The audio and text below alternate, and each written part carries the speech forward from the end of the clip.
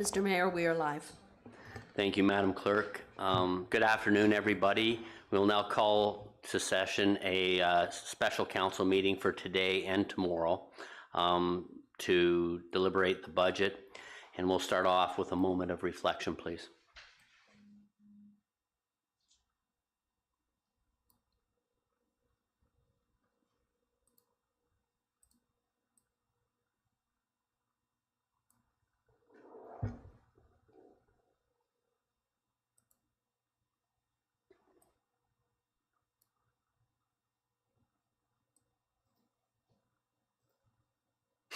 Thank you. The Township of Oro-Medonte acknowledges that we are situated on the traditional land of the Anishinaabe people, an ancestral territory of the Huron-Wendat. The Anishinaabe include the Odawa, Ojibwe, the Potawatomi nations, collectively known as the Three Fires Confederacy. It continues today as the home for diverse Indigenous peoples, including the historic Métis community in Penetangwisheen. The Anishinaabe people continue to have an enduring relationship with this land, specifically the Chippewas of Rama First Nations, the Chippewa Tri-Council, and the Williams Treaties First Nations. The Huron-Wendat Nation also continues to pay respect and protect their ancestors and heritage on this land. We honor the Indigenous history and culture that has thrived for millennia in this territory and the treaties that bind us together as partners in the spirit of a shared, sustainable, and prosperous future. We are all treaty people. Our commitment begins with acknowledging the truth so that we can move forward together towards reconciliation. Madam Clerk, may we have a motion to adopt the agenda, please? Moved by Shell, second by Lavoie. Be it resolved that the agenda for the special council meeting of Tuesday, March 14th and Wednesday, March 15th, 2023 be received and adopted. All in favor? Opposed? That's carried. Madam Clerk, may we have a motion to go past 4 hours, please, if necessary? Moved by Clark, seconded by Hutchison. Be it resolved that Rule 14.19A, as per the Consolidated Procedural Bylaw number 2017-165, be suspended in order to allow the meeting to proceed past the 4-hour adjournment requirement. All in favor? Opposed? That's carried. Are there any disclosures of pecuniary interest? I see none. Therefore, Madam Clerk, may I have a motion to go into closed session, please?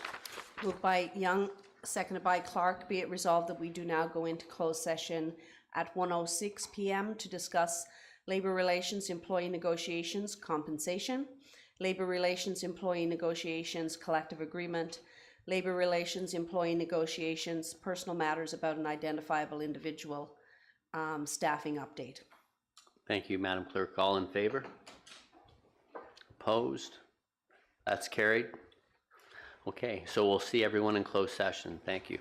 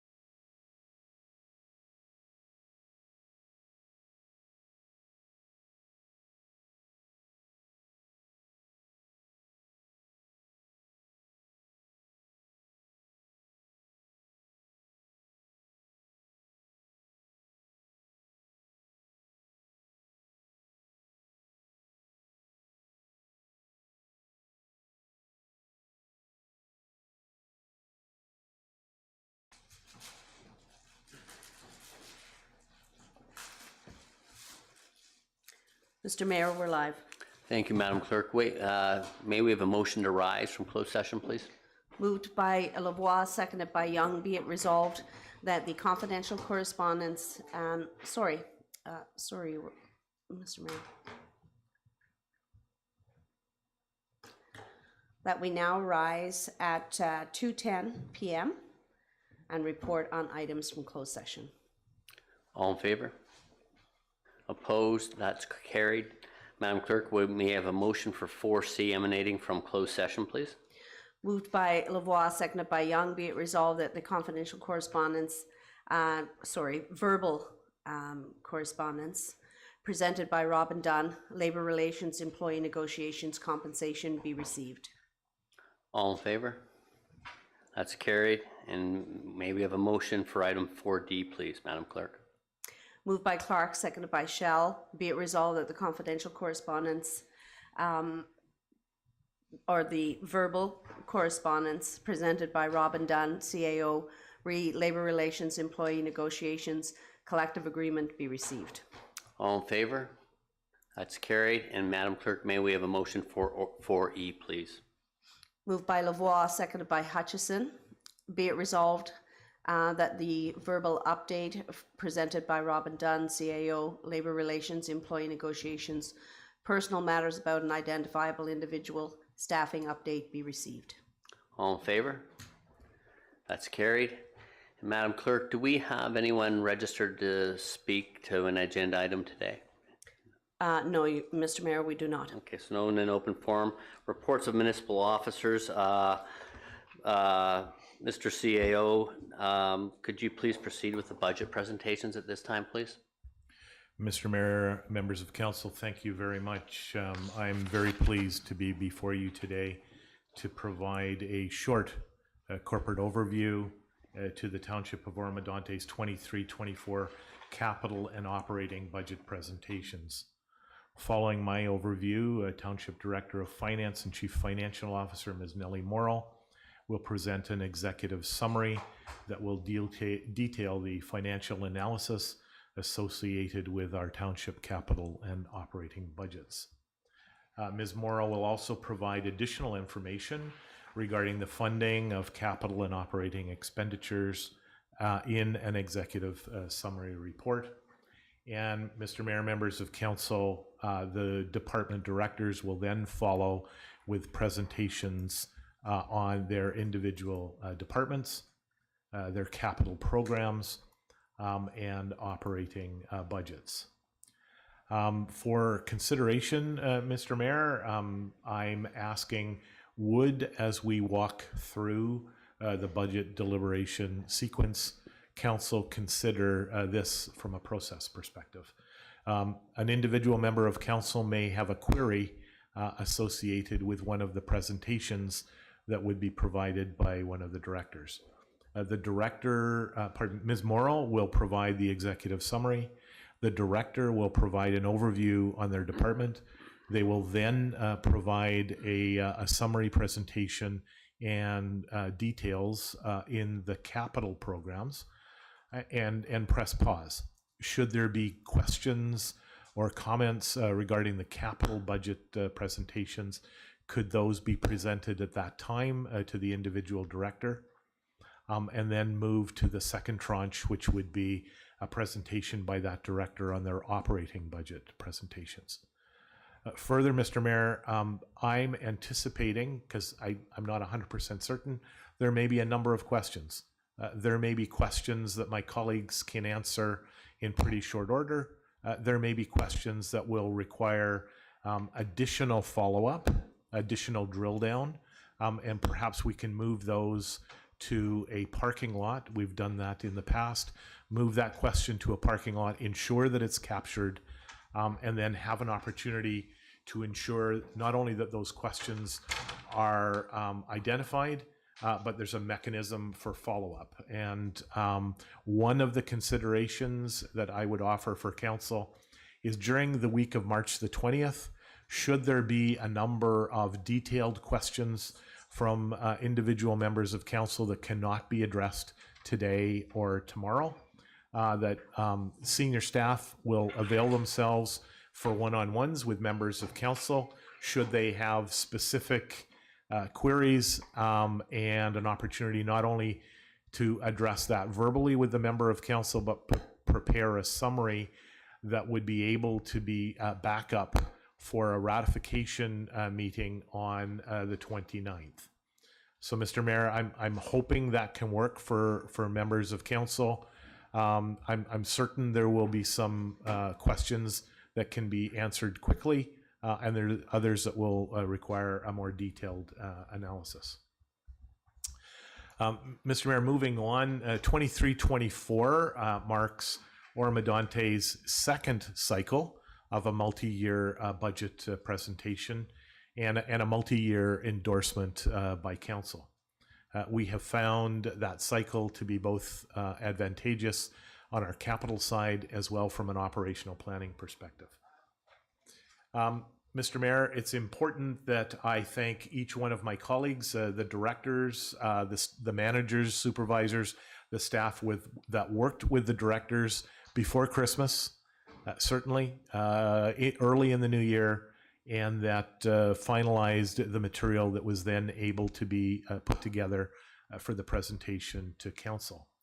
I would especially like to acknowledge Ms. Morrill, the leadership that Nellie provided, and her vision of how the budget could be prepared and presented to council. And this is Ms. Morrow's first presentation for Oro-Medonte's budget program. Thank you very much, Nellie. The material that you received on the weekend, the draft budget packages, Mr. Mayor, at the conclusion of presentations tomorrow, that material will be uploaded to the website for members of the community should they wish to review that material. And that material would not be in the format that you received on Friday, will not be, would not have been in the shape to upload that for presentation worthy to the community without Mr. Sam Flowers and Ms. Jenny Leggett. Members of council will remember Mr. Flowers during orientation and the great work that Sam did on our orientation material. Mr. Flowers' DNA is all over the graphics and the presentation of this package, thanks to Sam and to Jenny Leggett. Councillor Clark, I believe I've blown that target from a time perspective, but I'm rounding the corner, Councillor. The presentation that will be before you for 23 and 24 was very challenging, challenging not just for Oro-Medonte, but across Ontario, across Canada from an inflationary perspective. The Conference Board of Canada in February provided a consumer price index of 5.9. That pales in comparison to the bucket of goods that the township of Oro-Medonte deals with from a commodity price perspective. Many of the commodities that we have in our staple of service delivery have been in the double digits. Mr. Mayor, I'm near rounding up my overview, but there were a couple of key assumptions that were used in the development of the 23-24 budget, and I'd just like to highlight those.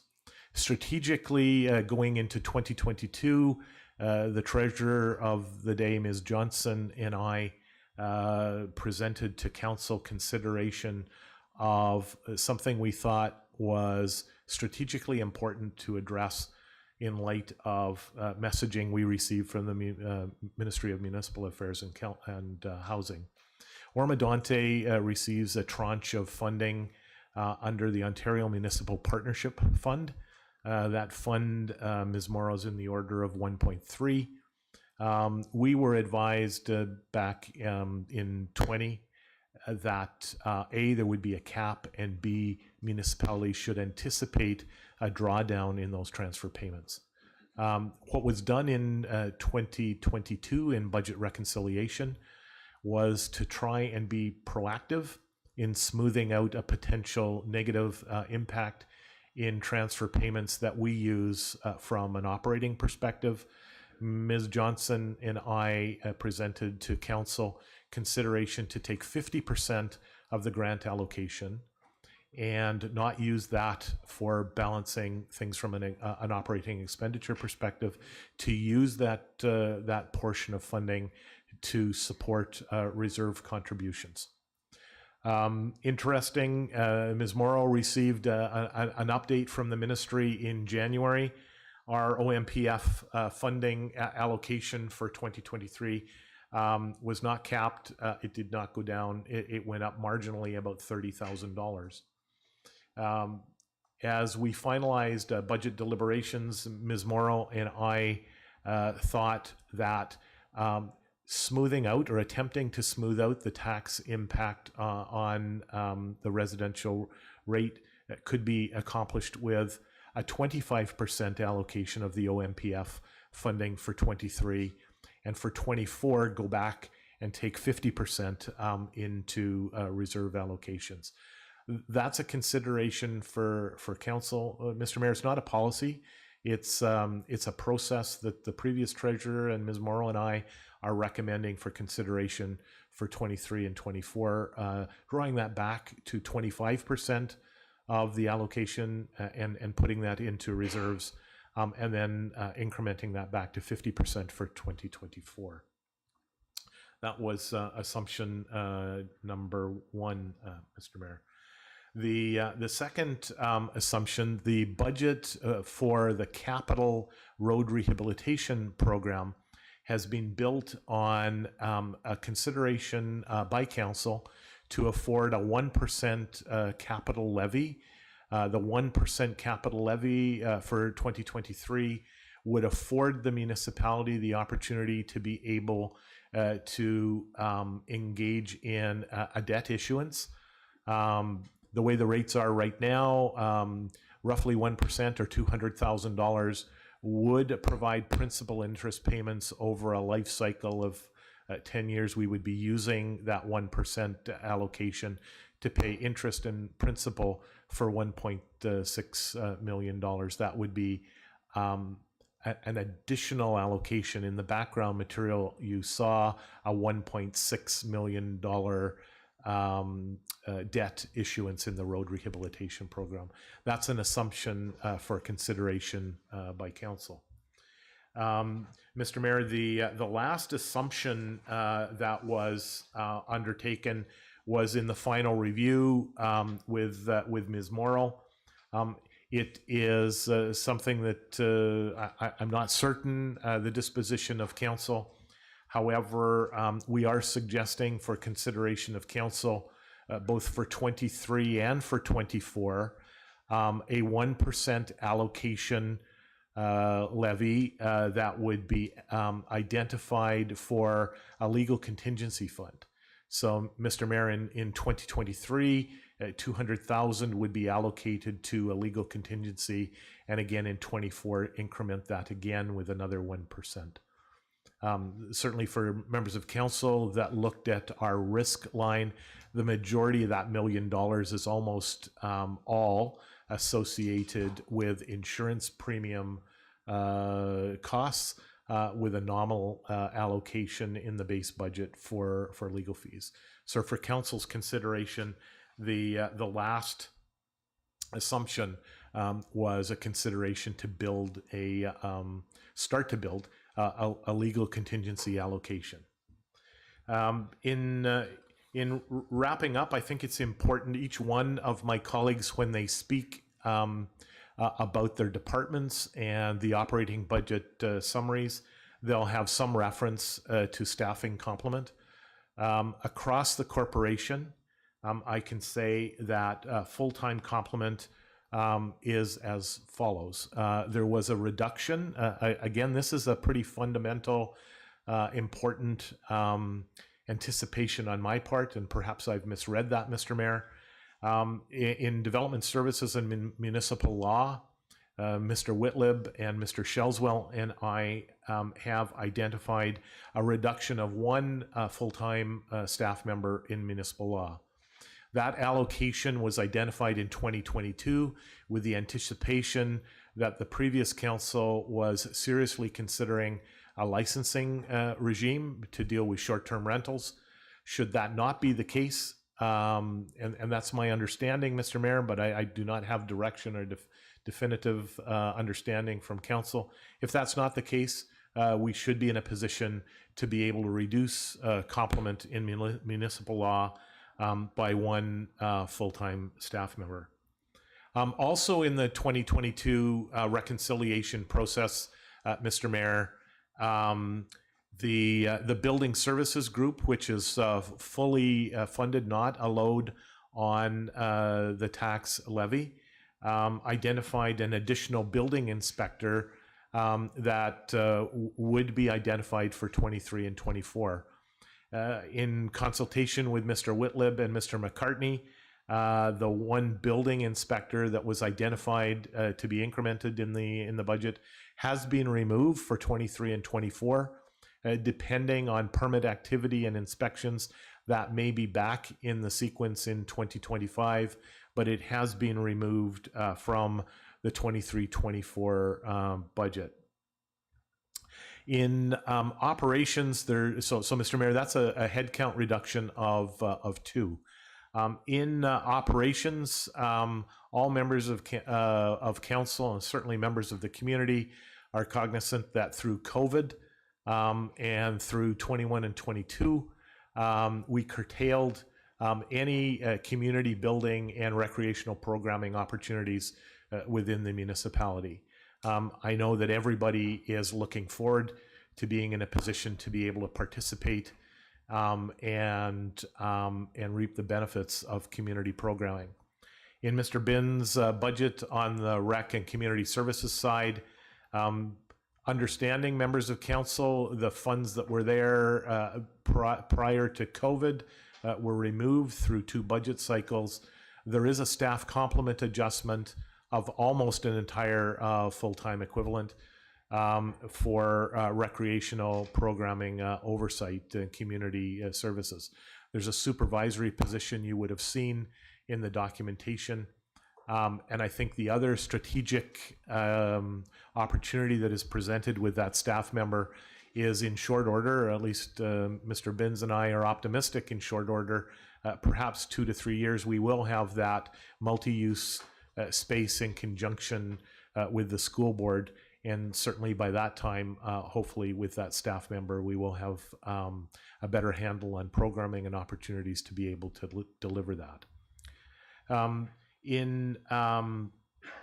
Also in Mr. Bin's world are 2 additional significant opportunities.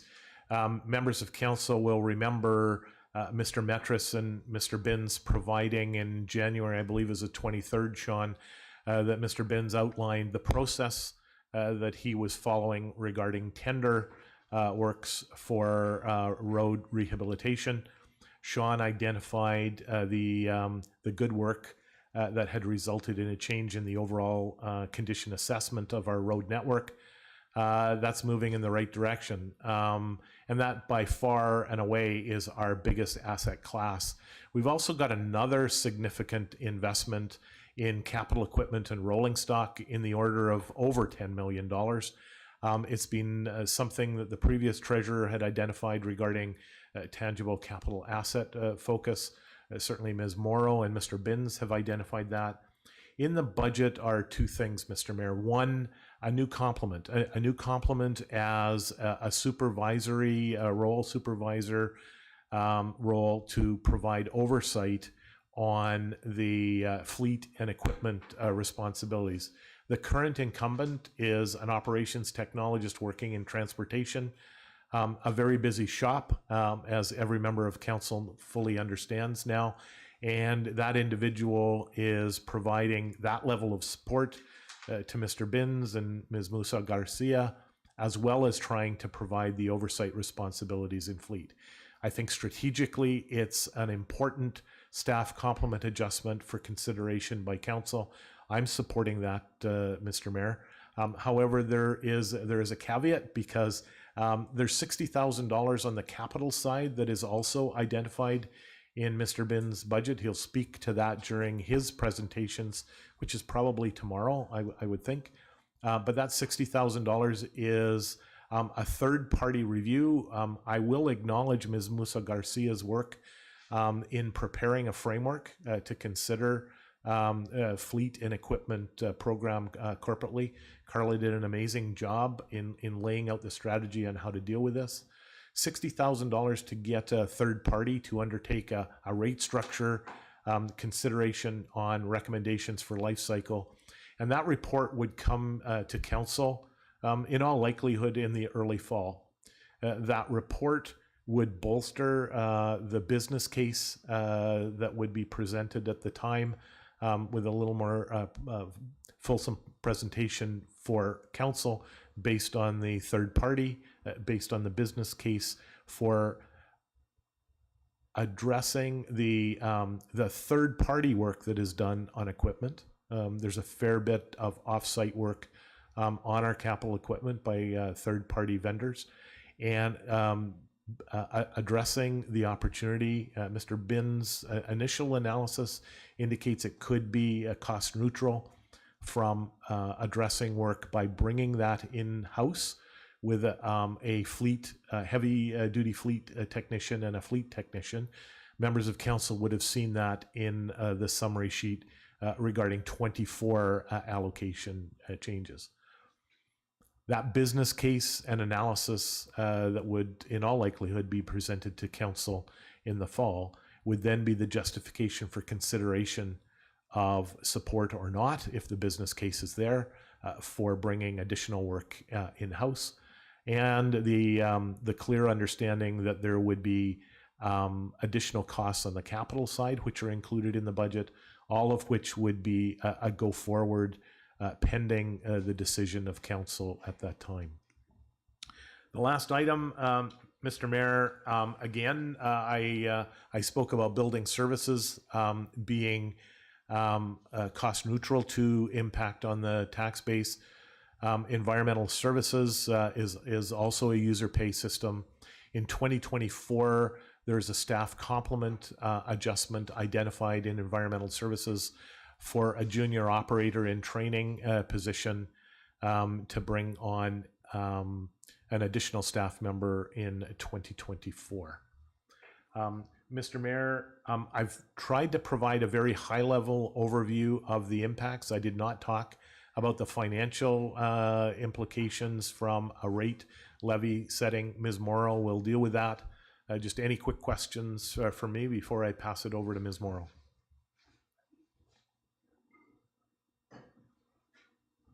Council, is there any questions? Deputy Mayor Lebois? Yeah, just one question, if you don't mind, through you, Mr. Mayor, to CAO Dunn. When you talk about a 1% legal levy contingency, and you spoke about a nominal amount currently in the legal budget, what would be the annual legal budget based on the 1% plus the nominal amount?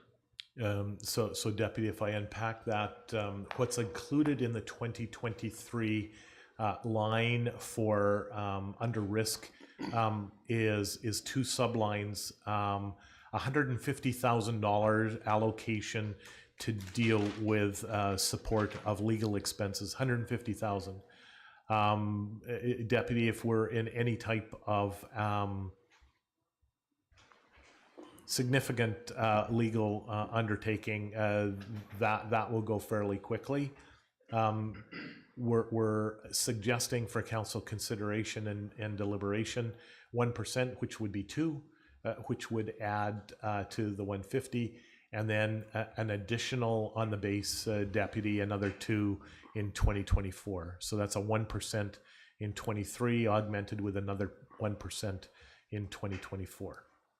And of course, Deputy, I've not, members of council indicated what that rolls up to from an overall percentage perspective, and that's purposeful because Ms. Morrow will explain to be able to do all those things, there is a fairly significant lift from a tax levy adjustment perspective. Deputy, are you satisfied with my reply? Yes, I am. Thank you very much. Any further questions? Councillor Clark? Just a very quick one through you, Mr. Mayor, to Mr. Dunn.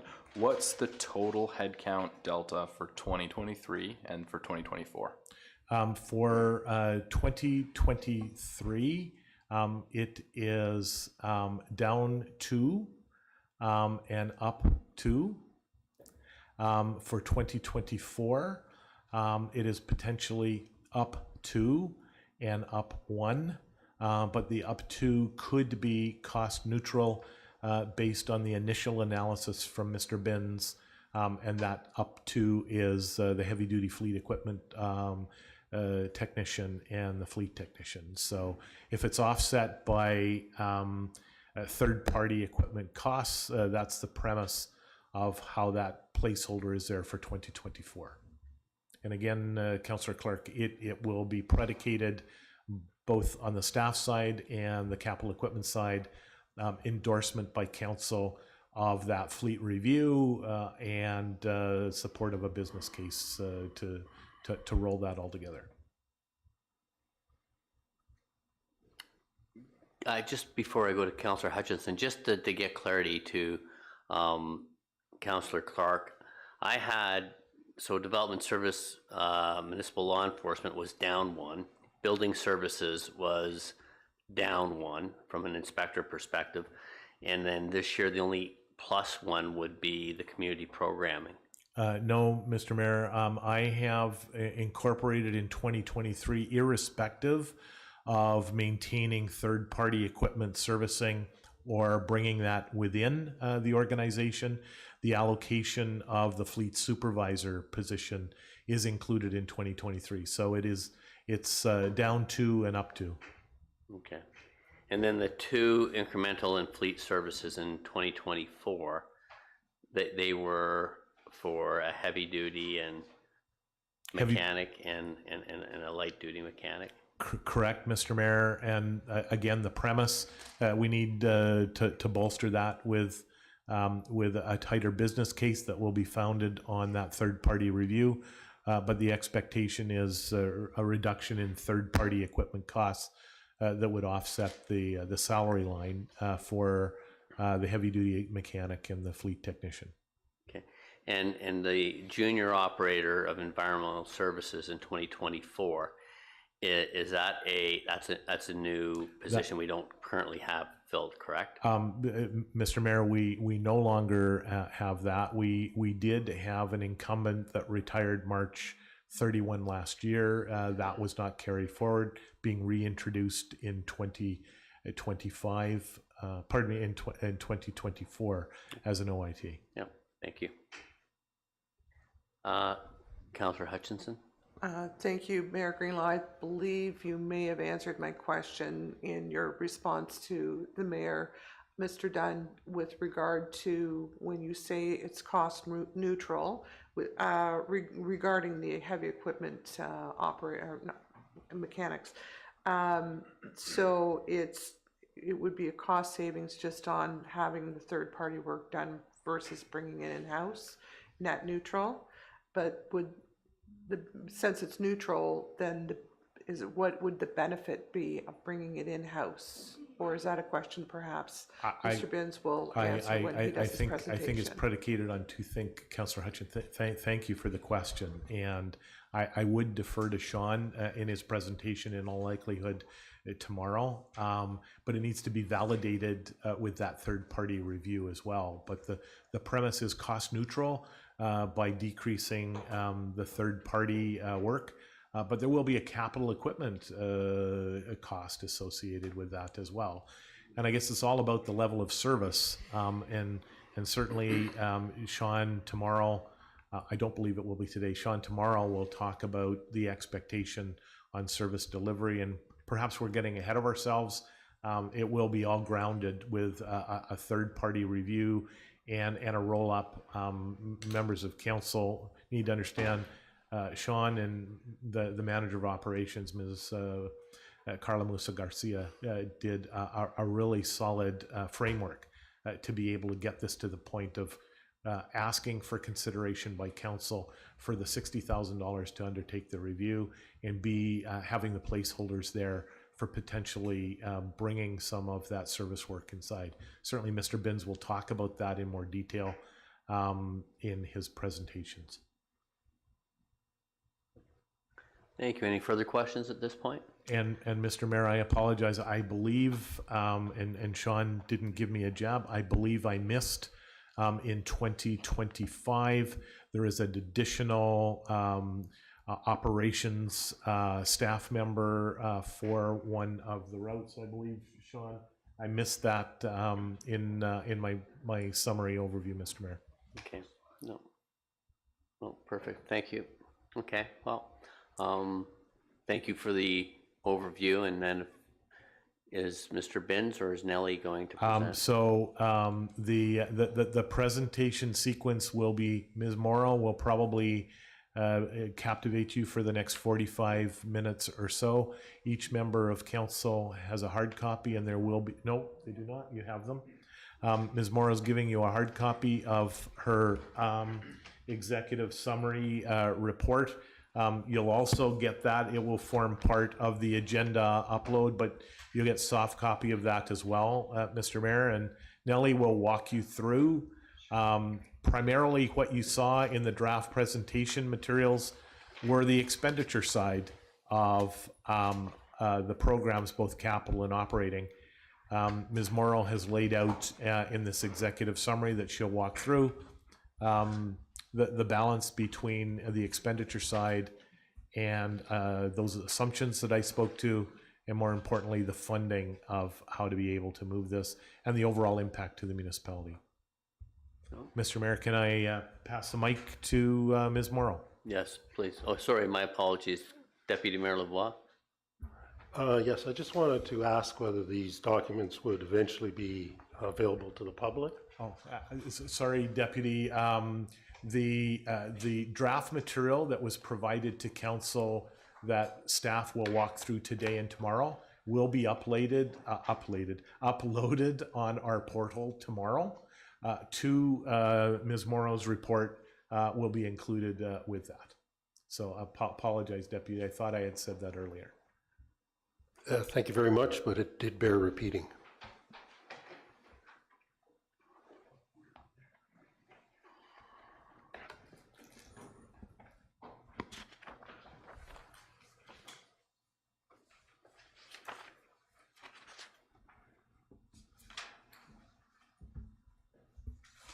Mr. Mayor, may Ms. Morrow commence?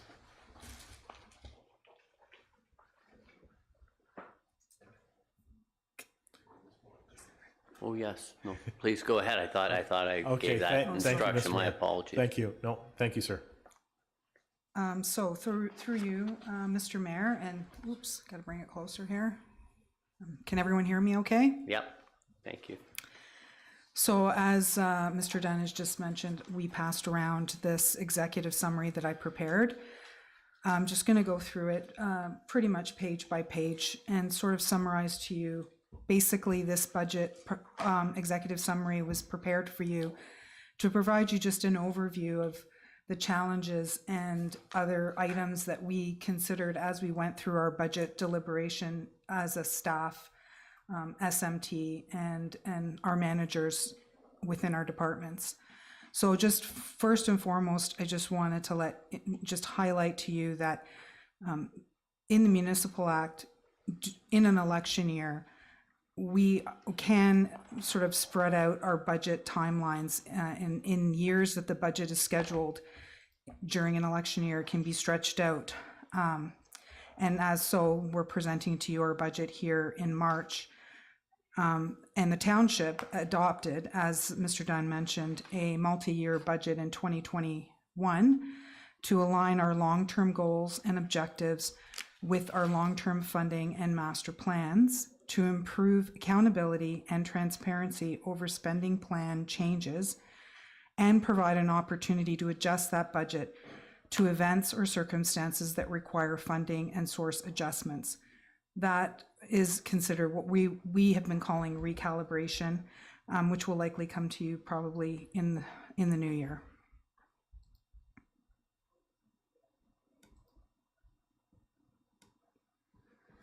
So this executive summary does complement the report that you received as council over the weekend, which provided you the detailed capital budget sheets. I just wanted to mention that is something that was provided to council as additional information with this report.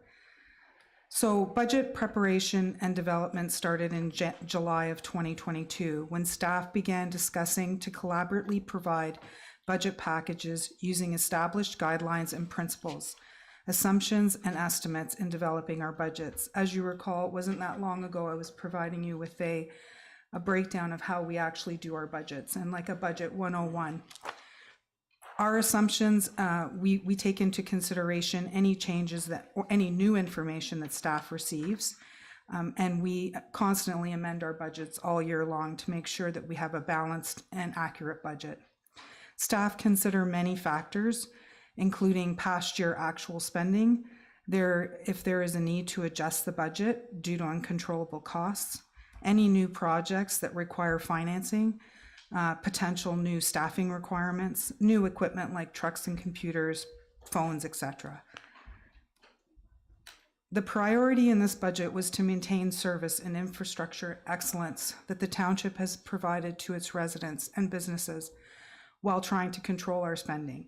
In preparing the 2023-2024 draft budget, below is a summary of some of our significant budgetary pressures that the township has considered, which I will go through now. One, which we all are aware of and have talked about several times today, is inflation. Ontario's economic outlook is challenged by inflation, supply chain distribution, and labor shortages. The Consumer Price Index, which in my report have provided you a screenshot of what it was in January of 2023, had rose to 6.8%. which is quite a significant increase.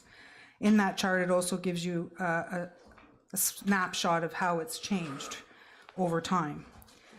The economic environment impacted our budget and planning. To ensure financial stability, other unavoidable inflationary-driven challenges, the township considered these few factors and included that in our budgets. Some of those, and not all of them have been listed here, but some of those are the fuel and chemical, asphalt, and contract services that have increased over time, and especially in the past couple of years. For example, the cost of fuel has risen to 0.50 a liter, or 45% over last year. Increased costs of utility billings for municipalities to keep their buildings and facilities running, including hydro. Market prices for insurance, as mentioned earlier, have increased significantly. 10 to 50. We're projecting a potential 15% increase for 2024, 10% for 2023. Wages and benefits, of course, represent a larger portion of the municipal budget. Labor shortages in Ontario have led to increased competition for workers and wage pressures. Challenges with recruitment and retention of qualified staff are accompanied by increased benefits such as health premium increases, as well as legislative changes like the CPP rules have changed, and as well OMERS has eligibility for part-time employees. So the one other thing that we did take into consideration was rising interest rates, in particular debt capacity. The Bank of Canada is taking measures to ensure inflation doesn't continue to rise, but although rates have increased to 4.5%. This move is part of an ongoing effort for them to control inflation. The higher interest rates are expected to help to reduce the demand and stabilize prices. Economists are currently saying these rates should start to drop and normalize in 2024. Just so you know, the township generally uses Infrastructure Ontario, IO, as a leading source to fund capital projects. IO is a capital agency of the province of Ontario that supports Ontario government's initiatives to modernize and maximize the value of public infrastructure and real estate. The provincial government has established a municipal debt capacity limit. I've spoken about this before. It's called the ARL, which is the annual debt repayment limit. For a municipality, it is set as 25% of net revenues, which is calculated based on its own revenues, including property tax, user fees, and investment income, less any annual long-term debt servicing costs and payments to other long-term financial obligations. We received our calculation from the ministry not too long ago. This calculation is based on our FIR, our financial information return. I provided in my document here a brief example of where we sit now as the township. The budget presented to council also includes, as Mr. Dunn mentioned, the ask for a 1% dedicated road debt request, which amounts to approximately 1.6 million. We also, during our budget, our basic budget has always taken the standpoint that bridges and culverts are also financed through debt. In our current budget, which we presented to you in the capital projects, it's allotted 575,000 for bridge and culvert work. What I did is I took these two numbers, and in the chart that I provided you shows you where our ARL would be with that additional 1.6 and 575 included in debt servicing. As you can see in the graph provided, or the document, it shows you that our actual debt capacity is quite low, only 21%. The interest and with even the addition of the debt that we are requesting in our current budget, that would only bring us up to 30%. It's very interesting in the report that was provided by the ministry, as they give you a diagram, and it basically says that if a municipality could borrow at 5%, the annual repayment limits that they've provided in the schedule show what we can actually borrow. And that actually in their document that I just received yesterday actually shows that the municipality could literally borrow 43 million in debt and still be in our ARL limit. So we're quite low. One of the other considerations during budget was obviously COVID-19 response and recovery. The ongoing COVID-19 environment has created additional considerations. While the third quarter of 2022 saw increased economic activity and due to the lifting of restrictions, there are still concerns that the overall demand may be tempered by inflation, high interest rates, as we just spoke about, and the possibility of a recession could impact our demand in 2023. Despite these challenges, there are no formal announcements from higher levels of government for additional financial support beyond 2022 to help municipalities with the response and recovery efforts related to the pandemic. Let's hope that they reconsider that.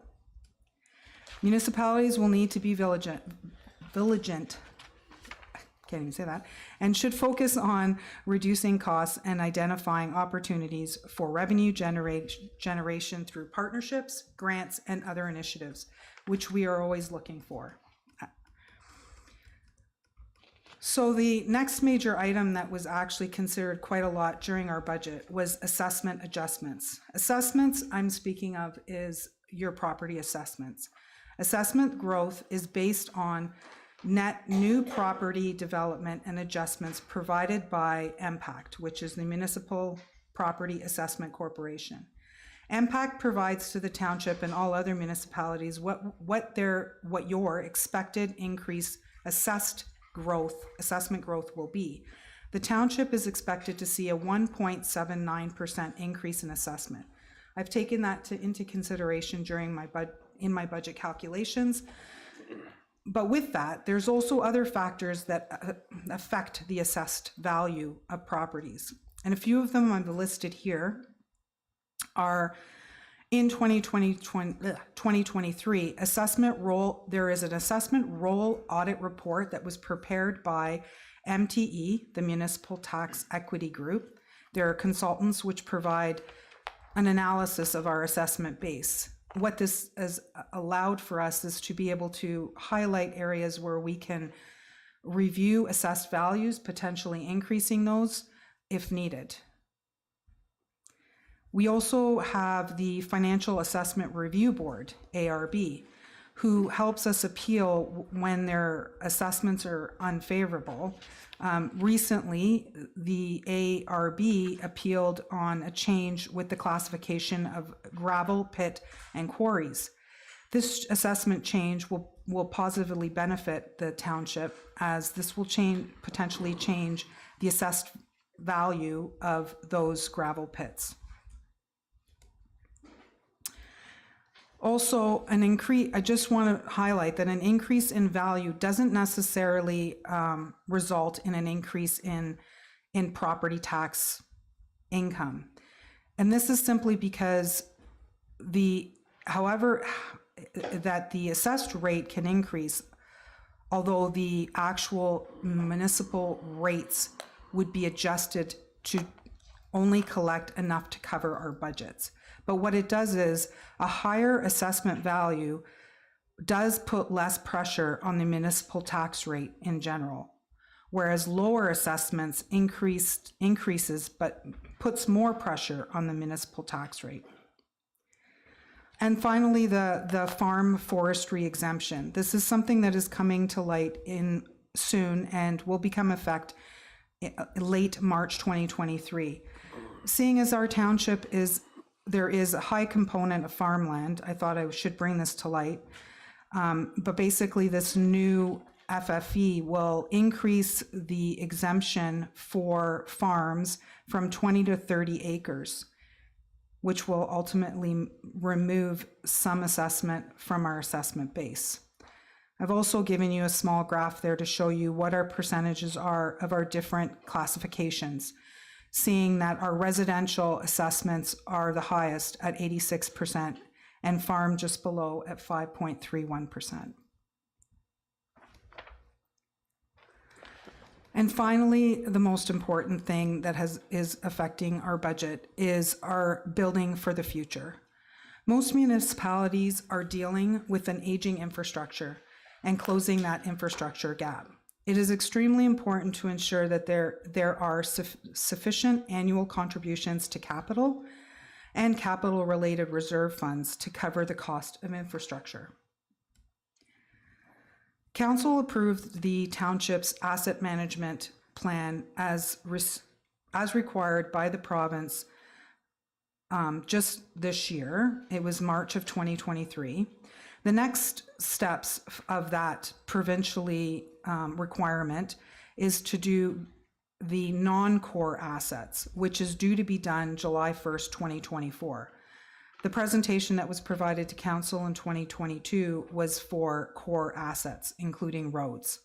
And as identified in that asset management review of the township's core assets, the estimated replacement value of the township's core infrastructure assets is approximately $436.0 million, of which 85% represents the township's municipal road network. While the results of the condition assessment of the roads were on average in good condition, certain assets are in poor condition, reflecting the deferral of their replacement, rehabilitation upon reaching the end of their useful life. While recognizing the importance of balancing the township's financial requirements with affordability, the asset management review demonstrated both the significance of the infrastructure requirements facing the township and the implications for service levels in the future of deferring life cycles, maintenance, and activities, which is why a fleet review was suggested, and we're looking forward to getting a third-party consultant to help us with that, as well as the need to have our non-core assets well on the way of being reported for July 1st, 2024 deadline for the province. Mr. Dunn already spoke about OMPF. I have a small comment about the OMPF as well, but Mr. Dunn covered that in his comments. So with that, I have provided in my executive summary an overall summary of, based on those assumptions that Mr. Dunn has provided and the ones I just indicated that we used in our deliberation for preparing our budgets. Right now, our draft capital and operating budget for 2023 is a total of 32.5 million and 39.8 million for 2024. The proposed 2023 draft budget represents a net increase of 7.99% on the township's portion of property tax, with an overall blended rate of 5.24. When combined with the County of Simcoe approved rate of 3.5. The municipality's blended tax rate takes into account the taxes set by different government entities. I just wanted to explain what blended rate is. Not many people understand it. I provided a bit of a graph below to help you see how the blended rate comes to 5.24. But basically what it is for example, in Oro-Medonte, our property taxes that we collect, we also collect for the County of Simcoe and the local school boards. Each government unit sets its own tax rates based on the services they provide residences, and the blended tax rate combines all these rates into a single tax rate that the property owner must pay. For example, Simcoe County services include social housing, long-term care, paramedics, and child services to the township, which they provided us their rate of 3.5%. So as you see in the graph below, the blended rate for 2023 would be 5.24. For an average home in Oro-Medonte assessed at $500,000, this would result in their tax bill increasing by $235.77 annually, or $19.65 per month.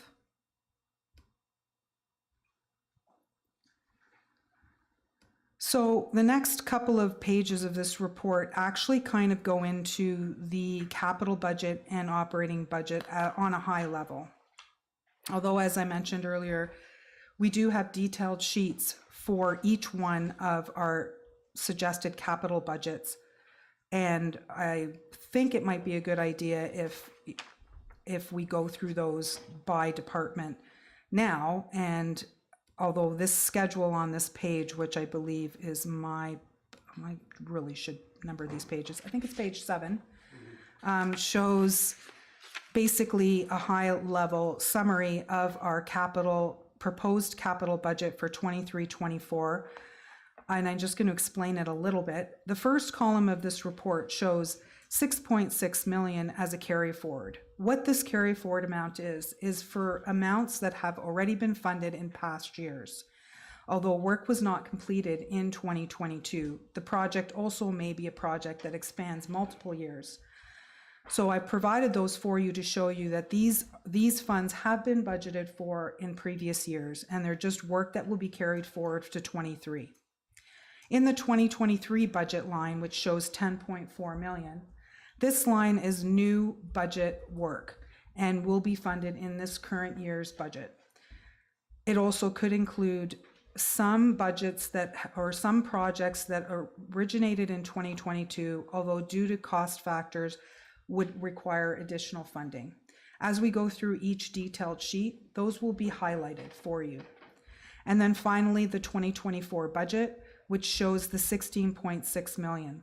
Also, I just wanted to highlight as well, in my summary here, I broke out a couple of the larger projects that are underway. One being the fire services facility, which you'll see there has a carry forward amount of 1.9, and then 1.2 million in 2023, which is actually a different addition that will be discussed in detail by the chief. And then I also highlighted the Horseshoe Valley Community Center, which is a partnership we've been working on for quite some time, which is a carry forward from 2022, and we're looking forward to having that finalized in 2024. And I provided you those details of dollars, and those will be reviewed again in the detailed sheet. And then below that, I have on the next page summarized as well for you the 2023-2024 draft budget, operating budget by department. Those two have been provided to you to show you a breakdown of what's in each one of those. But what I've provided to you here is just an overview on a high level for 21, and it's comparing to what was approved in 21 and 22, along with our draft proposed 23 and 24, and the variances within each department. On the bottom of that actual schedule, I've also provided you the blended rates and how they were calculated, as well as you'll see dollars that represent our projected growth rates, as well as other factors that affect the rates for the blended rate, including the 1% dedicated capital funding.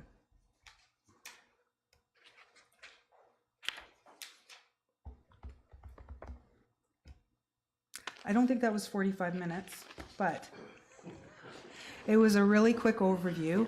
Mr. Dunn did mention that I will be providing how things are funded. I will be providing an overview summary of that. In my detailed capital sheets, I did provide for each project how that project is funded. I was going to compose a summary for you for the 22nd meeting after decisions are made on which project will be moved forward with, because of course, if projects aren't going to be moved forward, then I have to remove those from my schedule. So I thought it would be best first for us to go through the capital reports and get your take on which capital projects we'll be moving ahead with before providing you that summary overview of reserves and how they're being funded. So I think if you have any questions about this general overview before we maybe get into some capital detailed sheets. No, that's perfect, Nellie. No, I was going to say, yeah, if there are some questions that councillors have over what's been covered off so far. Councillor Clark. Thank you, Mr. Mayor. Through you to Nellie. Could we get a breakdown of how that, so there's a difference from the ARL report from 2021, I think it was about 1.5 million to 2022 is about 2.1 million. So there's a $600,000 increase, which gets us to that 30% that you spoke to. Do we know how much of that 600,000 is related to interest rate increases versus that new debt that we're potentially going to offer of 2.175 million? So that is completely the new debt that we'll be actually taking on. At the current IO loans is approximately 4.5% over a 10-year period. So that variance is actually totally what our debt capacity would be if we took on the extra 1.6 plus 575 of debt. So the cost of servicing that 2.175 of debt costs $600,000 per year? It would it would cost us an extra 300,000 each year. Okay, thank you. Okay. Any other questions? I guess, Nellie, could you just, if you don't mind, clarify, like what you're saying the FFE are changing their stipulations from 20 to 30 acres of land. So that's agricultural land. And so those that get caught in that 10-acre increase, do we have an idea how much, are there very many properties, first of all, of that size? I'm going to say likely not.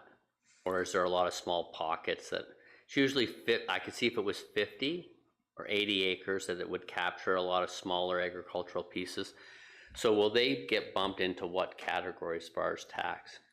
So yes, through you, Mr. Mayor, it is an interesting change in the assessment classification. And even MPACT, who are the people who have to give us the information, are having some difficulty in actually calculating what that ramification will be for our township. I have been in communications with them regarding providing me a list of the farm properties that would qualify. It is also even more complicated with the fact that if one owner has multiple farm properties, then the aggregate of all their properties would be considered in the calculation of their exemption. So it becomes very complicated, a complicated transaction. MPACT is telling me that by March of 2023 is when I should be getting some information. I currently have received nothing from them, although I am in constant communication to get a breakdown of the properties that will be affected, and they should be providing that soon. Yeah. So I can't really say exactly what the ramification is going to be on that. Yeah, no, thank you. I guess the only other thing is where it gets potentially even more complex is, well, if it's not being taxed at the agricultural land rate, does that now give them the opportunity to say, well, then why can we not build on that property? You're right, Mr. Mayor. That too will complicate things, which is where MTE comes into place. And I mentioned that they provided us an analysis of some of our properties that we should take a good look at to make sure that we're covering ourselves on that. So that is definitely something that is a huge project for myself in 2023, to make sure that all of our properties are assessed at the right classification, so that they are being taxed at the right rate. Okay, thank you. And I believe Deputy Mayor Lavoie had a question. Yes, thank you very much, Mr. Mayor. Through you to Ms. Morrow, please. Referring to page 5, which includes the 2023 property tax assessment values. So I presume this is the sum of each of the property classes that MPAC has assessed those properties at. Is that correct? Yes. In the second column. Sorry, through you, Mr. Mayor. Yep. Yes, that is. These are the assessed values that MPACT has currently on the record. Okay. Yeah.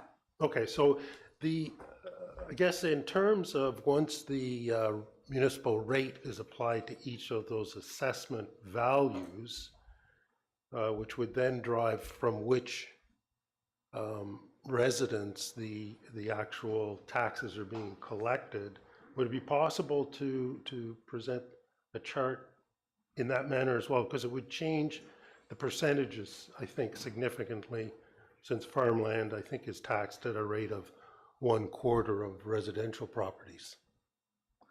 So their contribution, although their percentage of ownership of assessments is 5.3%, their percentage of tax payment would be something like 1.7%.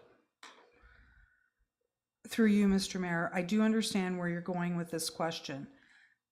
Absolutely, you'll see that the rates will change, because our tax rates for residential are different than our tax rate for farmland, commercial, etc. Of course. Once we actually know the calculation of our rates happen after budget has been approved.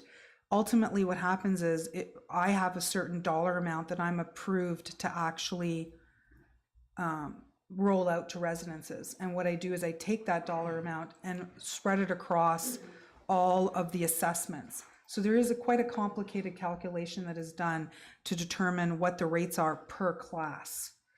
But it really revolves around the approval of the budget, the dollar budget that we're dealing with right now. So without actually getting that, it would be a very complicated transaction or calculation to do for you now. But once we've ratified, I can definitely provide that to you. Okay. Supplemental? Yes, please. Thank you, Mr. Mayor. So ultimately, is that a decision in terms of what the new municipal tax rates will be? Is that a decision that council participates in? Through you, Mr. Mayor, yes. We bring to you before the rate, after budget and before we actually do our final billings in July to the residences, we provide you with a bylaw, which includes our rate schedule. Okay, well, thank you very much. No, Councillor Hutchinson? Thank you, Mayor Greenlaw, through you to Ms. Morrow. The MPAC assessments, when were they last done? by Yes, MPAC? through you, Mr. Mayor. I think I mentioned it in my report, or if I didn't, I meant to. But there is a freeze on when, so during COVID is when it started, and the province asked MPAC to not reassess properties. MPAC reassesses properties, and it does look like I missed it in my report, but MPAC does assess properties, or supposed to assess them every 4 years. During the pandemic, they asked them to freeze that assessment.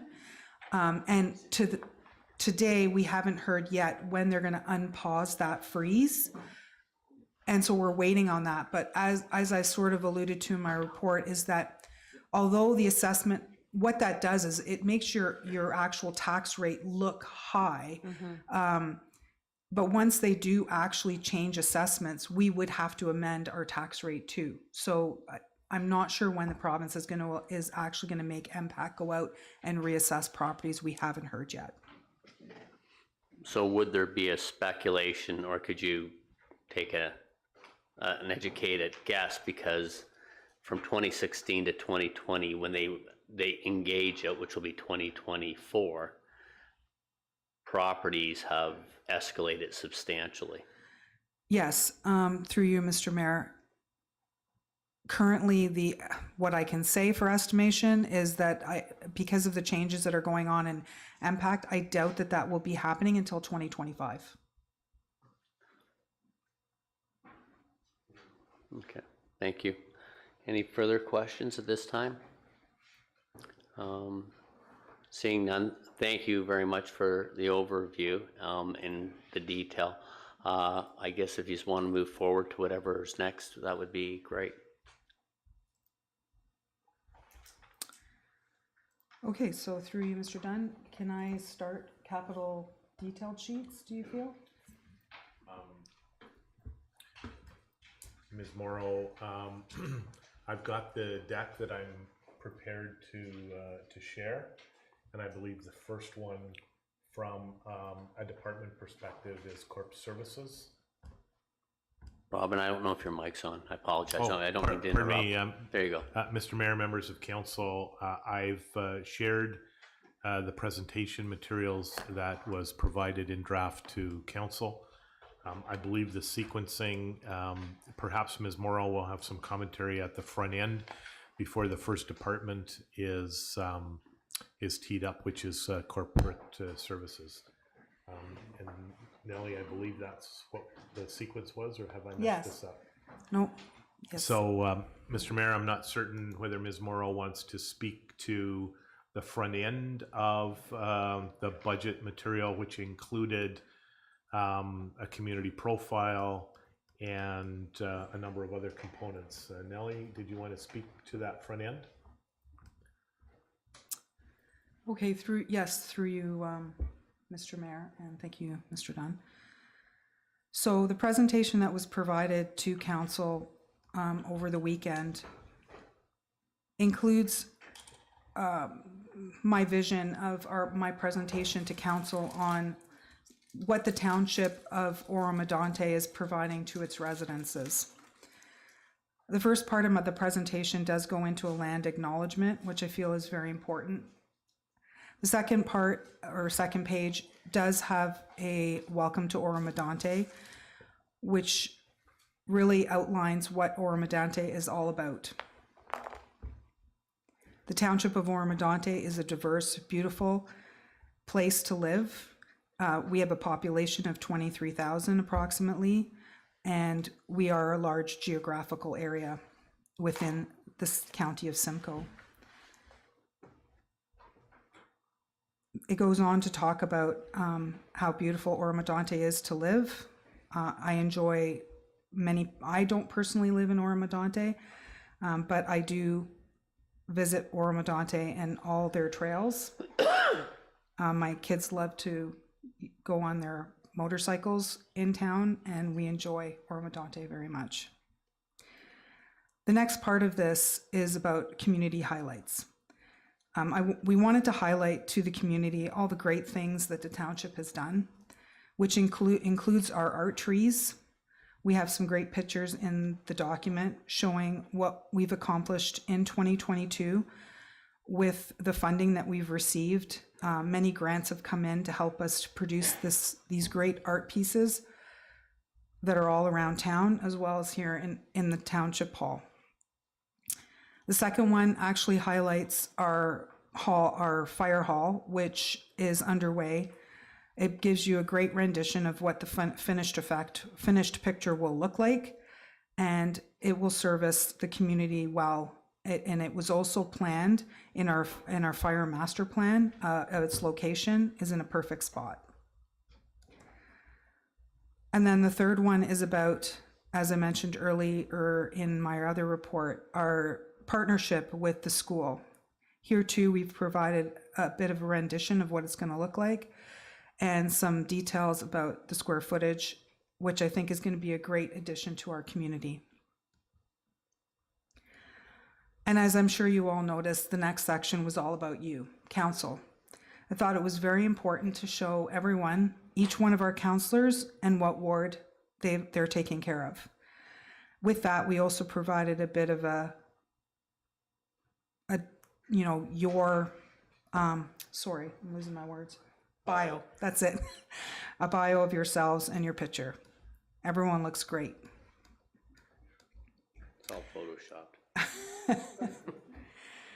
I think they were all great. They're all great pictures.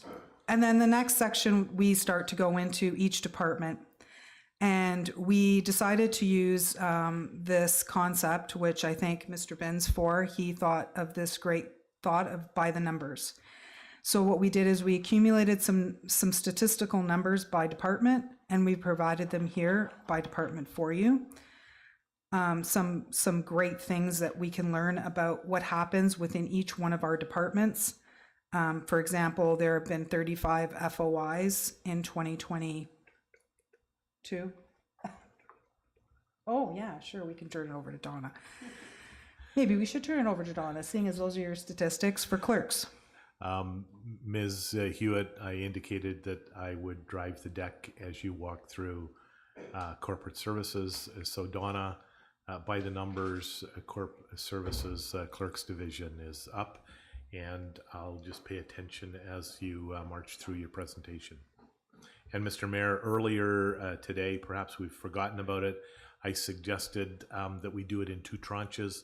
Ms. Hewitt will provide an overview by the numbers, some acknowledgement of accomplishments, deal with capital initiatives, get feedback and questions on the capital side, and then move to the operating side, and then go to the next department. Thanks very much, Mr. Dunn, Ms. Morrow, Mr. Mayor, members of council. It's my pleasure to present to you the corporate services and information technology budgets. And as indicated, I'm going to start with by the numbers, and it's not my intent to read the slides, but I would like to touch on some of the highlights that we feel have a significant influence on our division resources. And then as we work through it, obviously, as you have questions, I would be pleased to address those as best I can. So with respect to the clerks division and by the numbers, obviously the support that is provided to council and the committee meetings, and by that I mean regular council, special council, committees such as development services, these represent a very key deliverable for the clerks division. There have been over 50 meetings over the course of an election year. That means 50 different agendas, 50 sets of minutes, 50 sets of resolutions, 50 sets of interactions with various members of the public and organizations. So I think you get a sense of the volume of work and attention to detail that this requires. The next item I'd like to highlight on this slide, no, back up please, thank you, is the whole concept of records and information, because these are themes that you're going to see both here in corporate services, but also in information technology.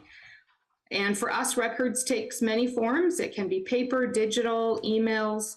And as Ms. Morrow noted, in 2022, we had 35 FOI requests, which is a slight improvement or reduction over previous 2020 and 2021, where we saw 41 requests. But I do think it's important to note that in many cases, these requests end up in appeal to the IPC. Our role is to protect the privacy of individuals and businesses. And sometimes that does result that we are in appeals. Each of these requests are very different in terms of their size. So it's very hard for us to quantify in terms of the amount of time that it takes. Some are highly time consuming. Others can be very narrow in scope. So definitely a focus for us. And we've had our share of FOIs this year without question. Next slide, please. Ms. Hewitt, may I just ask a quick question? So understanding 35 FOIs, would we know how much time was spent, staff time was spent in order to gather that information provided to the individuals that requested it? That's a really difficult question, Mr. Mayor and members of council. Each request is very unique. So in some cases, a request may be very narrow in scope and very specific and may be very quick for staff to turn around. Then there are others that the request is very, very broad, both in terms of the request itself, the duration, whose files are being requested. And in some situations, we may do that request multiple times to get us to a point that the requester is satisfied with the estimate that they would be requested to compensate the municipality for. So I really can't. It could be minutes, it could be days. I believe there was one, I don't know the details of the request, and there were 700 items that were responsive. Each of those items has to be reviewed. We have to look at those and make sure that there is no private information that's being released. So I really can't. I wish I could, but I can't. No, it's fine. I guess it's just, the main message is it's not a very total cost recovery exercise for the township. It is absolutely not a cost recovery exercise. And I will specify that the rates that we charge out at are mandated for us by the IPC. So that's out of our control as well. Yeah, no, I know. Thank you very much. So on to the next slide, please.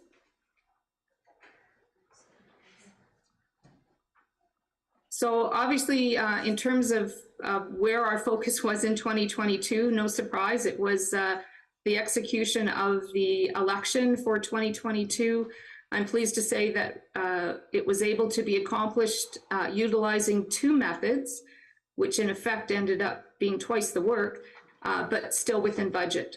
So a very big undertaking, and there are still activities relating to that election that we are legislated to continue with in 2023. So I know that Ms. Aubuchon is busy working on that right now. The other key item that we started in 2022, and you'll see it continue on in 2023, is the transition of our records information system. Our current system is being sunsetted, and we are in the process of doing that transition. What that means is improved productivity for staff, reduced duplication of electronic records, and reduction in the amount of paper. So it will be our focus for 2023 is our hope. Next slide, please. Corporate communications is a very important division within corporate services. Over 2022, our focus has remained on our township website and providing support to the various divisions and updating the information contained.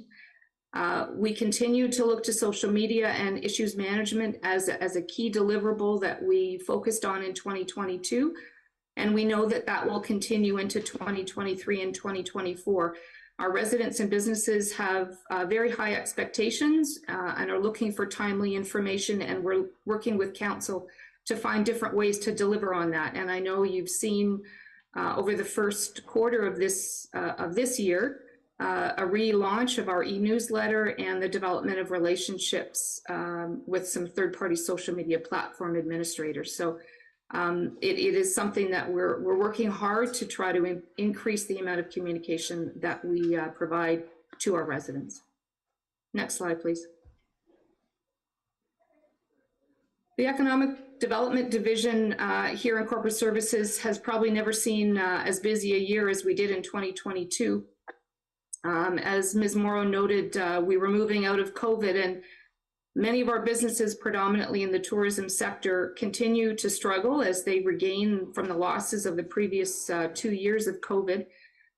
Both the federal and provincial governments recognized that these challenges still exist and provided us with the opportunity to apply for a number of different grants. We applied for 8, we received 7, and I'm pleased to say that there was over $225,000 that were able to be leveraged to fund 9 projects. Things such as the Art Tree Project, our Tourism Action Plan, the installation of our community gateway signs on Highway 11 and 400 are just a couple of examples. So if you go to the next slide, you can see sort of what was accomplished in 2022, and our focus for 2023, 2024 will be a continuation of many of these great projects, whether it's wayfinding, the next stage of the Art Trees project, or finalizing our economic development strategy. On the corporate strategic initiative side of things, I know council is quite eager to get started on our corporate strategic plan update for 2023. Our goal is to have that completed for you for 2024. So our hope is that we will be embarking on a very comprehensive community engagement platform and initiative to bring that to fruition for you. Next slide, please. So at this point, I'm just going to pause. That's the Corporate Services Division, and see if there are any questions with respect to any of those numbers before I move to Information Technology. Any questions, members? Seeing none, Donna, feel free to go ahead, please. Thank you, Mr. Mayor. So Information Technology is the other division that we work very closely with, and the delivery of services, and I'm going to emphasize all the services that the township is delivering right now, is reliant on functioning, reliable, secure technology. And the numbers speak for themselves. Our services are delivered through over 210 computers and cell phones. We have 22 printers and copiers and scanners located across 30 different township sites and facilities across a township that spans 61,000 hectares. It's a big geography with a lot of technology. On average, our IT staff respond to 25 to 50 calls for service each day. And my office is directly across the hall. I've seen the people that come in, I've seen the calls, I've seen the emails, so it's a very busy shop. And while that's a very important part of what we do, I think just as important and perhaps even frightening is the multiple weekly emails and attempts to access our systems that IT successfully thwarts and quarantines through applications, processes, and procedures, or through third-party supports. The attempts to continue accessing our system come regularly, and they come from around the world.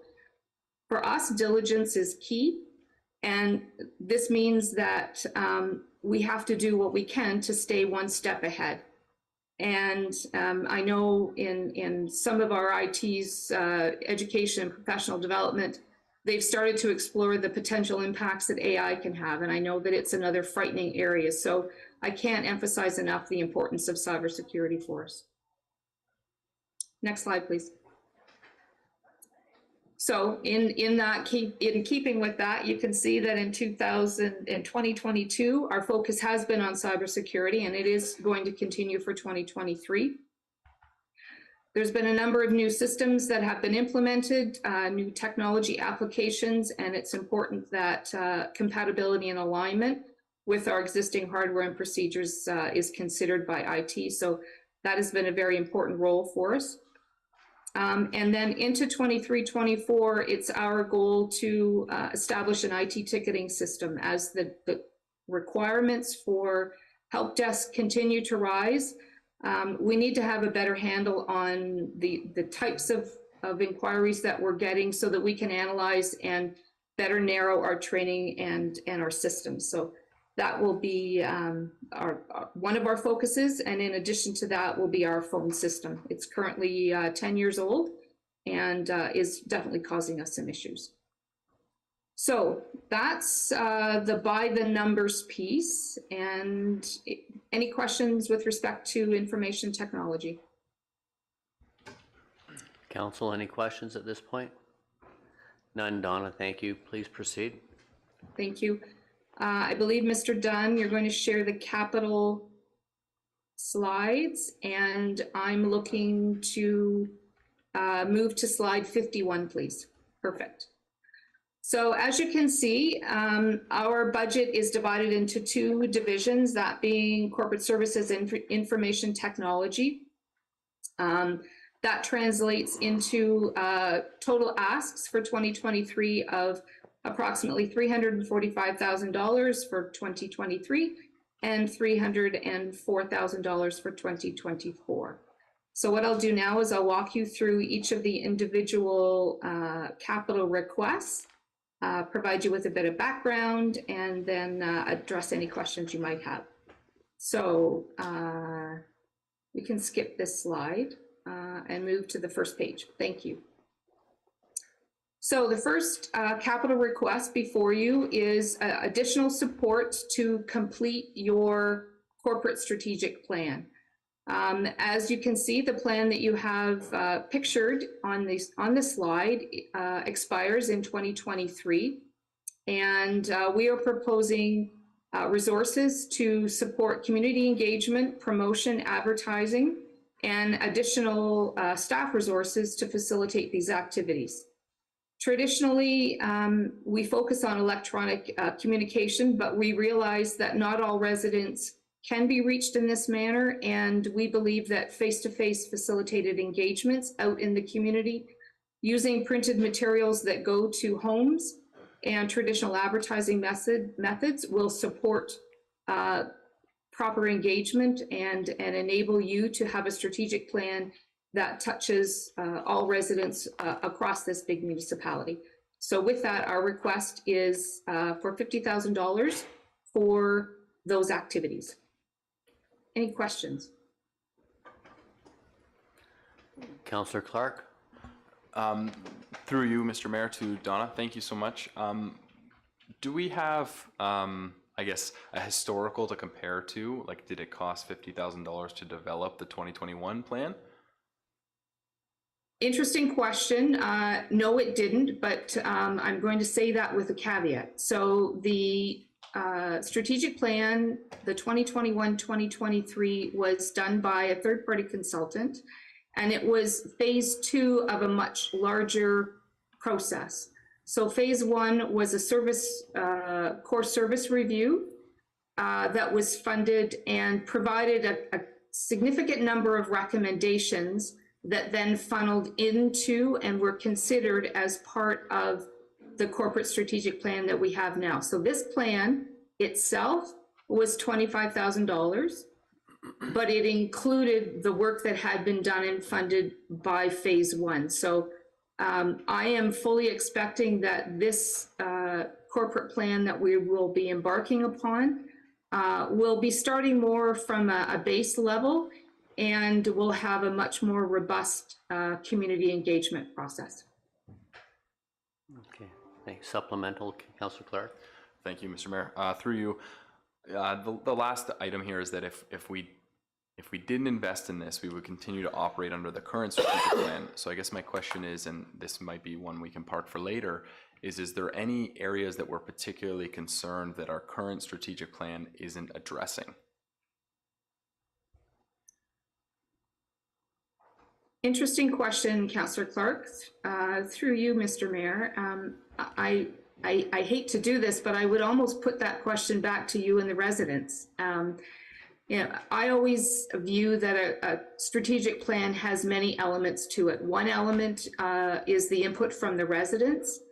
One element is input from the current sitting council, but also one element from staff. And the three combined produce a very robust plan going forward. And I haven't had that dialogue with you as council yet to know really where you want to take this, nor have we heard an updated version of that from our residents. So I know that's not really the answer that you're looking for. There will be some items that I believe will carry forward, but I would like to hear from you and the residents as well.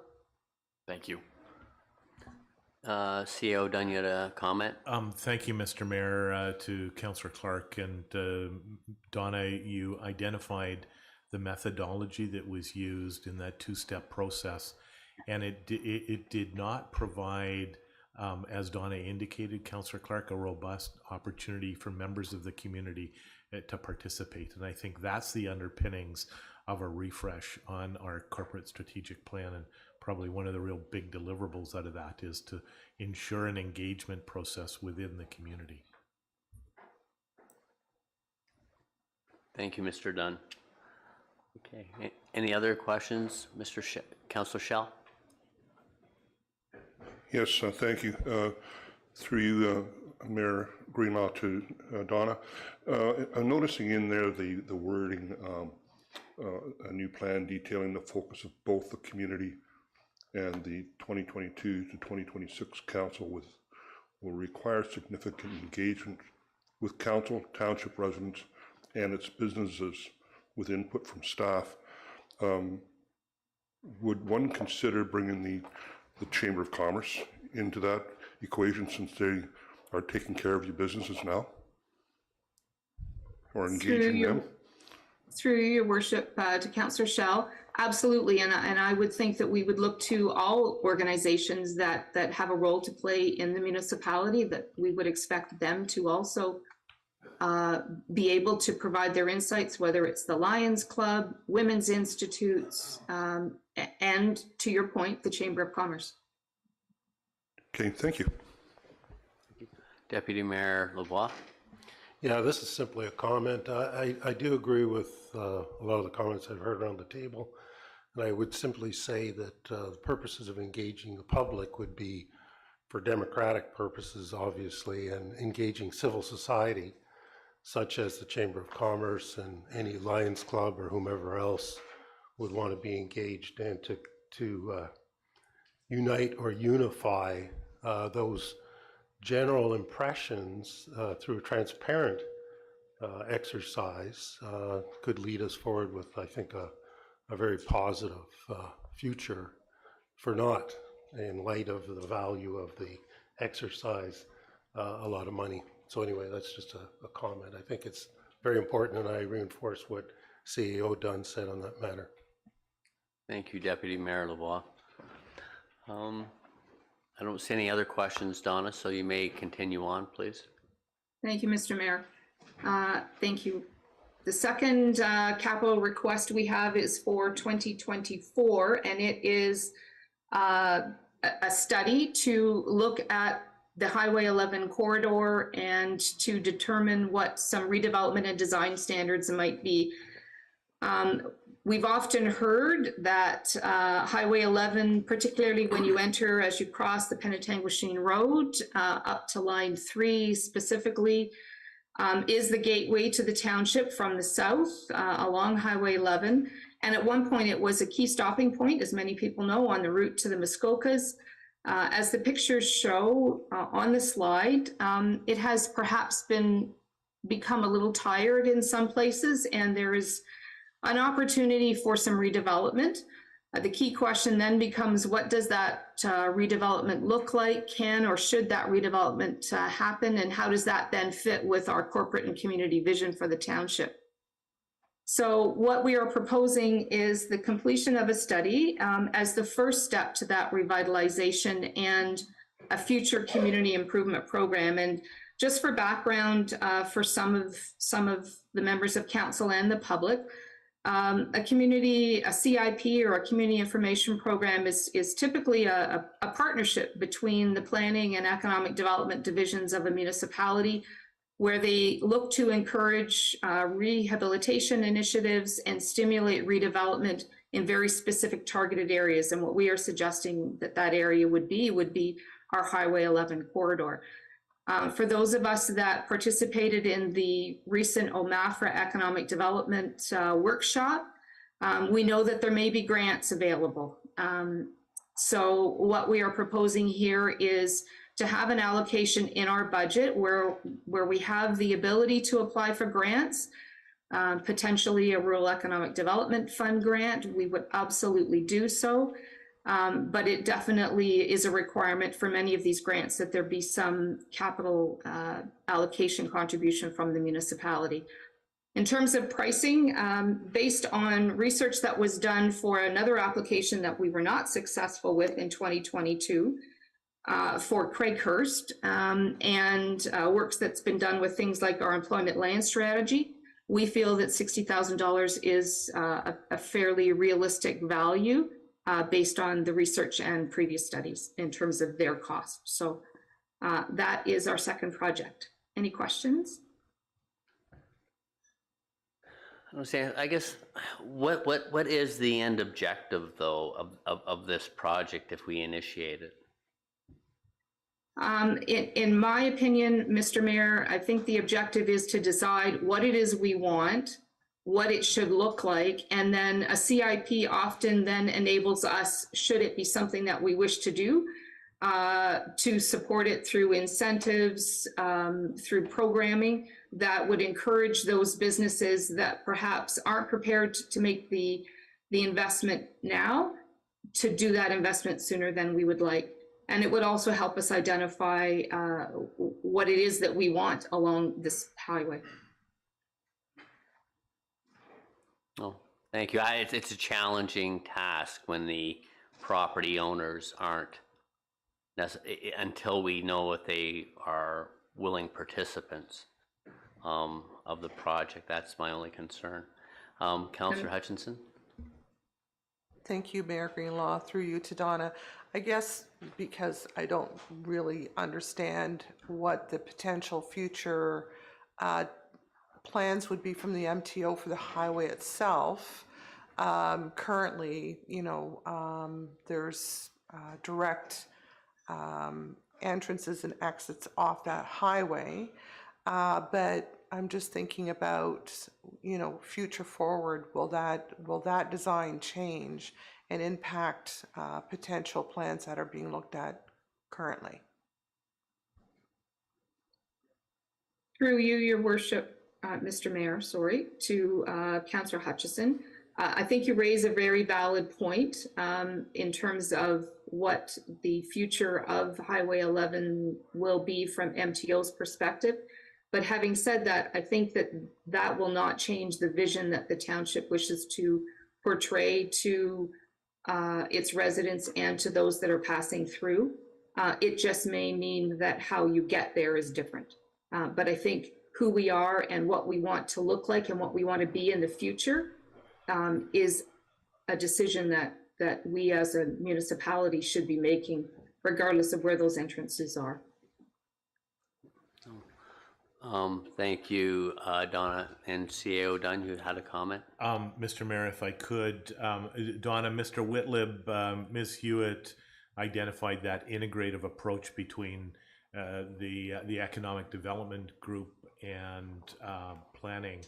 Derek, any supportive comments or comments in general with respect to the redevelopment and design standards? Thank you, CAO Dunn, through you to the mayor and council. Community improvement plan could certainly have a potential application in this situation. A circumstance where perhaps some members of council may be more familiar with community improvement plans is they're often done in downtown areas. And that's where we see facade improvements, streetscape improvements, and community improvement plans can be bundled with a set of policies and even financial incentives for individual property owners to undertake improvements to their buildings. The other function that a community improvement plan would serve are the design and policy elements that come out of it that could be used to inform and create policies. For example, when the township next updates its official plan. Some members of council may recall that the adopted official plan that planning staff frequently refer to, that was adopted in October, was a conformity exercise to bring our official plan into conformity with current policies in line with the provincial planning horizon of 2031. It's also fully anticipated, and this was communicated previously to council in their previous term, that the official plan would once again be updated or reviewed following the completion of the county's growth management strategy, which would take us to the year 2051. In other words, there's a likelihood that within the next 2-3 years, the official plan would require a revisit to be in line with long-term growth management policies. And that would be an opportunity to bring in additional policies into the official plan that might be derived from a community improvement plan with respect to land use along this stretch of Highway 11. To a point, and a very good one raised by Councillor Hutchinson, obviously the Ministry of Transportation would be a key agency in the development of a community improvement plan, any incentive programs, and any other land use planning or official plan policies that come out of it. And for example, one opportunity that I think is worth exploring, and something that staff have come to clearly understand, is that those individual small or large, but individual properties with individual entrances along Highway 11, which is currently a controlled access highway, there's limited or no opportunity for those uses to change in a way that would intensify traffic entering and exiting those individual driveway entrances. The ministry simply would not support that. So one opportunity that I think could be more fully explored through a community improvement plan process is to seek ministry support for the consolidation of properties. So if a resulting development, for example, could result in the consolidation of properties and, say, the elimination of several entrances in favor of one properly designed entrance, is that a policy approach and land use planning approach that the ministry could support?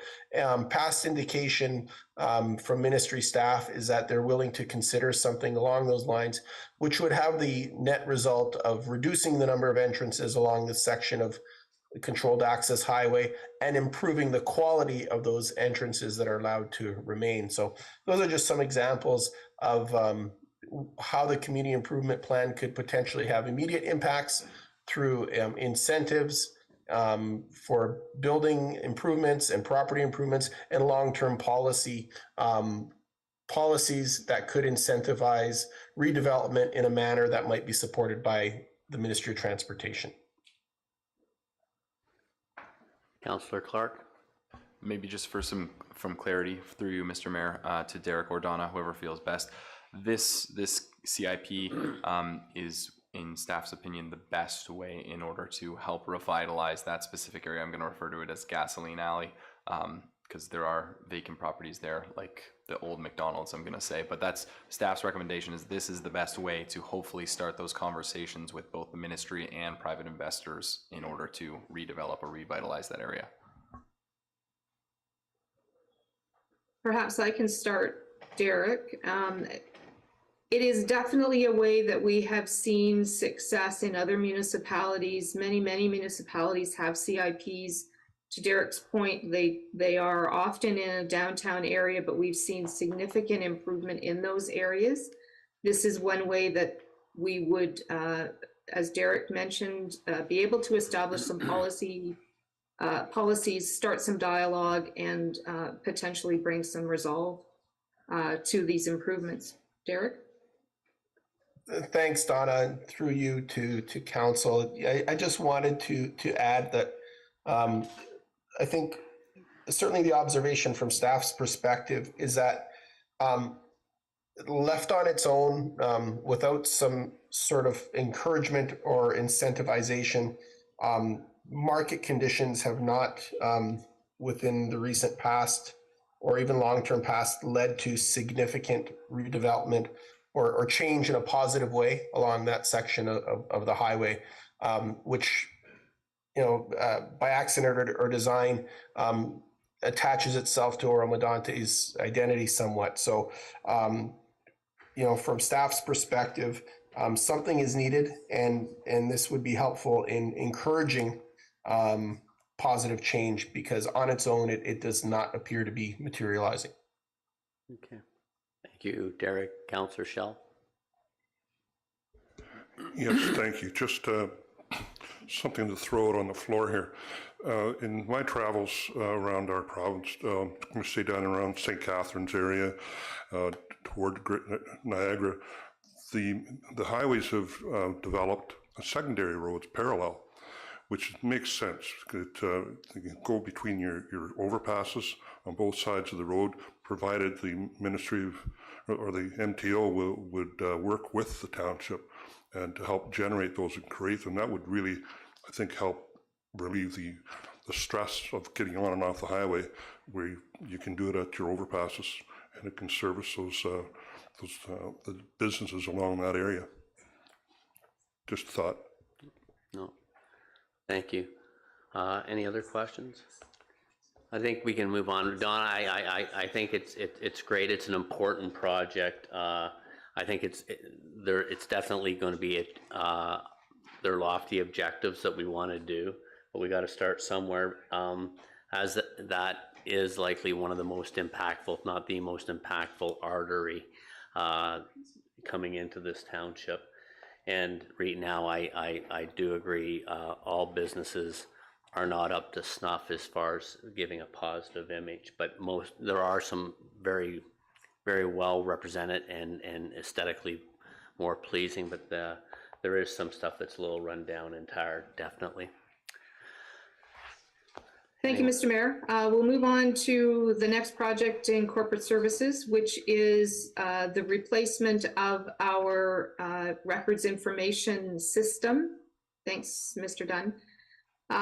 As I have mentioned, the current system that we have is sunsetting, and we are in the midst of transition. Our desire is to move to a paperless environment. Right now, we are a combination of paper files stored throughout the administration building, as well as electronic digital files. It's our desire to move to one that is paperless, which would provide greater access to staff, whether they are working remotely or here within the administration building. We completed a strategy, and the photo is there on the screen.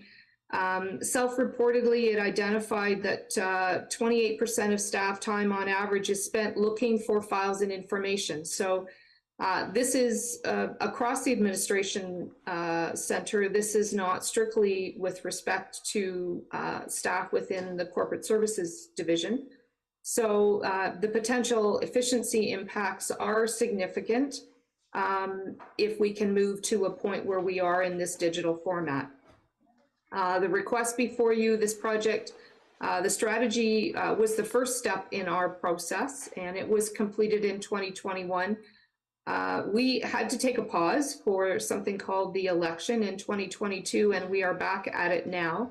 So you'll see there is a carry forward from the previous allocation that was left after the strategy was completed. We were successful with a grant with that in 2021. So we're looking for an additional allocation in the order of $165,847 to bring us up to around $250, with that additional funding coming from the existing modernization grant. The purpose of the request would see, obviously, the implementation of the system the development of an improved series of workflows and standard operating procedures. Significant staff training would be required, and a requirement to scan the existing number of paper records that we have within the building that are permanent records. And some of those are also records that do have a destruction life cycle to them, but would benefit from being digitized in the meantime. So looking for support to enable this project to continue in 2023. Thank you, Donna. Deputy Mayor Lavoie. Thank you very much, Mr. Mayor, through you to Donna. Ms. Hewitt, is there any impact to taxation in this item? I believe that the funding is available in our existing modernization grant that was provided to us as a result of COVID-19. Ms. Nelly will be reporting on our reserves at a future meeting, was my understanding, but that is where that money would be coming from. So grant funded. Okay, thank you very much. Councillor Clark. Thank you, through you, Mr. Mayor, to Donna. Just at first blush, I'm very in support of anything that helps to reduce the paper use in offices. I think it's a worthwhile endeavor. From a system design perspective, do we have information on how there's backups or redundancies in case there was a technical disaster, if there was something going on? I'm assuming these would be somewhat available in a cloud-based environment. And is there any security concerns associated with that? Through you, Mr. Mayor, excellent questions. The security of the provider will be paramount to us. We have some IT protocols in place in terms of what types of cloud provision we will be looking at. We have done some significant legwork over the course of the fall, looking at a variety of best practices and what other municipalities have been doing, what systems they use. We have a multi-tiered backup system currently in place for all of our digital records that we have in-house. And we would be looking to ensure that the cloud system that we would potentially be going with did meet our security protocols. Thank you. Any further questions? Seeing none, continue on, please. Thank you. Next slide, please.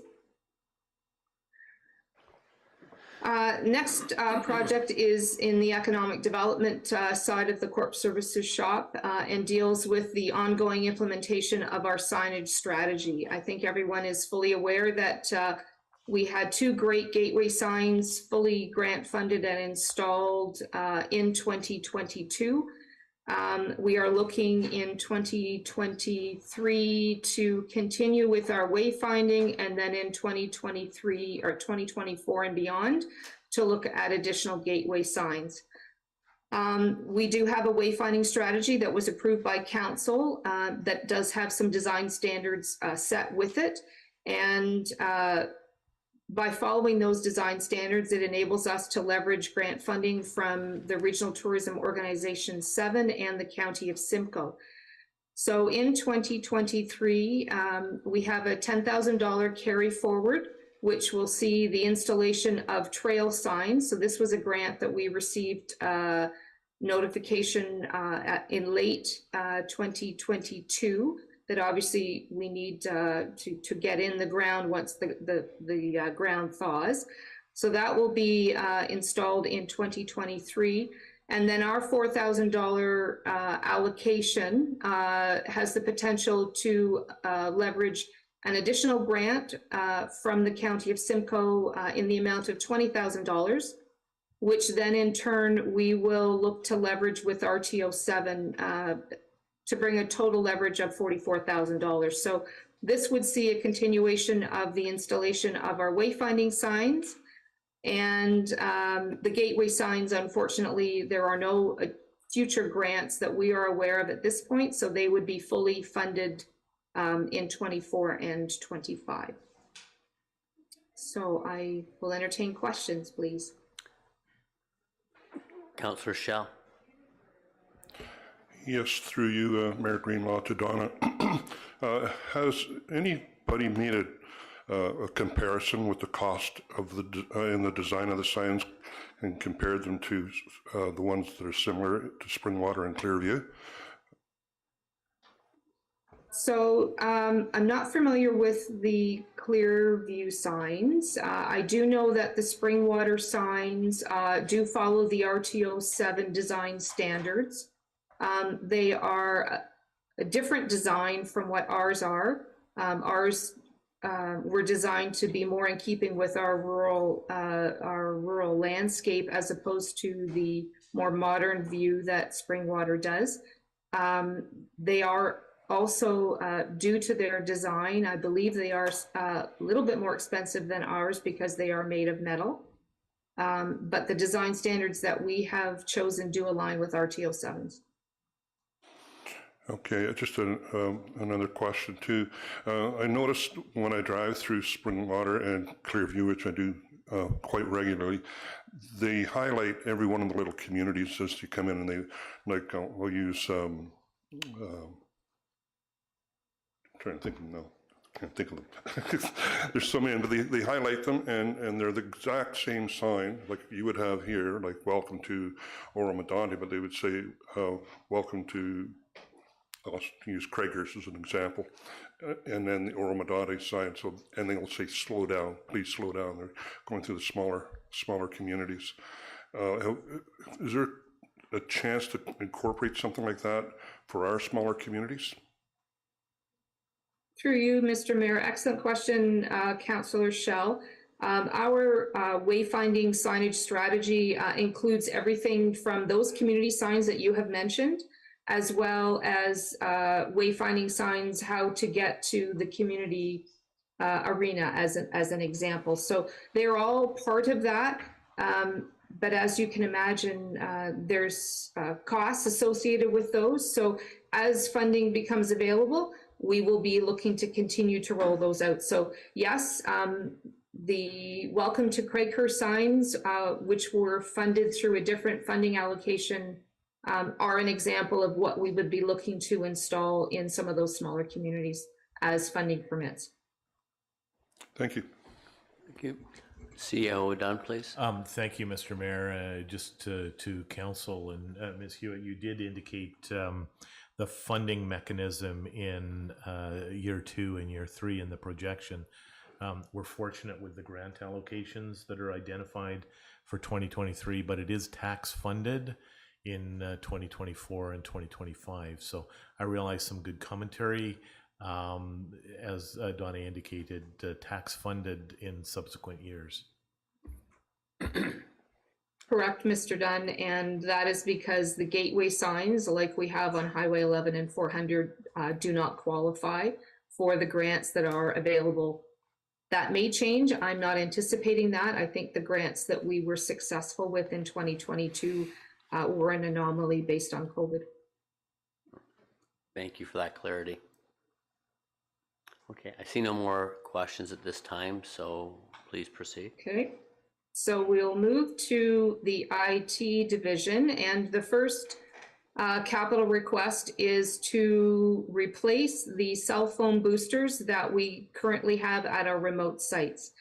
As anyone knows, that when you're in a rural municipality, particularly one that has such great tree cover and rolling hills, that cell signals can be spotty, potentially inconsistent. Back in 2016, we installed boosters at a number of these remote locations to assist when there were signal gaps at those locations. As we have improved our internet provision over time, we now have the ability for Wi-Fi calling, but that only works when the service is available. And we have noted that during emergency situations such as extreme weather occurrences with power outages, the cell signals become very important to some of our remote facilities. And I'm speaking specifically of fire and our yards. And that's where those cell phone boosters become so important. We did experience a couple of situations in 2022 where there were some service gaps. So we are looking to replace these existing boosters in 2023 so we can sort of improve the experience for both our residents that are looking to contact us and for the staff that are working during these emergency situations. So I will entertain questions. Any questions? Deputy Mayor Lavoie? Yes, thank you very much. To you, Ms. Hewitt, would this enable the use of 5G? That's a good question, and I don't know the answer to that, Deputy, but I will find out. Thank you. Councillor Clark. Through you, Mr. Mayor, to you, Donna, and maybe this is for someone else as well. How successful have we been in lobbying like the federal government? Because obviously our cell service in Oro-Medonte, as you highlighted, the topography is quite challenging, but I mean, it is 2023 and it's a running joke that Oro-Medonte has very poor cellular service across the bay, across the wide 600 some odd hectares, I think you quoted earlier. Do we have any status update or anything? Have we started any progress in trying to work with the telecoms that are federally regulated? Through you, Mr. Mayor, to Councillor Clark, our focus to this point has really been on improving broadband connectivity. But having said that, I know that Ms. Whitley has had some initial discussions with a couple of the providers, but it hasn't been a focus to this point. I think they tend to be a little more challenged, as I said, based on the topography and the tree cover that we have. So it hasn't been our focus. Our focus has been internet, but Ms. Whitley is starting to look at that as well now. Thank you.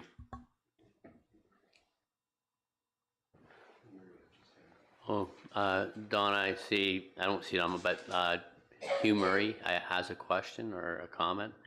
Yeah, I was just going to thank you, Mayor Greenlaw. I was just going to interject and say we have the same issue with radios, obviously, for fire apparatus, and we've had to install repeaters on our pumpers.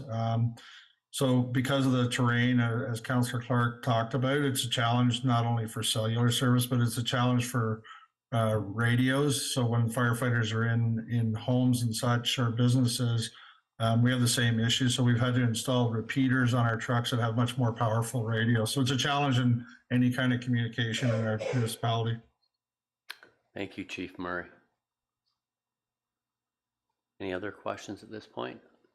Seeing none, Ms. Hewitt, please continue. Thank you.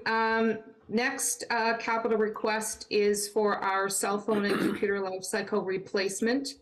As we've noted earlier, we all rely on our cell phones and computers to deliver township services. We have in the past extended the life cycle that we're following beyond 4 years, and it has not worked very well for us.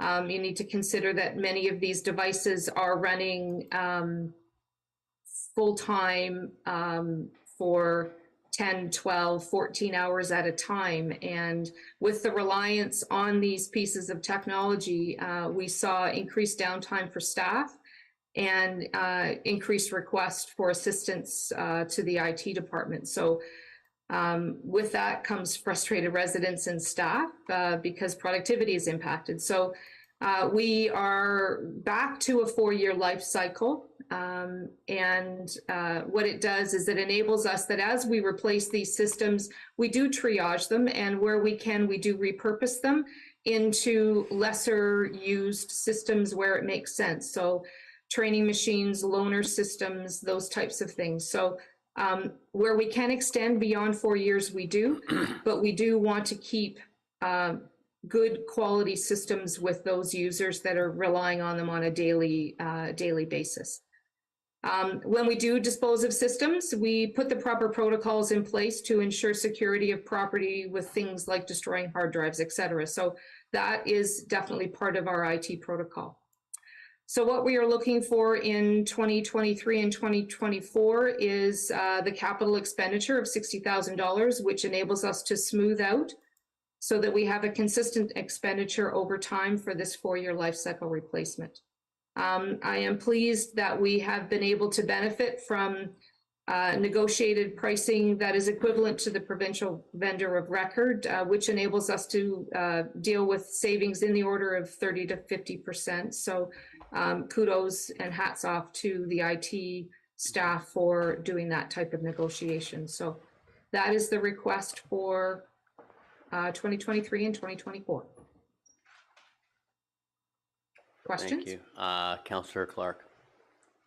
Through you, Mr. Mayor. Thank you, Donna, and kudos as well to the IT staff, because my question was kind of, if you average it out based on the number of managed devices we learned about earlier, it's about, over a 4-year period, about $1,100 per device. And in my head, I was like, a cell phone nowadays is like $2,000, so that doesn't seem to add up. But obviously at a 50%, 30 to 50% discount, that makes sense. So my one question, I guess, after all of that is this commensurate with what's been spent in 2021, for example? Not in 2021. We didn't have that budget allocation available to us.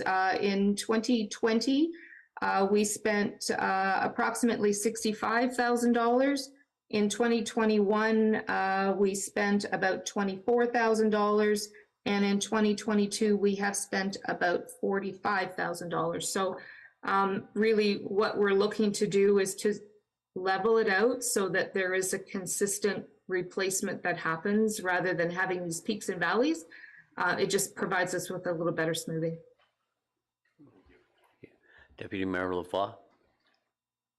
Yeah, just as an aside, at the county council meeting this morning, there was a procurement presentation, and they did indicate that they had what I believe they called the Georgian Bay Purchasing Cooperative, which involved a number of the local townships using their group allegiance to bulk purchase more to greater advantage. And it sounds like a pretty good discount that IT's already managed to negotiate, but I put that out there just as a general comment in case it has value for some of the other procurement items that we have coming up on our budget. So thank you. And I can provide you with any contacts that you need for that. Thank you, Deputy Mayor. Through you, Mr. Mayor. We actually are a member of that cooperative, and there are a number of situations where we do actually get great advantage. So we look at each opportunity that the cooperative puts forward, and I know that Mr. Binns' department has been able to benefit a number of times by participating through that cooperative. In this particular instance, given that we are getting comparable pricing to the provincial vendor of record, we feel that we are getting outstanding value. Perfect. It's good news. Any other questions at this point? Seeing none, please proceed. Next capital request is for our phone system. And as you are aware from reading the materials, our current phone system is 10 years old now. And many of you have experienced the issues we have with drop calls, particularly when cell phones are forwarded from the desktop unit. So we have also identified that this particular system, due to its age, is becoming more and more difficult for us to find replacements and repair options. So we're proposing that it's time to replace the system. I realize that this is a bit of a broad ask because at this point, we haven't taken the time in 2023 yet to scope out the project. There are a variety of options available to us, whether we stick with a PBX phone system that we have now, whether we look at something that doesn't have a desktop phone unit. So the variety of options are there. The first step, which will occur in 2023, is a scoping. So working with all of the various departments to identify what will work best for them. And then within that scoping, then we would be in a position to come back to council with a properly costed expenditure for 2024. The pricing that's included there right now is based on I would suggest a higher end option similar to what we have now.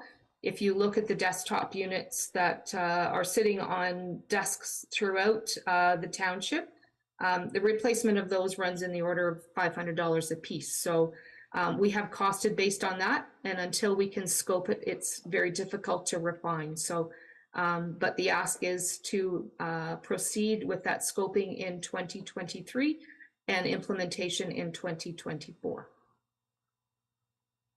Thank you. Deputy Mayor Lavoie.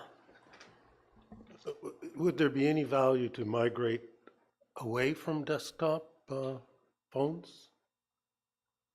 Through you, Mr. Mayor, to the deputy, absolutely. That is definitely an option. We know that inbound phones can be answered through computers. They can be answered through cell phones. There are a variety of options. But what we need to determine is what is the right system for us, given the needs that we have, given the various remote sites that all use or are all connected to the same system. So it is a big question, and I would definitely think we would look at that, but I don't want to speculate at this point where we're going to go. Supplemental. Thank you very much. Would it be perhaps more beneficial then to allocate that $100,000 to such a study, or a portion of that $100,000, or put out a, RFP or some sort of query, generally speaking, that suppliers could competitively bid for the work and propose alternatives without the necessity of us spending any money in order to take the benefit of the available technology. Thank you. Through you, Mr. Mayor, I believe that research can be done by staff internally in 2023, that all of the legwork and what you're proposing would be the type of work that would be done in 2023. The allocation is not for a study, but the allocation is actually for the new system.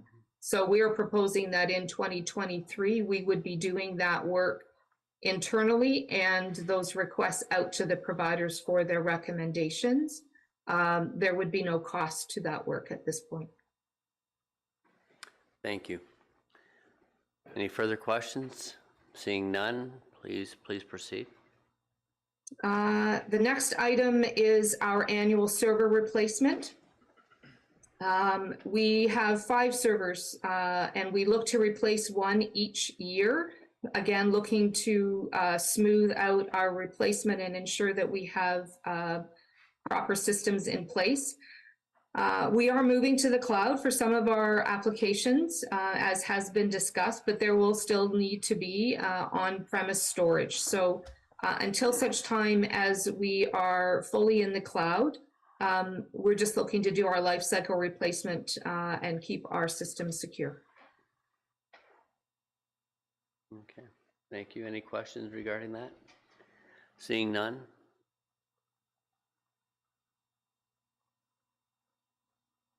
Is that the end of your? No, Mr. Mayor, if you just bear with me for one moment, Ms. Hewitt, I have to press rewind. So, Mr. Mayor, that concludes the capital slides. Oh, there was so one now more. we're just going to move to the operating slides for corporate services. And Mr. Dunn, I believe it's slide 151. Ms. Hewitt, there was one slide out of order, the large format printer that I'm about to share again. Oh, okay. Thank you. Donna? So for those of you, Mr. Mayor, that have been into the IT office, the picture that's there will look very familiar to you and actually is coming into play for our budget presentations on Thursday evening to the public at the open house. So that printer is 14 years old. We can We can't get replacement parts anymore. Toner itself is becoming very difficult to source because it's no longer being supported or nor is it in production. So this printer is used for printing materials like I just referenced for our budget open house. It's used when we are printing drawings and building plans. And we use them for presentations. A lot of promotional materials and banners are printed during using this printer. So it does get used. And right now, without it, staff are going to have to travel and secure servicing outside of the municipality. It is a unique printer, and given its size, requires that we'd have to leave the municipality. So obviously, there's additional costs associated with staff time, mileage, preparation, and the need to have things organized in such a fashion that you can accommodate those providers' timelines. So $8,000 allocation for 2024 with a unit that has a 10 to 15-year life cycle. Perfect, thank you. Any questions regarding that? Councillor Clark? Thank you, Mr. Mayor. Through you to Donna. Is it safe to assume that we would at least break even on those additional trips if we were to buy this now over a 15-year life cycle?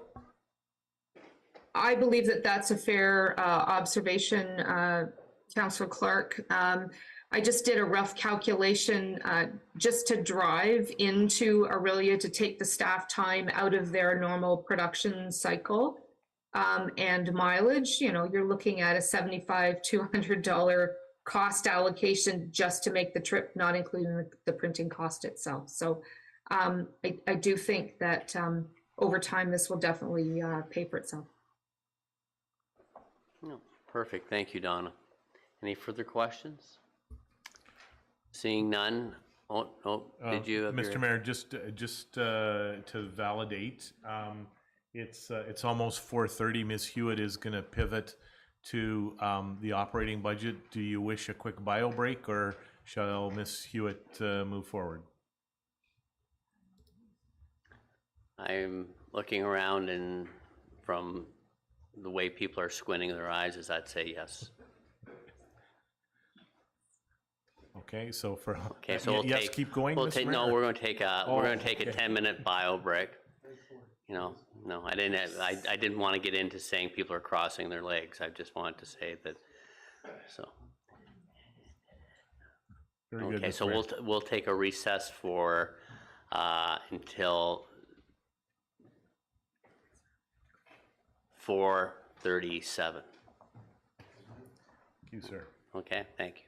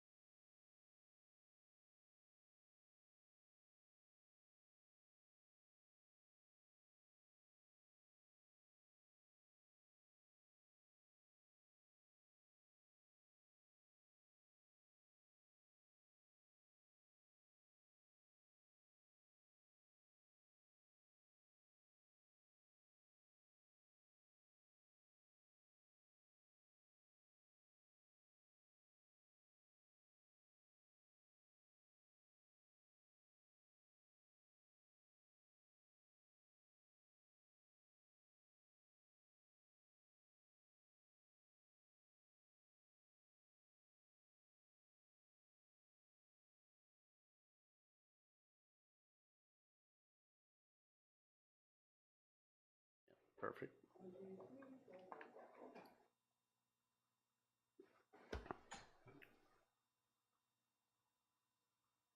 Mr. Mayor, we are live. Thank you, Madam Clerk.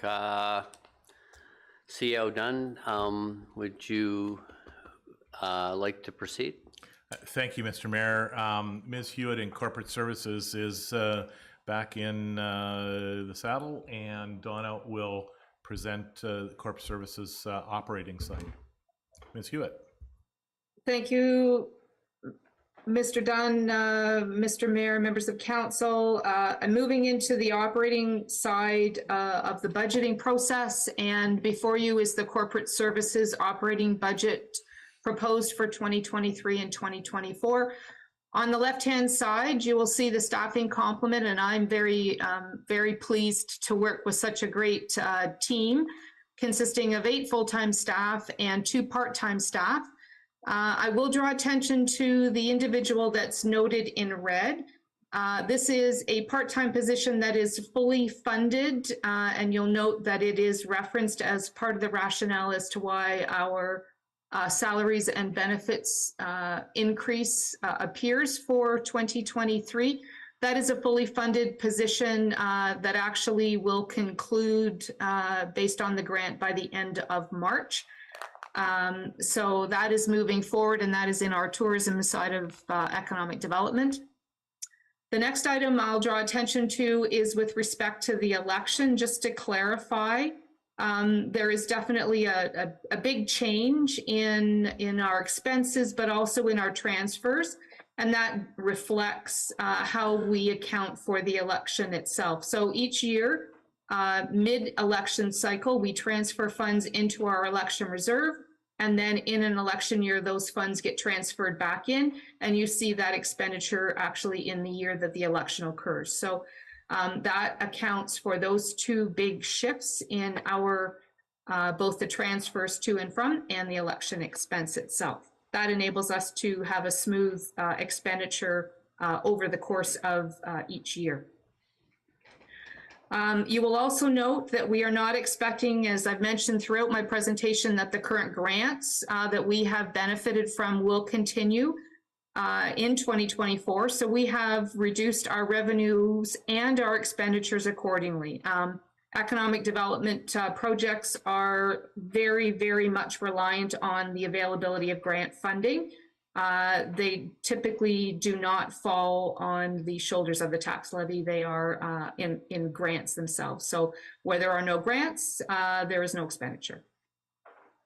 And then finally, the last piece I'll draw attention to under the increased revenue stream is the fact that now that the clerk's division is moving out of the election activity world, we're anticipating that the municipal surplus land activity will increase. And in fact, I know that Ms. Aubuchon is working with our GIS staff to start the process to document the inventory, and is anticipating bringing a report to council within the first, probably in Q2 of 2023, to start that process of inventorying and declaring surplus. So that will be something that council can expect in the next quarter.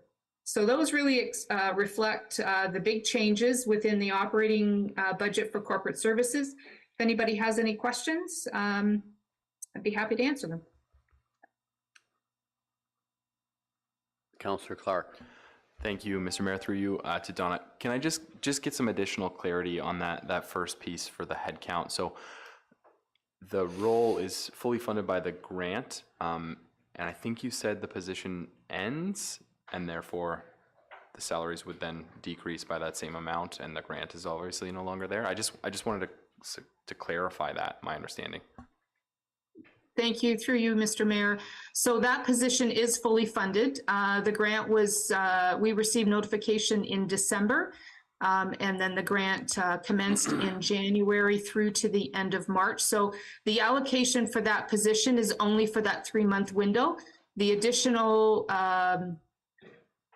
expenses that are included in that variance for 22 to 23 represent our regular adjustments relating to merit, benefit costs, and wage burden. So there is only a 3-month allocation in that budget for that position, and it is only a part-time grant-funded position. Thank you. Thank you. There's no other questions at this point, Donna, so please proceed. Thank you, Mr. Mayor. And my last slide is the operating budget for information technology. And again, really delighted with the team that I get to work with, and many of you have as well, as we deal with these Zoom council meetings. We have 3 full-time staff and a part-time IT help desk position. We are moving that position from part-time to full-time, so our complement won't change. It's just how it gets allocated, and that does reflect in our 2024 budget.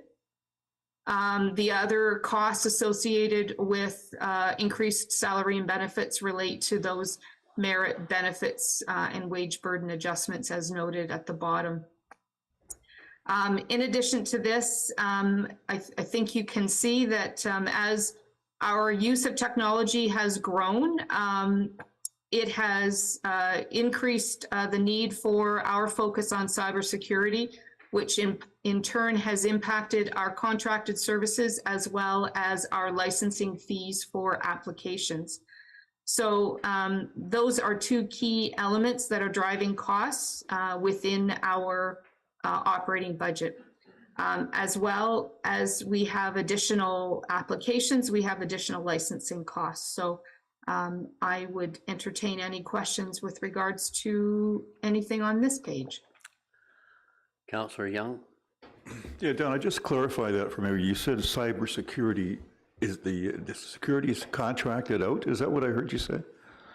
So through you, Mr. Mayor, we take a 2-prong approach, actually a 3-prong approach to how we deal with cybersecurity. The first point of action, and everyone on council is aware, and this is really for the public, that all members of council and staff are trained on protocols and how to avoid misstepping. So that is sort of prong 1, is that training of our users so that they don't inadvertently make a mistake. In addition to that, we have 11 different software components that are layered on that to varying differing degrees have a role to play in protecting us from a cybersecurity perspective, whether it's our phones, whether it's our computers. So there's a variety of different tools that we use as a system. But in addition to that, we have a 3rd prong, and that is we contract a third party, an IT provider, and they do a once-a-month scan of our system. And it's through their scanning capabilities that we can further identify weaknesses that we need to sort of strengthen. So we've got a 3-prong approach to trying to keep the cyber folks at bay. Thank you, Donna. No. Okay, does anyone else have a question for Donna at this time? No. Please proceed, Donna. Mr. Mayor, members of council, that concludes corporate services and information technology. Thank you for your great questions. And I have one outstanding, which I will get back to the deputy on. So thanks, everybody. Well, thank you very much for all the time and the preparation. That was great, much appreciated. CAO Dunn, do you have someone else on deck now to? Yes, I do, Mr. Mayor. Ms. Morrow is teed up with finance. Nellie. Welcome back, Ms. Morrow. Thank you, Mayor and Council and Mr. Dunn. So finance, we have our by the numbers. This was a challenge to make this exciting for everyone because I know accounting is not always everyone's favorite thing. So I tried to find some statistics that mean something to everyone. I thought it was very interesting when I spoke to our accounts payable person that we have had a huge lift on vendors wanting to sign up for electronic payment. We currently have 3,000 vendors that we work with regularly and make payments to.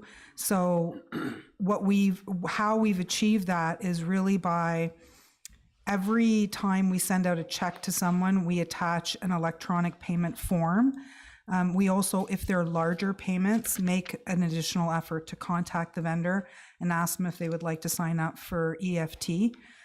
It's become increasingly important to us, even on security standpoints, that, mailing out a large check can be not safe. It may not get to that person. So we let them know that it would be safer for them to be set up for EFT so that there's no mistake that our vendors are being paid quickly and safely.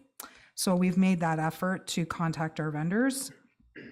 The other one that is, I guess, interesting is that 20% of our vendors are paying, our customers or residents are paying us electronically. We'd like to see that number increasing with our new technology that is coming out in our new financial system. Hopefully that will become happening more often. We're looking to have some new platforms for vendors, so hopefully, or for our residences, sorry. So hopefully that will increase. And I guess those are the key ones that I wanted to comment. Was there any questions anyone had about our statistics? Yes, I have one. Councillor Young? Through you, Mr. Mayor. Nellie, of those 3,000 vendors, do you know the percentages of local businesses that are used? Through you, Mr. Mayor, I don't have a distinction between local business and, but I can find that out for you, because we do have, each vendor, we have their profile of where they're actually located, so I can definitely get you that information. Yeah, thank you. I'm just curious about that. Would you consider local Oro-Medonte only, or Simcoe County? Yeah, let's do Simcoe County.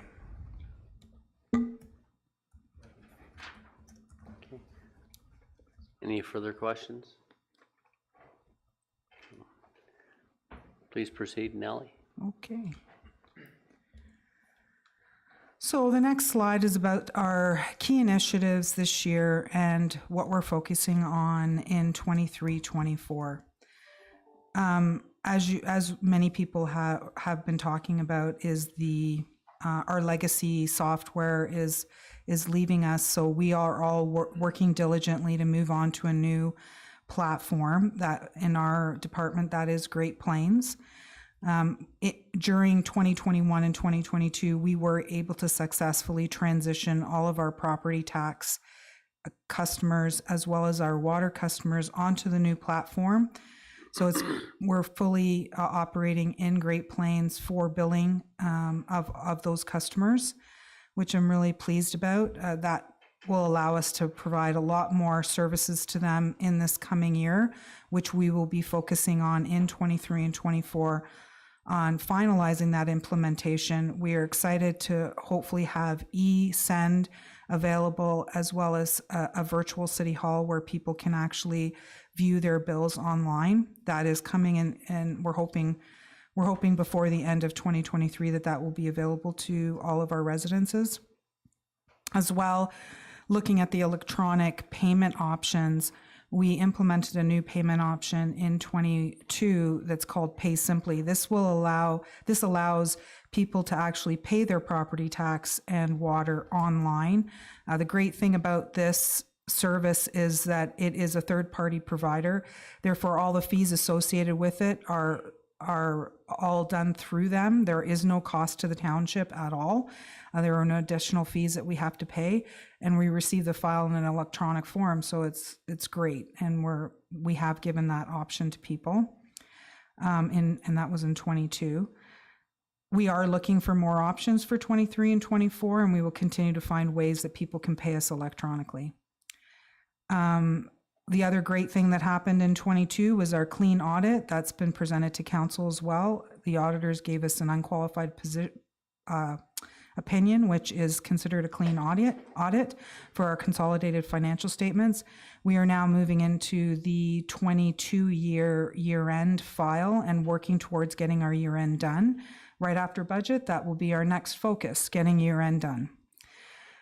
We also successfully secured 3 loans for our farmers. We here at the township have a provincial tile drain loan program. And farmers would fill out an application for us to get funding for them to help them with their tile drain work.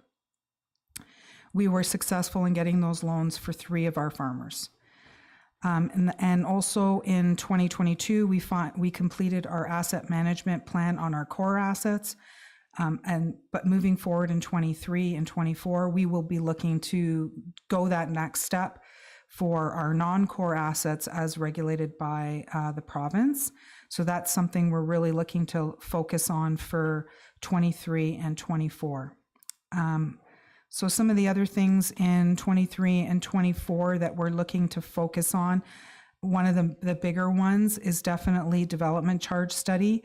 That our policy expires in 23, so that is something that will be required to bring to council. Along with the asset management, we will be bringing a report to council on both those studies, and it's a very important one, as you know, with Bill 23. It will provide us with some additional clarity on our next steps in that avenue. And then as well, as you know, we're moving towards a municipal service corporation. So there'll be some new accounting standards that we'll have to review and again, also bring forward to council as those changes happen. Oh, and I forgot to mention one last thing that I really would like to look at in 23 is a review of our fees, user fees and charges. As we worked through budget, we realized that this does need some additional attention. So all departments are going to work together to look at our bylaw for fees and user fees and charges. And that would be that for our highlights. Did you have any questions? Councillor Hutchinson. Thank you, Mayor Greenlaw, through you to Ms. Morrow. You mentioned that after you're finished the budget process, you're going to be working on the financial statements for 2022. When do you think we could anticipate seeing those completed? Through you, Mr. Mayor. Well, my sincere hope is that we will be bringing to you a draft financial statement end of July, early August. That is my hope. If we can get it done earlier, that is always what we're wanting to do. And also we are looking to get our FIR filed in May. So we will work hard to get that done. Okay, that's great. Thank you very much. Any further questions at this point? Councillor Clark. Sorry, thank you, Mr. Greenlaw, or Mr. Mayor, through you to Nelly. The comment on the FIR or the FIR brought me back to this. Is that FIR report that's provided to you from the ministry about our ADL available publicly? Through you, Mr. Mayor, yes, it is. Okay. It has now been published. Thank you. Okay. Ms. Morrow, I guess the one question, like when we switch over to the new system to enhance the automatic deposits and withdrawal, do people have to resubmit their banking information to the township, or is it just continue through? Through you, Mr. Mayor, or to you, Mr. Mayor. The roll numbers, no. Any property tax information that they have currently on as a payee in their bank does not have to change. The one thing that did change this year was our water utility accounts. In the new system, in the old system, roll numbers could pay both water and property tax. In the new system, they have to have 2 separate accounts. We did send out correspondence to all our, I believe there's about 2,900 utility customers to inform them that they needed to change their account and actually go into their banking information, delete the payee, recreate it so that any saved transactions would safely get to the township. Currently, when we get a file from the bank, we are manually changing any ones that did not get around to changing it. And we are going to be sending out soon a nice letter to everyone asking them again to please remember to change their water account. But there's not that many of them, so a lot of people have already changed over. The property taxes stay consistent. Property taxes stayed consistent. It's just the water or utility account, sorry. Perfect. Thank you for that clarity. Councillor Clark. More of a comment, just a thank you through you, Mr. Mayor, thank you, Nellie. I know I've received concerns from constituents in the sense that they were unable to get a property tax bill in the mail for whatever reason. It got lost. They had to come in and pay a fee to get their property tax bill. So the ability to be able to view it online, I think, is a great value add to our community. So thank you. Thank you. See no further questions, please proceed. So I guess now we're going to capital, which I am, oh, are you? Well, I need to see it. What page are you on?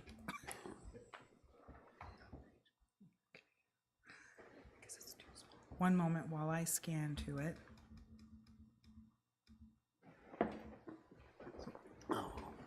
Right, so we have 3 projects on the go. We just discussed we call it the ERP system replacement. That's a carry forward, which there is not a detailed sheet for, but that is what that is. It'll be a carry forward item to 2023. But the next one is the development charges study, which, as I indicated earlier, is top priority. Our policy is expiring, and we would have to actually have that to council for approval by October 23rd, 2024. So we'll be starting looking with our third-party consultant, which is Watson and Associates, about getting that started, because they have to do a major background study. And of course, with all the changes, especially Bill 23, that there's also other bills that would come into a consideration, like Bill 108, that they would have to do some studying on and prepare a background study for. I provided in my slide just sort of a time stamp of when things have to get done. So that's just for your review there and how the development charges work. Is there any questions? Seeing none. The next one is asset management software. We've talked about it quite a lot today about our infrastructure, and asset management software, I feel, is crucial to tracking not only our infrastructure, but our non-core assets. I'm requesting that we invest in procuring an asset management software that will help us assist in tracking that infrastructure. What asset management software can also do for us is, as in my picture, is showing you all the great things it can do, but also what it will do is allow us to be more on top of when we have to replace our aging infrastructure, and making sure that we're keeping our metrics up to date so that we know when, for example, if something is it tracks whether something's in good condition, moderate condition, or poor condition, and this would help us greatly even in our budget process for capital. So that is something I'm asking that we look into. Any questions? Oh, sorry, Councillor Clark. Thank you, Mr. Mayor, through you to Nellie. I just wanted to confirm the timing on the schedule here. It's in year 3+. I'm in my head, that's 2025. Is that something we need to consider now for our 2023-2024, or is it later? Through you, Mr. Mayor, I was actually planning on that for 2024, not 2025. Sorry, it probably should have been in year 2. I was looking year 1, 2022. I'm sorry about that. Yes, it would be 2024 that I'm looking to implement that software. Perfect, thank you. Any other questions? Mr. Mayor, I'll just take a moment, please, and Ms. Morrow, it's down to the operating summary. Just give me a moment, Mr. Mayor, please.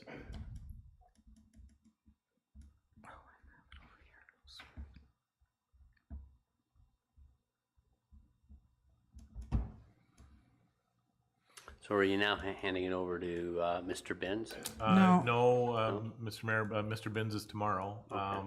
It's Ms. Morrow on the operating side. I just needed to get there, sir. Sorry.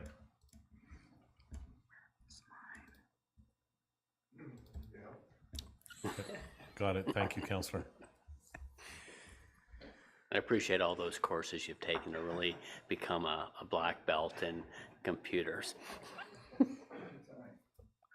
Okay, through you, Mr. Mayor. So here is my financial operating budget.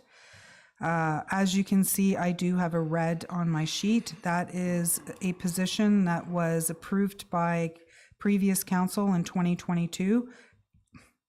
And that represents an add for my 2023-2024 years.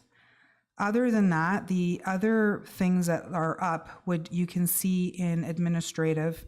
What's in administrative is mainly our audit fees have increased year over year. We did retain a new audit partner. We are looking to actually go out to market for a new audit partner in 24. So we'll see what funding comes in, and probably in recalibration, we may have to do some adjustment for that. And the only other thing that has an increase is our asset management program. Due to the changes in legislation, we will require a few more extra dollars to move forward with the provincial legislation and keep on top of our asset management plans. And that is all that I wanted to highlight there. Did you have any questions?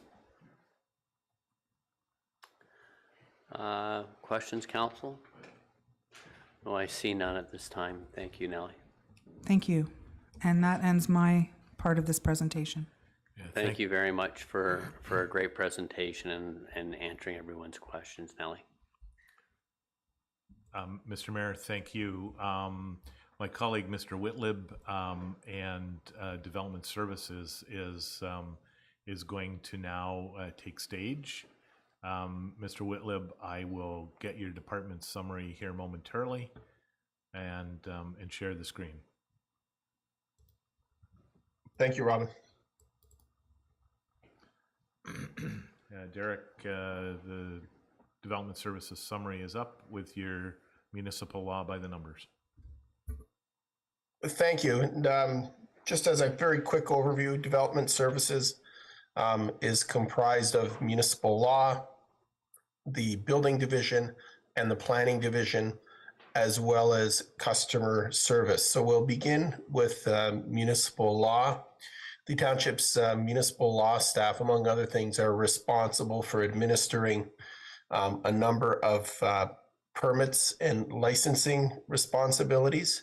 That includes a total of 309 parking permits that were issued throughout the township in the 2022 calendar year, 1,238 dog tags.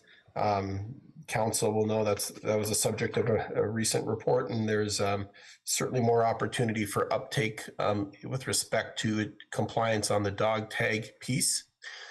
There were 138 licenses approved for matters that include towing. So the township licenses towers operating within its boundaries.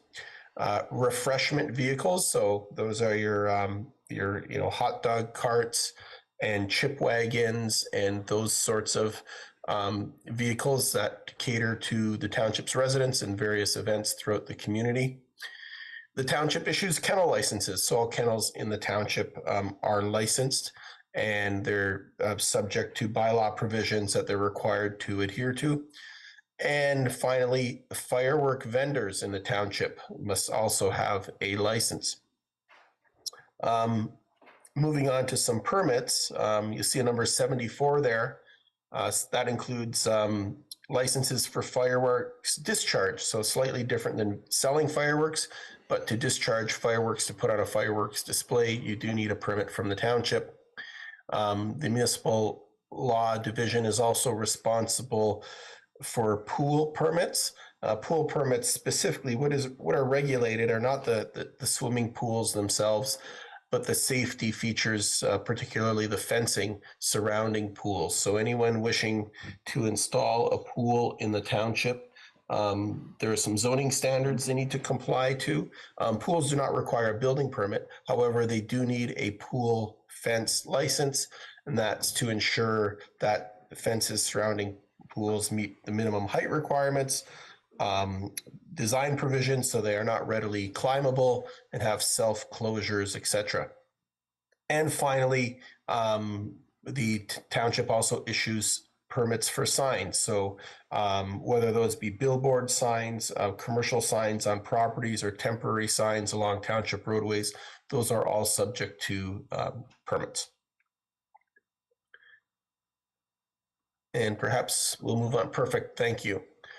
So a key initiative that the municipal law staff asked me to focus on with respect to 2022 is the work that was done with respect to revamping the approach to parking permits in the township. So whereas parking permits were previously seasonal, there are now parking permits available year-round through the township.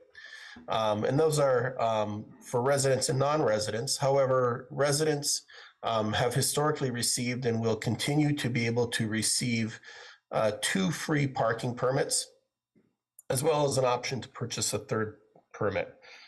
So those are with respect to parking in the various township facilities, properties, lots, boat launches, etc. In 2022, the township shifted the permit identification on the vehicle from a paper hang tag that used to go on one's rear view mirror to window stickers on the exterior of the vehicle. And the township also increased the options available for non-residents who are seeking parking permits. So from an economic development and tourism standpoint, that provided visitors to the township the option to purchase a single day pass to enjoy the community. They could purchase a 3-day, 3 consecutive day pass, for example, if they're staying a weekend. If their interest was activities in the warmer seasons, whether it be fishing or other activities, enjoying our waterfront and other spaces, there was the option there for a summer permit, which ran from May 1st to October 31st. And there's also the option for a winter permit. So whether it's visitors coming to the township to snowmobile or ice fish, etc., there's a November 1st to March 31st winter permit option that's also been made available. This is in conjunction with 2 pay and display parking machines that were installed. One at the Line 9 boat launch, and the other one not far away at Bayview Memorial Park. And overall, these changes have resulted in a positive impact on the township's parking permit revenues. Moving forward and looking forward to 2023, just some quick areas of focus. So the council's heard of this somewhat already, but the township's current system tracking database financial system known as Baker is being phased out. And on the municipal law and as well as some other divisions, there's a program that's going to be utilized named Mesh that's going to, among other things, replace the current licensing system in the township.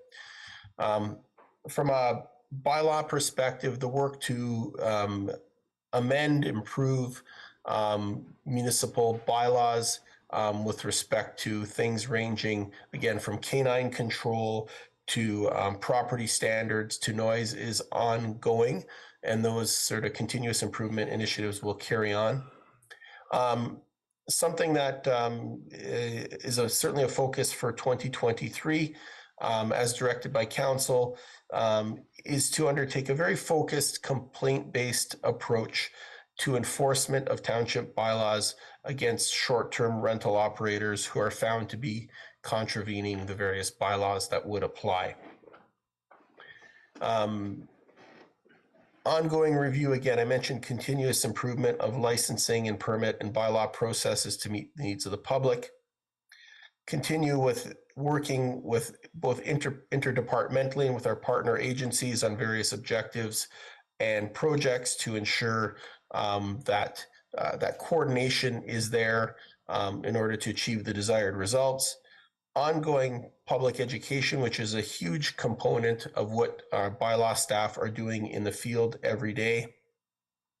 And lastly, with our bylaw contingent, there's an ongoing need as the township examines its office space and facility needs to find a permanent home for our municipal law staff.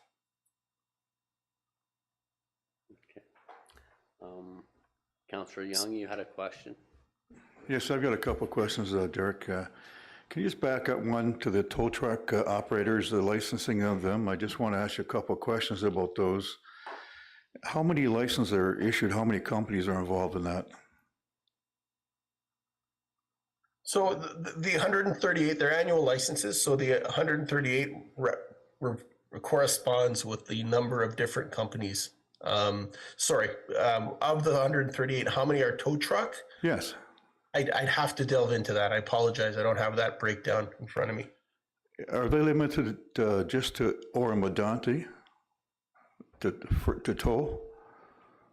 No, so those are the ones that are operating in the township, and there's a requirement for them to have a facility in the township as well. So would that be an office, a compound? So those are the ones that are operating in and have a base in the township. Okay, thank you. To your knowledge, has there been any intimidation of the local tow truck operators? We know what was happening down the GTA with burning of tow trucks and that sort of thing. To your knowledge, has anybody approached you and complained about being intimidated or approached? I assume that the OPP are involved if that were the case. Is it? Yeah, I don't believe, to my knowledge, that has spread and hopefully won't to this area. I'm certainly not aware of any issues along those lines. There's certainly part of what municipal law staff do. It's a competitive industry, and there's sometimes sort of easing of issues that sometimes municipal law are involved in to keep everyone happy and operating together, especially in situations where there are shared facilities for compounds, et cetera, going on. But we haven't had any of those sorts of big issues that we've sort of heard about in the media elsewhere. Thank you. Just rogue operators up there. This is a question directed to Mr. CEO, Mr. Dunn. Did I hear you right earlier? This is regards to STRs. Did you indicate or state that the previous council was in support of licensing the STRs? Or was it just several members of council that were supportive of licensing short-term rentals? I was just surprised to hear you say that. Thank you, Councillor Young. Mr. Mayor, in response to the councillor's question, Councillor, in the 2022 budget reconciliation exercise, staff were trying to be proactive.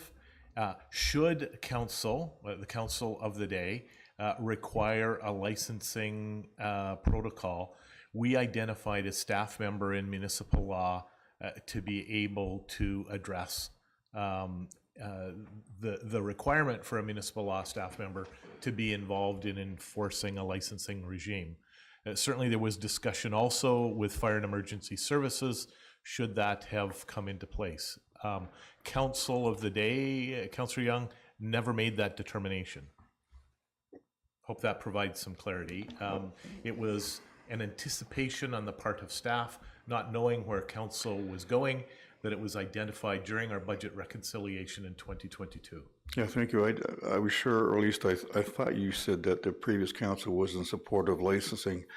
We know where Mr. Williamson's perspective of this is, and from A and B, he suggested, or at least his position is to license him. He was in support of that. Yeah, Mr. Young, let's stick to the budget. I think that's another topic, so, yeah, thank you.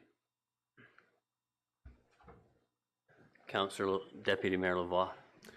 Thank you very much. I just had a question on the mesh program replacing current system Baker. And I noticed the Baker system came up before, but I believe it was in the other area, it was being transitioned over to a different platform than mesh, or perhaps I'm not understanding how the various information technology warehouses are being managed. So could you clarify that for me, please? Mr. Mayor, if I could, I will attempt. And Ms. Hewitt is still online. I don't know if Mr. Daynard is there.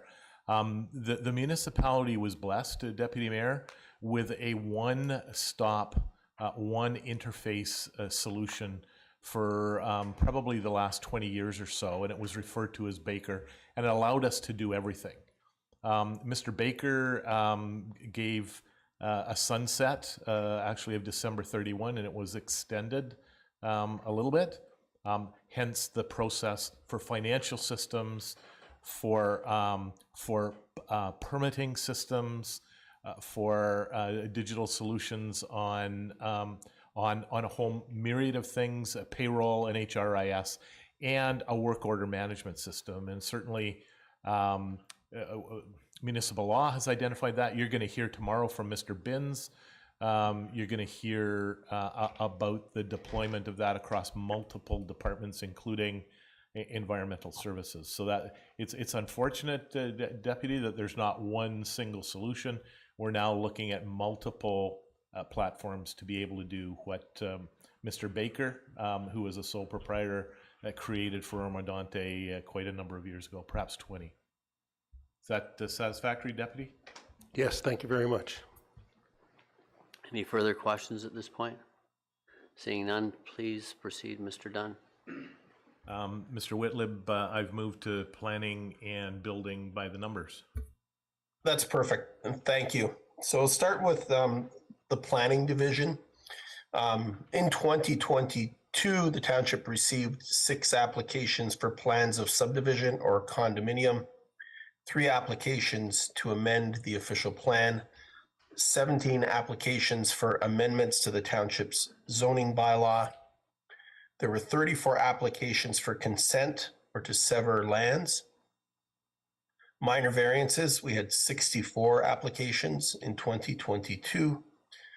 Township staff issued and approved 39 site plans under Section 51 of the Planning Act, and undertook 39 pre-consultation meetings. And maybe I take the opportunity to speak a little bit about pre-consultation, because it's a bit of a significant but behind the scenes piece that occurs that members of council may not always witness. But the township formalized in its official plan policies some time ago formal requirements for pre-consultation in advance of planning applications. Not all planning applications, but what would be considered more on the major side of the planning scale.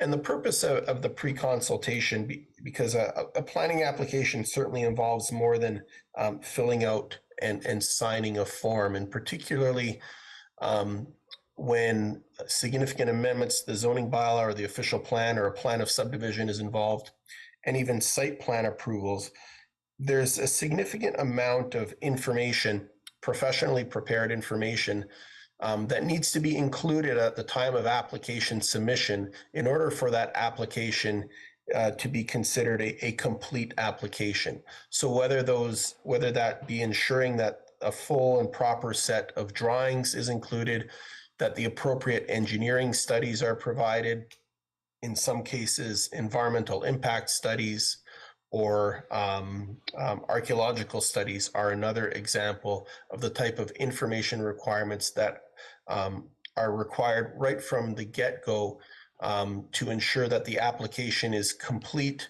and ready to enter into the system for review. The purpose of pre-consultation is not to fully vet the application or review all those studies, but it's to ensure that those ingredients of a complete application are there. And since council adopted those policies approximately 2 terms of council ago, it's significantly improved the efficiency of the process, where staff and council are not having to ask applicants to circle back and provide additional information on as nearly a frequent basis. Just another comment on those various planning application numbers. Most of the numbers, you see in front of you remained pretty constant over the last decade. I will note there has been a drop from 2021 to 2022 in the number of minor variances. In 2021, corresponding with the peak of the pandemic, the township had 85 minor variance applications, and that seems to have dropped down to a more normal level, and that's that 64 that you see in front of you. So before I move on to some of the other numbers in building, are there any questions on the planning numbers? Councillor Clark? Sorry, thank you, Mr. Mayor, through you to Derek. So looking at the permits that are significantly aged there, and I say significantly aged, they're 3 years old. Do we have any sort of policy or plan in terms to incentivize people to close those permits if the jobs are done? Yeah, that's sorry, and thank you. I wanted I didn't want to jump to the permits before we completed the planning piece, but that piece there at the bottom, so open permit status, and I appreciate Councillor Clark, you bringing a focus on it because it's an important one.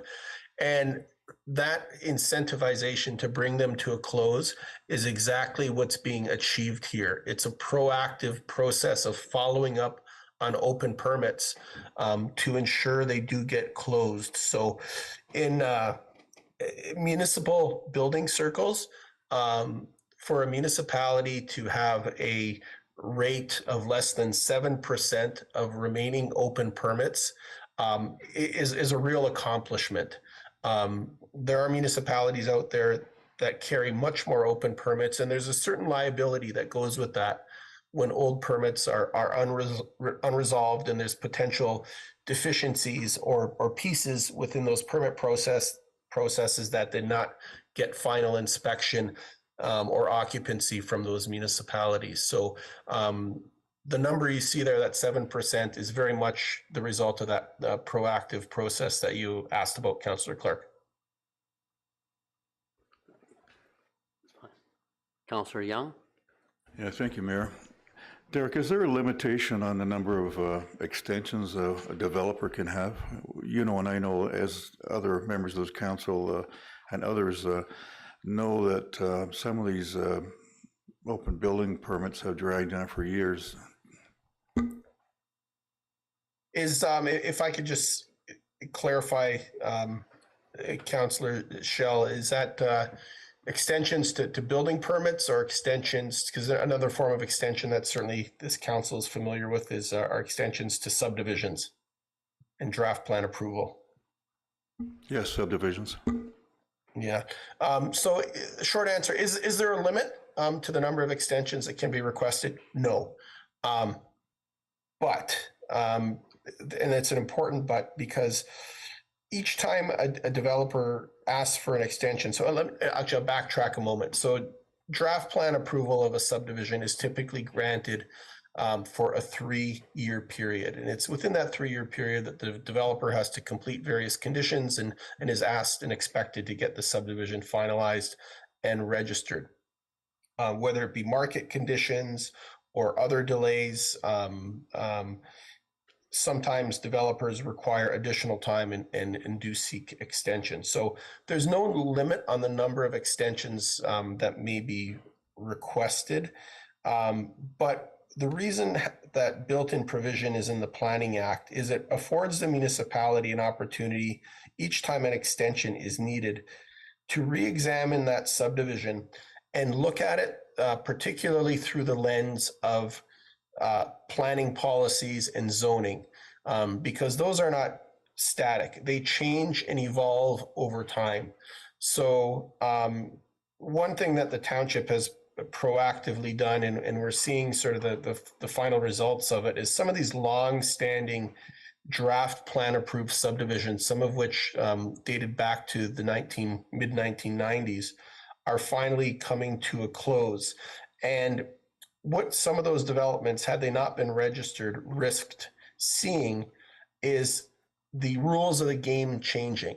So at some point, there's always the possibility that a developer could come back and seek an extension for a form of development that's no longer in line with township policies, whether it be its density or its form of servicing, etc. Historically, the township has had a number of subdivisions that have lapsed, and ultimately the township took the step of deeming them to no longer be registered plans of subdivision, and that's a prescribed process under the Planning Act. And we see some of those in some of our lakeshore areas where there were old, I'll call them postage stamp or checkerboard type subdivisions laid over the land, and ultimately they represented a lot size that was no longer appropriate, no longer considered adequate to meet private sewage disposal septic system needs, or they had a lot pattern that didn't even make sense based on the topography and the features, the creeks and the wetlands, etc. So ultimately, the rules of the game change for the better, and that's what happens if a subdivision languishes too long and goes through too many extensions. But there's no specific number or limit to the extensions. It's a matter of, is it still good planning? Does it still meet the policies of the day? Thank you. Anything further, Councillor Young? No, thanks very much, Derek. Any other questions? Seeing none, please continue. The only other thing I'd point out with some of the numbers is going back for a moment to the planning applications. In 2022, those various planning applications cited here generated in excess of 140 staff reports from planning staff, mostly to the Development Services Committee, some of them to council. And I think council will appreciate that most planning reports are not a small lift. There's a great deal of detail that needs to be in them. And I know there's a lot of reading that members of council do, and that's certainly appreciated by staff. And another number that's not on the screen, but again, those planning applications resulted in excess of 110 public meetings or public hearings in 2022, and all the staff and committee time associated with those, with that consultation, which is an essential piece, of course, of the planning and development process. I'll just quickly jump to wrap up the building permit piece. You see that there's a number 95 there for new homes built in 2022. That's pretty constant. The number of new homes in the township tends to hover around 100. So that's pretty consistent. There's also 576 permits identified. So that includes not only new home permits, but decks, additions, garages, sheds, barns, those sorts of things. And those permit processes resulted in a total of 3,064 inspections conducted by staff. So are there any other questions on the numbers at this point? Seeing none, Derek, continue, please. Yeah, so very quickly, and we'll go over some of the key initiatives that were completed in 2022. The crown jewel from staff's perspective was a project led by the township senior planner, Andy Karaskakis, and that was to complete the update to the township's official plan. The township's official plan had its origins in 1997, had gone through numerous amendments, and through various circumstances, its update was delayed and postponed as the world and other policies changed around it. And in 2022, staff were able to finally take that plan and update it and bring it into conformity with all of the current provincial and county policies in effect today. So that was adopted by council in October of 2022. And as members of this council will know, it now rests with the County of Simcoe, who's the approval authority, and that approval process is underway, and staff are eagerly awaiting the county's decision or comments on that. The process to amend the official plan was certainly a consultative one, working with the community partner agencies, various stakeholders. And the current official plan would provide, again, very contemporary policies, which would take us to the 2031 planning horizon.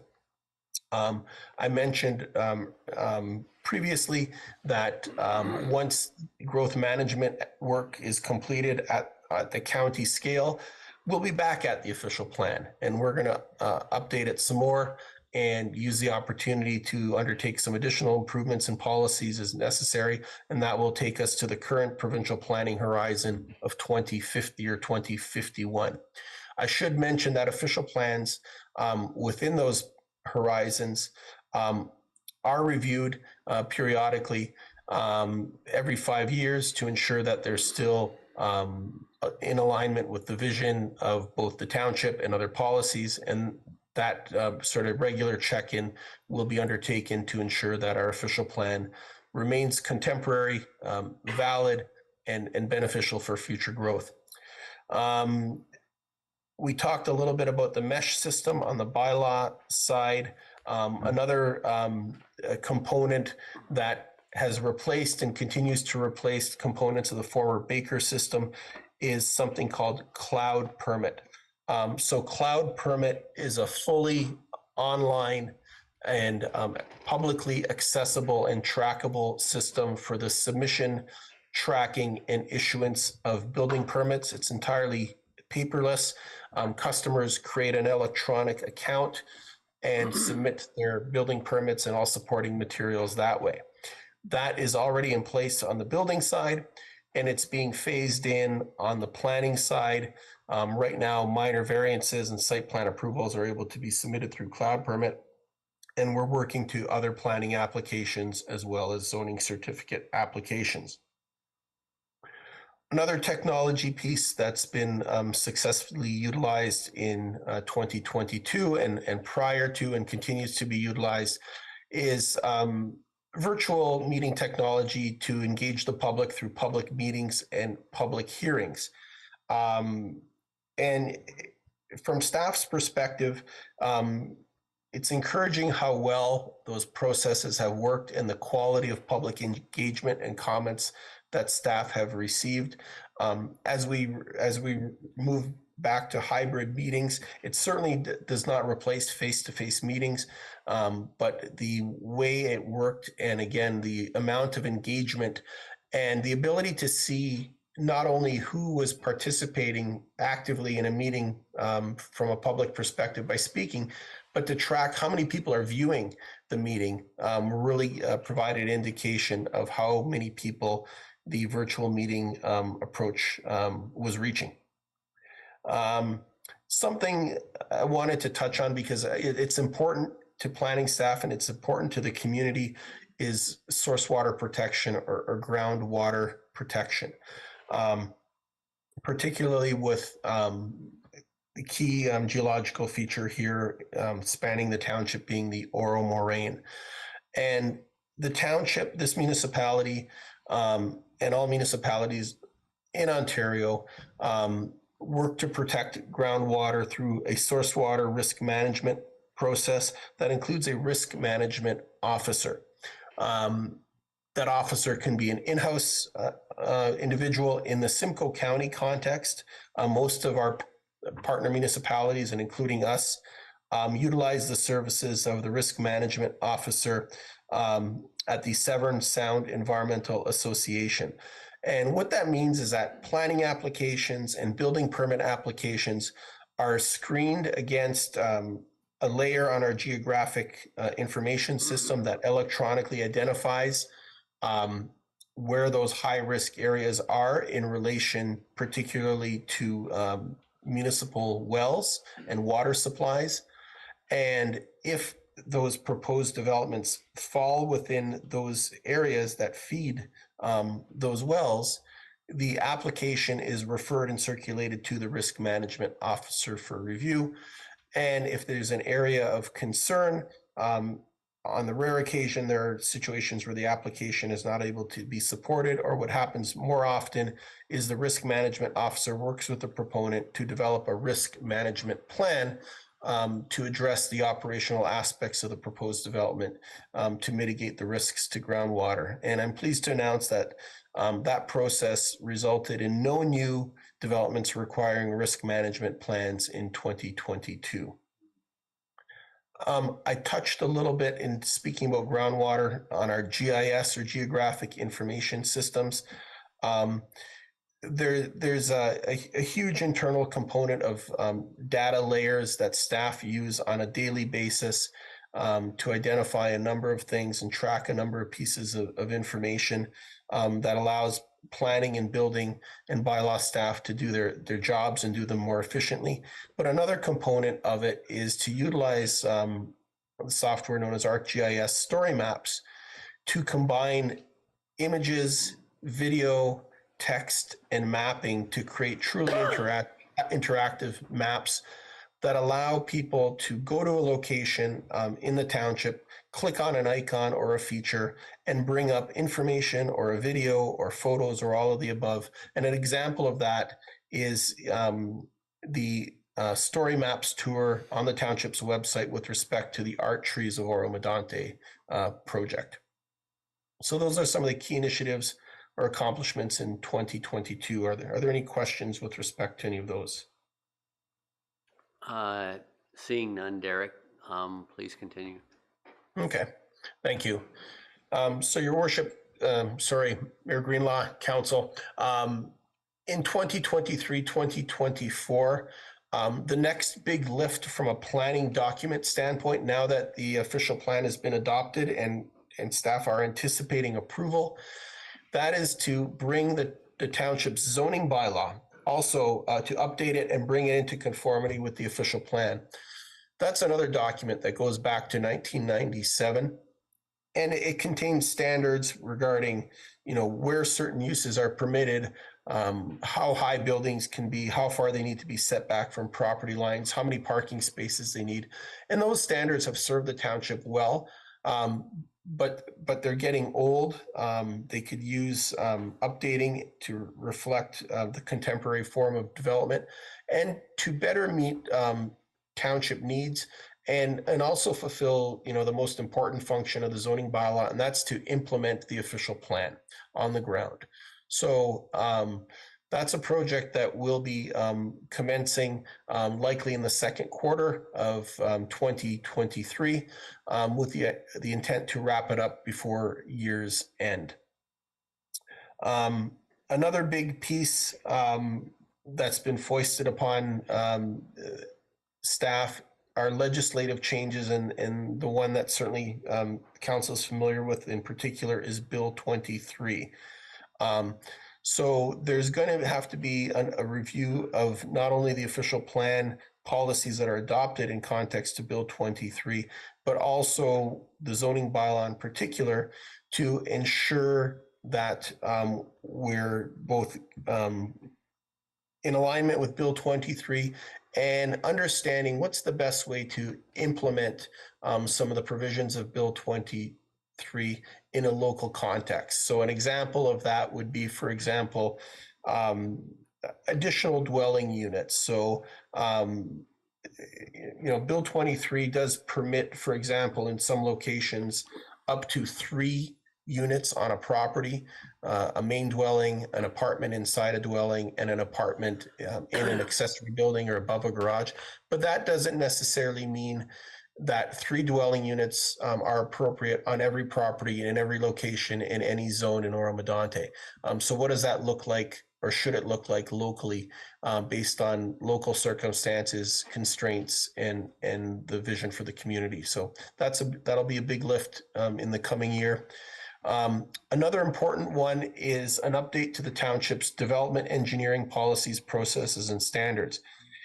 That's another behind the scenes piece, but hugely important to developers and their engineers in terms of these are the detailed technical standards that their drawings and designs need to follow in order to be accepted by the township. And that's being spearheaded by the township's manager of development engineering, Mr. Dave Saunders. I mentioned earlier ArcGIS story maps and used so far to depict the art trees of Oro-Medonte.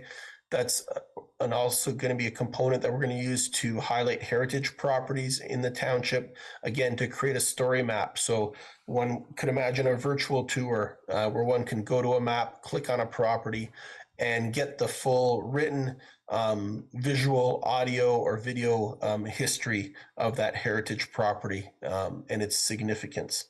Part and parcel with that is the ongoing research that the township's Heritage Committee, newly appointed for this term of council, will be doing to work towards identifying those properties that are on the township's heritage list, identifying those properties that are worthy of heritage designation.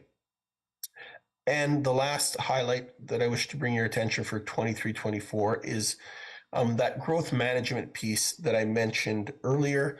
The county of Simcoe is right in the middle of phase 2 of what's called the Municipal Comprehensive Review. So it's a county-wide focus on managing growth, where the growth is going to go, how many units, how many jobs, where, how much land is necessary in each municipality to accommodate those various land use needs to out to 2051. I mentioned Bill 23 earlier. That comes into play here in a significant way because the unknown right now is what the county's future role is going to be in growth management. So in the meantime, staff are going to continue working with our agencies, the county, the province, on that growth management piece, whatever form it takes, because while the mechanics of the process may change, looking at growth on a broader regional scale and not just on a local scale is certainly important to ensure that cross-jurisdictional infrastructure and other land use considerations are addressed. So I'll answer any questions that council may have on those pieces. Any questions at this point? Deputy Mayor Lavoie? Yeah, just one question, if you don't mind. In terms of identifying heritage properties, it was my understanding that the Bill 23 may have created a deadline for that, and so I just want to highlight that perhaps on behalf of the township's activities to ensure that we don't miss any opportunities to lose some of our heritage, which I know, proud heritage, exciting future and all. Thank you. Thank you, Deputy Mayor Lavoie. Derek, just a couple of quick questions. You said the bylaw update would be scheduled for the second quarter, and that would be dependent, though, upon how much back and forth of the OP getting final certification from the county. Is that correct? That is correct. Certainly, the official plan still awaiting approval does not preclude or prevent the background work that's already going on with respect to compiling improvements, for at least from staff's perspective, that should be examined and looked at in the zoning bylaw. But until that official plan is approved, it's a difficult to start that public process because we want to start that public process with a clear and solid understanding of what the policy vision is going to be. So if there are going to be changes enacted potentially through the county approval process to either the policies of the adopted official plan or how certain lands are designated, it's a little difficult to get both hands into the zoning bylaw update process. So the background work continues. Again, that's spearheaded by Mr. Karaskakis, our senior planner. But we're sort of awaiting a decision on the official plan before we launch the public-facing component of the zoning bylaw update. Okay, I guess that's one thing, but then the other thing, that's the obstacle to overcome is any potential appeals to the OP that could be filed within 30 days after us getting the final certification from county, correct? That's correct. in many cases, when you have an official plan, it's rare for the entire official plan or an entire policy section to be appealed. Typically, what one might expect to see, and it's more common than not, is to see site-specific or property-specific appeals. So there is the ability in that case to isolate those appeals, let the rest of the official plan be approved, but deal with those appeals on their own. And that would certainly also, for example, allow the zoning bylaw to proceed, but potentially save and accept for those specific properties that are the subject of any appeals. It's not unheard of for an official plan to be approved and then not appealed. I think the most recent example I can think of was the last official plan for the township of Clearview. So we'll keep our fingers crossed. Okay, thank you. And then just one last question. Have you identified any headcount increase within your department? Not at this time. So there's some, when we see the operating budget, there's some reallocation, but no increase to the complement. And so that, which leads me to my supplemental on this is, so with the downloading of responsibility from Bill 23 of the government of the CAs losing their authority and their oversight, how will we be able to absorb that? And I can see CAO Dunn is playing Jeopardy. He's got his card up to answer my question. Mr. Mayor, I will attempt to answer your question. And earlier today, when Ms. Morrow provided her executive summary, and she mapped out 2023 and then talked about the process for 24, we envision at the end of this year doing the prep work to be before you early in January with a reconciliation presentation. We're looking for endorsement, ratification of a 2-year budget, but there is a reconciliation process. By the time we get to the end of this year, Mr. Whitlib, we should have a better understanding of what that looks like, and should there be additional complement required in that reconciliation exercise with council. Yeah. No, I appreciate that, and I know my concern is there is going to be stuff dumped down on us, and we can't contract the CAs because the Ontario government has been very clear that that was not an option for any municipalities to enter. So, the workload's got to be made up somewhere, and I know everyone's taxed as it is. So, and Deputy Mayor Lavoie, did you have a question?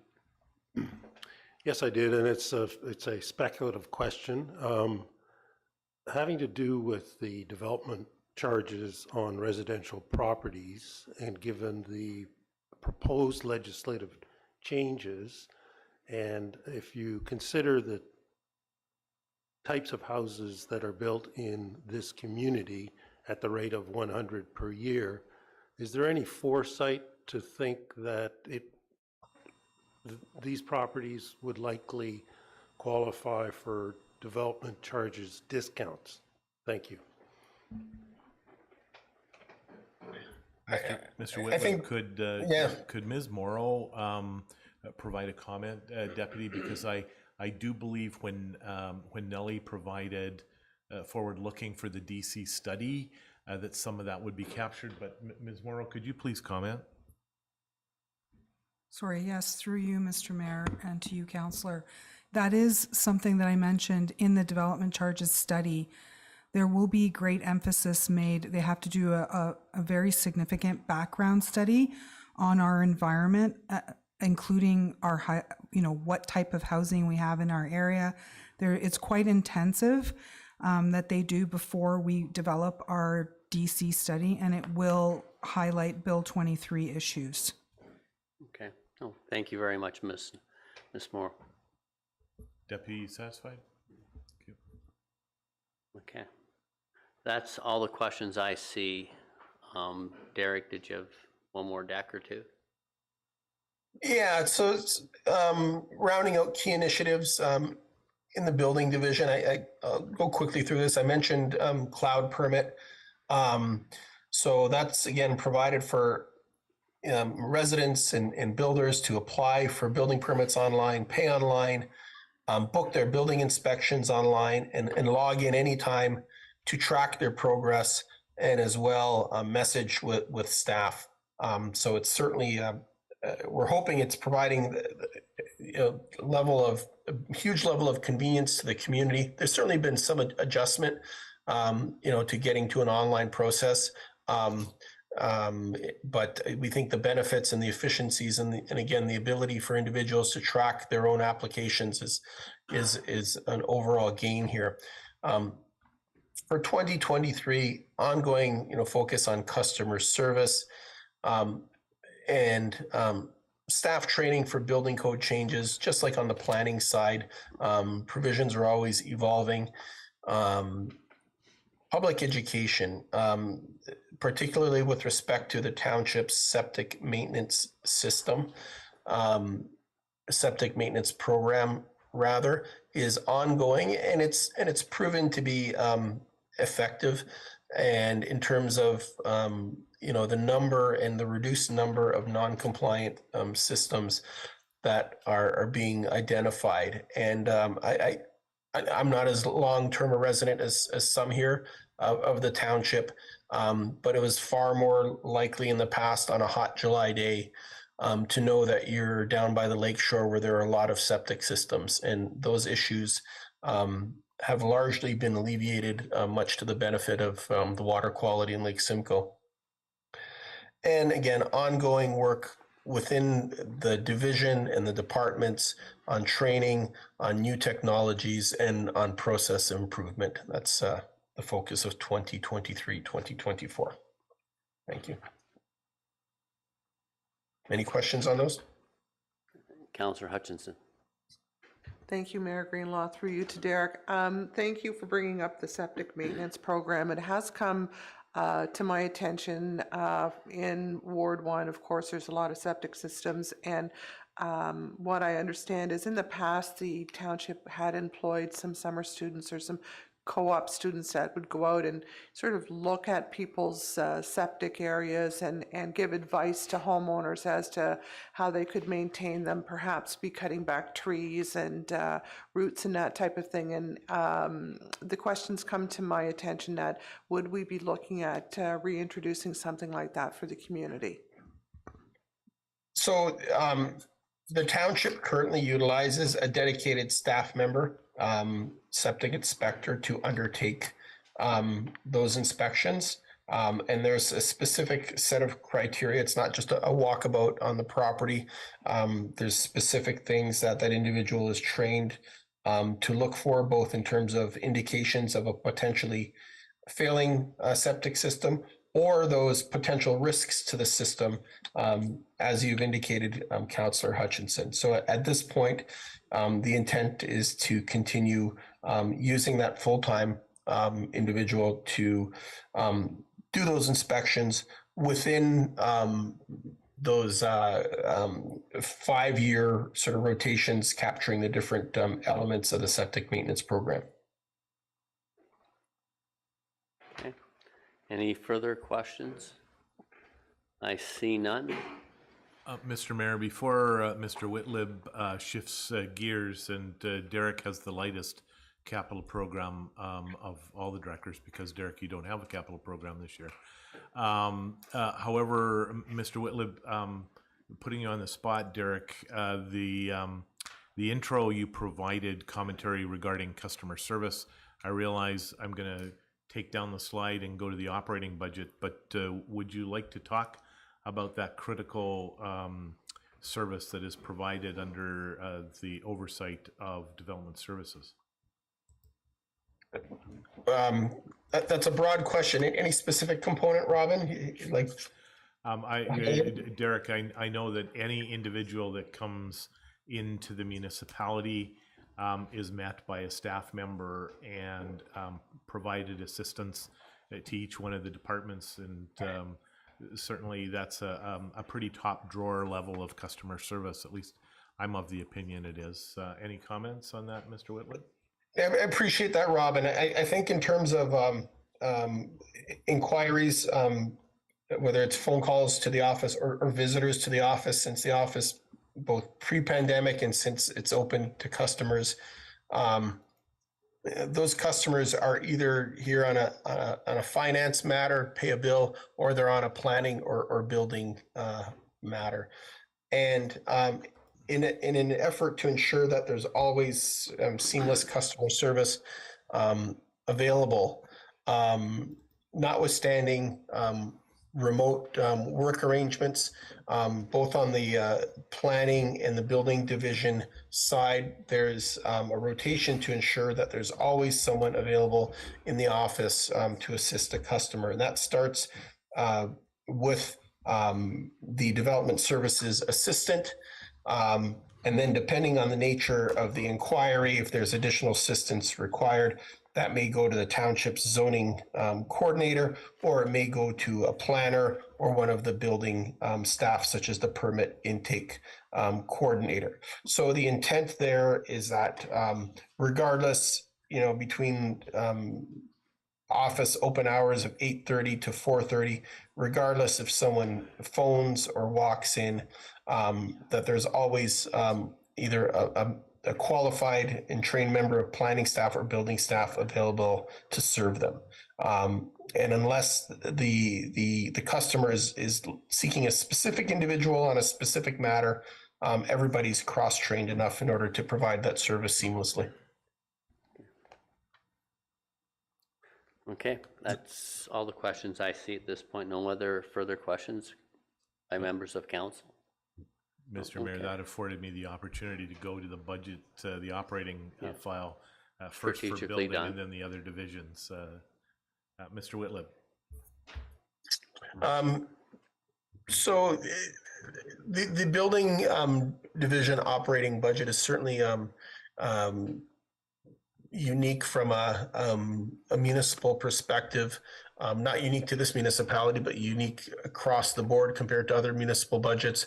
And that's that for the most part, it's intended to be as cost neutral as possible. So when one looks at gross costs across the years and revenues associated with them, there's that alignment that you see there. And that's derived strictly from building permit revenues. For the community's information, development charges do not offset and do not go toward building operating costs. Cash in lieu of parkland collected do not go to offset operating costs. That is strictly done through building permit revenues, and then offset net costs is done through transfer in from reserves. Okay. Oh, thank you. Any questions? Councillor Young? Yeah, it's not so much a question, is a comment. Derek, I have had occasion to personally use planning a number of occasions, and you're quite correct. Every time I've gone there, your staff was excellent in dealing with myself, and they were certainly able to answer any questions I had and further my application there. But you're quite correct that staff certainly appear to be cross-trained, so I just want to mention that. Thank you. Perfect. Thank you. That's all the questions I see at the table at this point in time, so. Mr. Mayor, I've shifted to the planning division for Mr. Whitlib. Okay. Mr. Whitlib, please go ahead. Thank you, Mayor Greenlaw, and to council. So in terms of the operating budget for the planning division, you can see that there's 10 staff full-time complement in the planning division. And that includes not just planners, but the development services assistant, who again is a key point person on the customer service side of things. The zoning coordinator. That's also an important job in the planning and building side of things, because it fully implements the approach that the municipality took from what was then referred to as the planning first perspective, and that is to ensure that before anyone applied for a building permit, they had all their land use permissions in place. So the zoning coordinator is sort of the gatekeeper, if you will, when someone wishes to construct something, who ensures that it's permitted to be constructed in the zone that it's located in, and the proposed design complies with the zoning bylaw before it gets to the building permit stage. And that's very important from a process standpoint, because under the Building Code Act, as soon as a municipality accepts a building permit, whether it's complete or incomplete, whether it's permitted by zoning or not, there's a legislative clock that starts ticking for the issuance of that permit. So the zoning coordinator is a big component of that. And another behind the scenes piece, but hugely important, is the township's GIS analyst. It's probably within the last 8 years that the township has had an in-house GIS or geographic information system trained individual. And to say it's transformed how we go about our business and the efficiency with which we're able to provide service and answers to the community would be an understatement.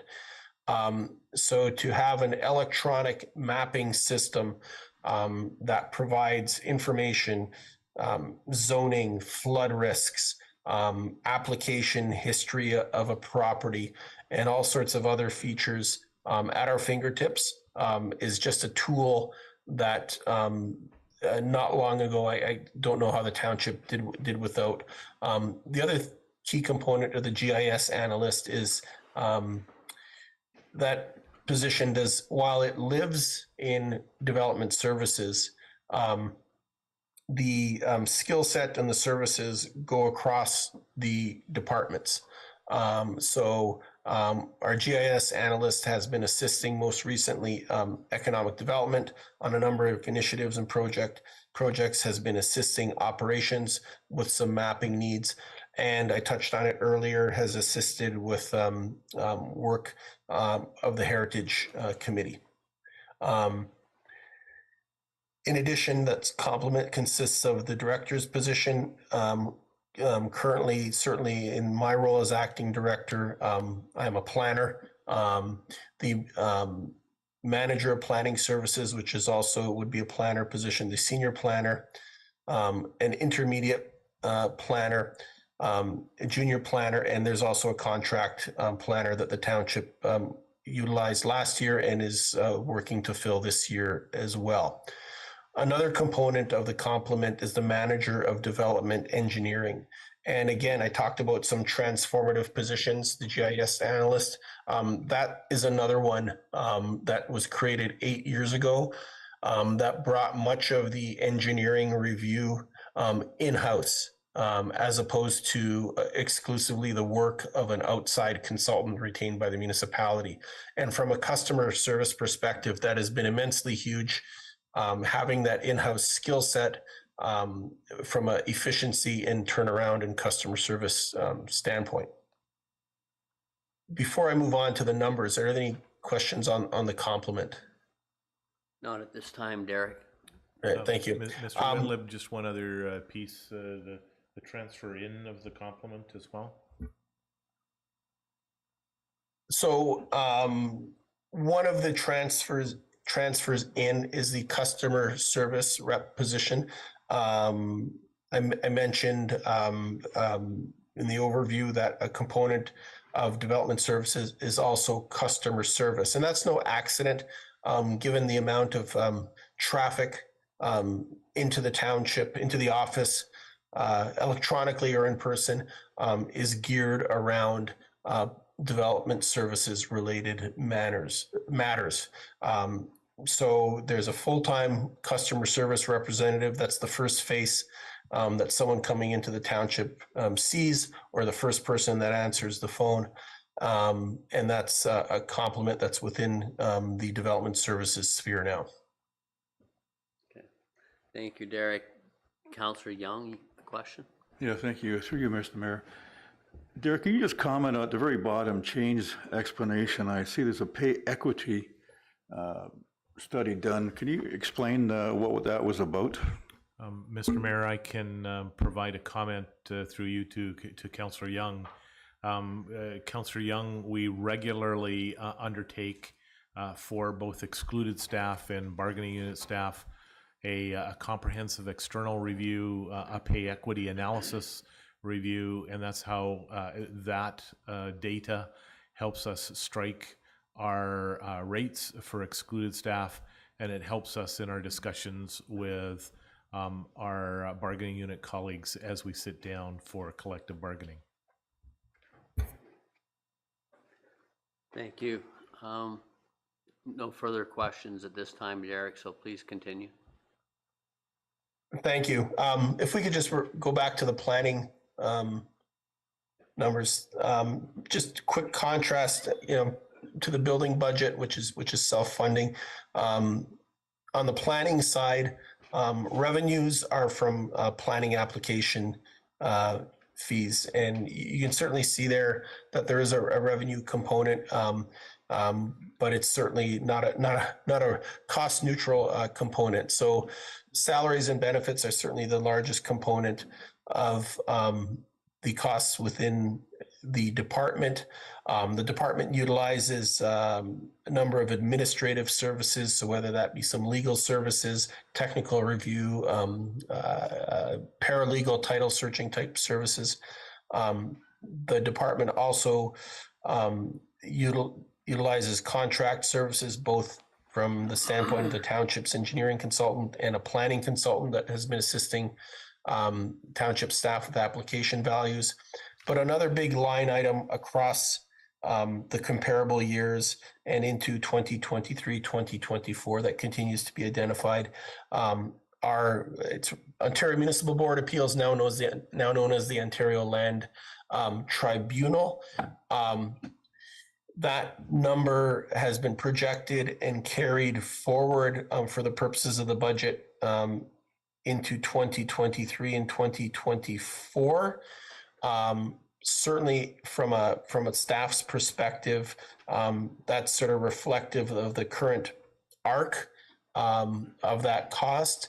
But from staff's perspective, the intent would be to work as diligently to try and minimize those appeals to the extent possible. Certainly in 2022, there are a number of big ones that the township dealt with and to some extent are ongoing. But it's a little hard to predict, but the intent here is to provide a budget number that reflects the current arc that the numbers are on, but at the same time with some optimism that we can perhaps lower that component as we move into 2023, 2024 through some judicious and quality sort of planning processes that reflect the reality of the situations and the applications in front of us. Revenues, again, I mentioned, come strictly from planning application fees. Again, they're not subsidized by development charges or any other fees collected by the Development Services Department. From staff's perspective, moving forward, and I should have touched on this perhaps in the key initiatives, but another component would be to look at reviewing fees and potentially increasing that revenue component. It's something one wishes to do carefully and based on certain sort of fundamental principles in terms of what amount of cost recovery is appropriate while still providing a service to the community and balancing application fees against the needs of and the reality of professional developers, and also providing a fee framework that's accessible and affordable to the residents in the community as well. So that's always a bit of a balance there, but a fee review may assist in that regard in terms of increasing that revenue line. I know those are sort of high-level comments, but I'll try and answer any questions specific to the numbers. Thank you, Derek. CEO Dunn, you had a question? Mr. Mayor, if I could, Derek, I just wanted to underscore your comment with respect to the balance between the expenditures and the recovery. Ms. Morrow identified that was something that would be focused on across the municipality. And two, the number was very similar. Derek, I just wanted to make sure council understood the delineation between what you identified regarding board hearing allocations at 200 incremented up by 50, and the 1% dedication, Mr. Mayor, members of council, that was identified for a legal contingency allocation. So they are different animals, just to be clear. But Ms. Morrow did indicate the importance of a complete across the board analysis from fees and charges. Thank you, Robin. Okay, any further questions? See none. I guess, is that rapid? Municipal law, Mr. Mayor, the next slide. Okay. Thank you. So through the mayor to council, similar to the planning operating budget, salaries and benefits are the largest line item there in the municipal law component. Revenues come in through revenues from animal control. Sorry, was there a comment there? My apologies. And user fees, fines, penalties, that sort of thing awarded through the courts do not make their way into revenues for municipal law. The line item that's there that members of council may not all be aware of are school crossing guards. That's a piece that's funded out of the municipal law budget, providing those much needed services where they're needed in the community.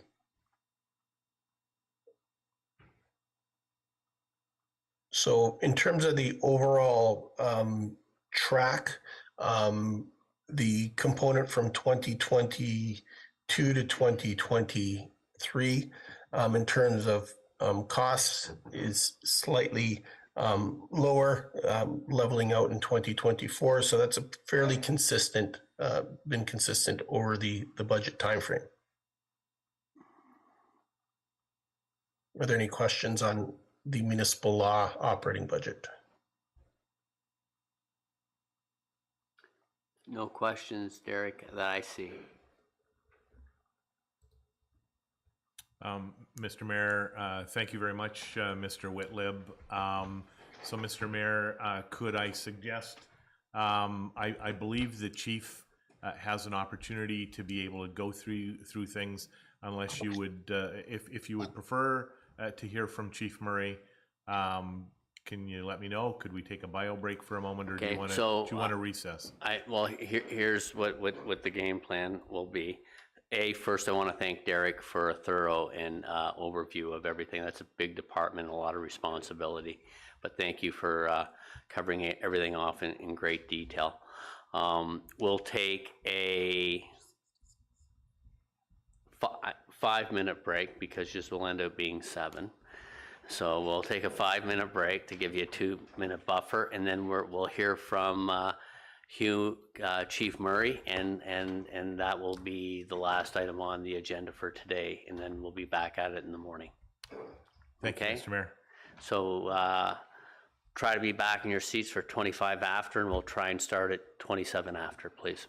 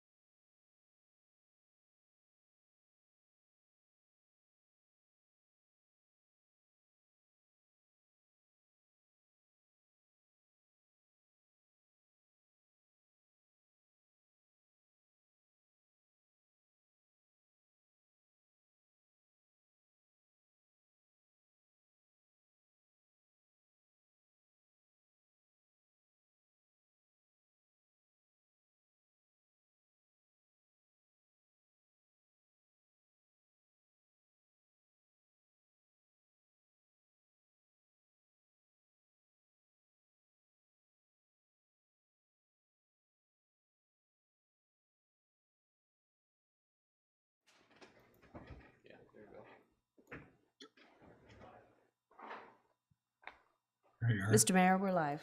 Okay. Thank you, Madam Clerk. Chief Murray, would you like to start your presentation, please? Sure. Thanks, Mr. Mayor and members of council. Numbers up on the screen are a little bit deceiving, and I'll kind of walk through those. And hang on, you're going to hear a pager go off, so let me just shut that. Planned that perfectly. Sorry about that. So full-time complement in fire and emergency services, actually 7. There's one position that's currently vacant.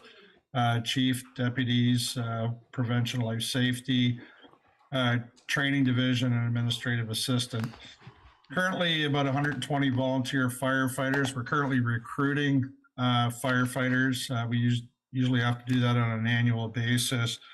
And if we were at a full complement, we'd be upwards of 150.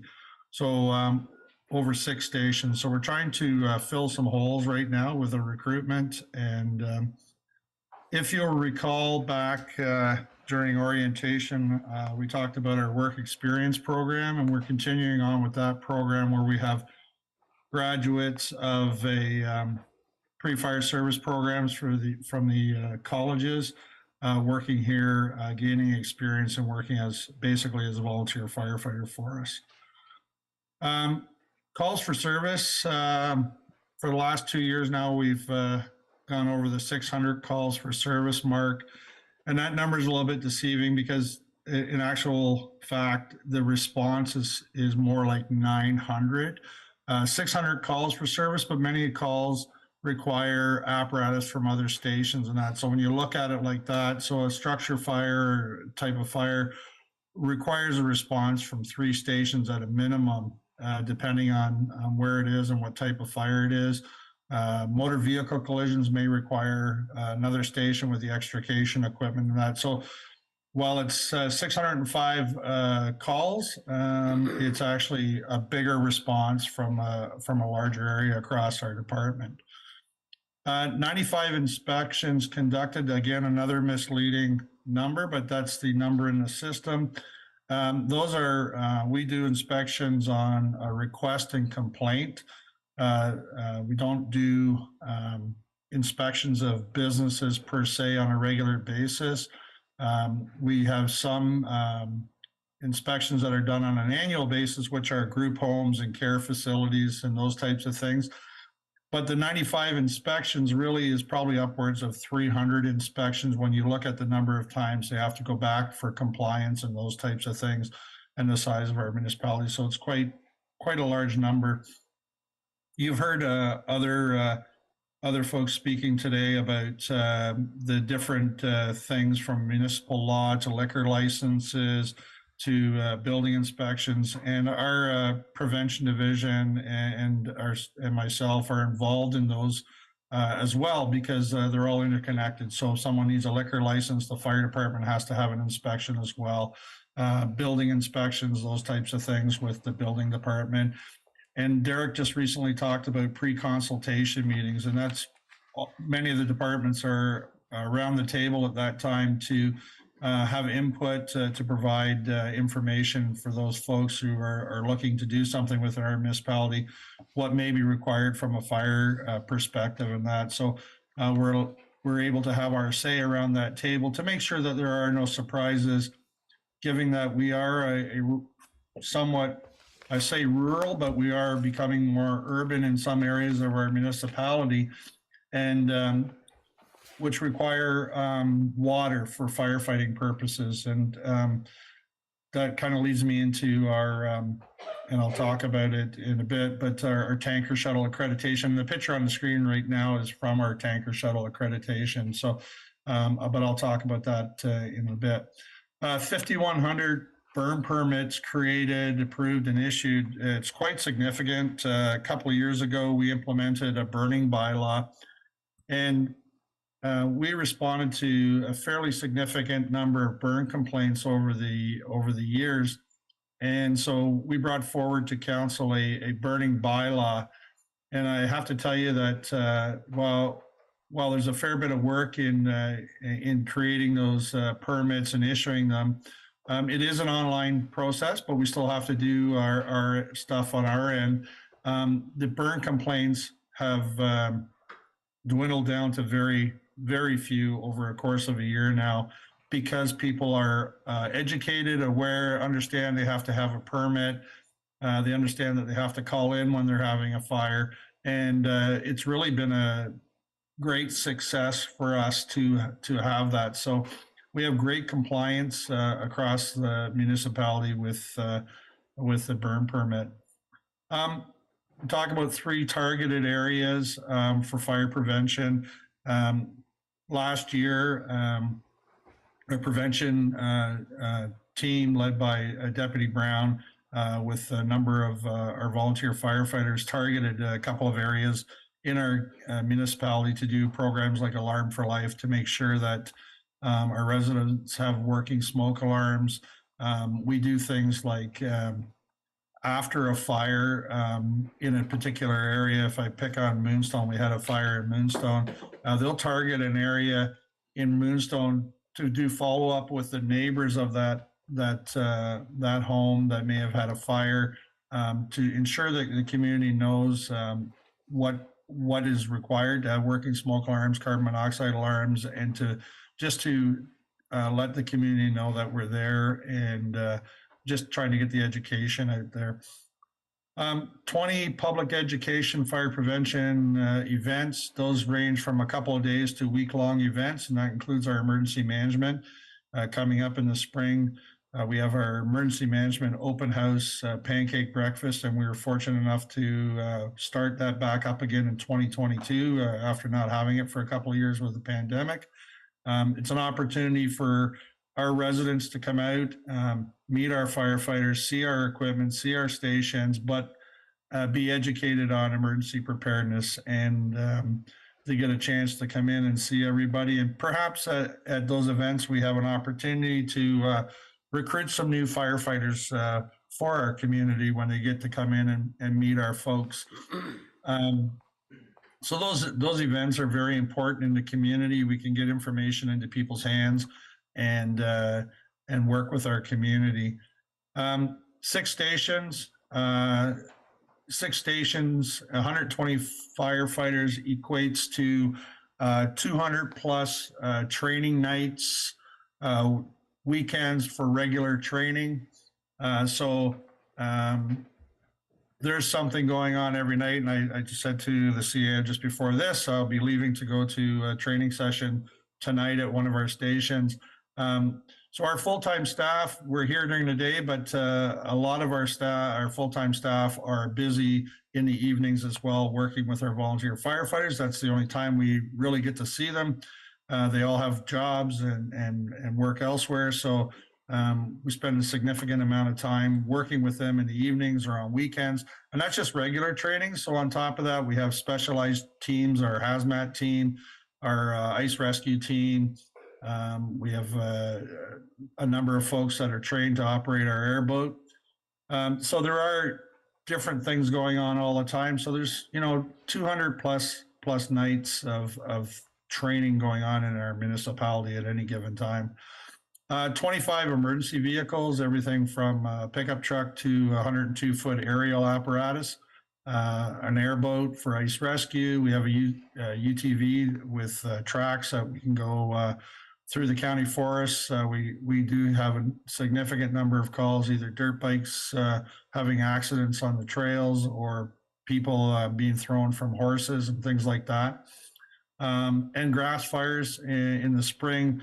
That vehicle allows us to get across fields quickly and carry firefighters and equipment across. Tankers across our municipality, as I talked about, we don't have hydrants everywhere. And so we have our tanker shuttle that we utilize and bring water to fire scenes.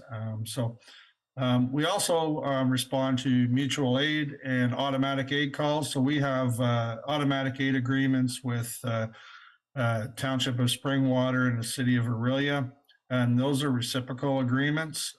So way back when the township had a automatic aid agreement with Springwater, there was a fee for that. Every time they came into our municipality, there was a charge for their services.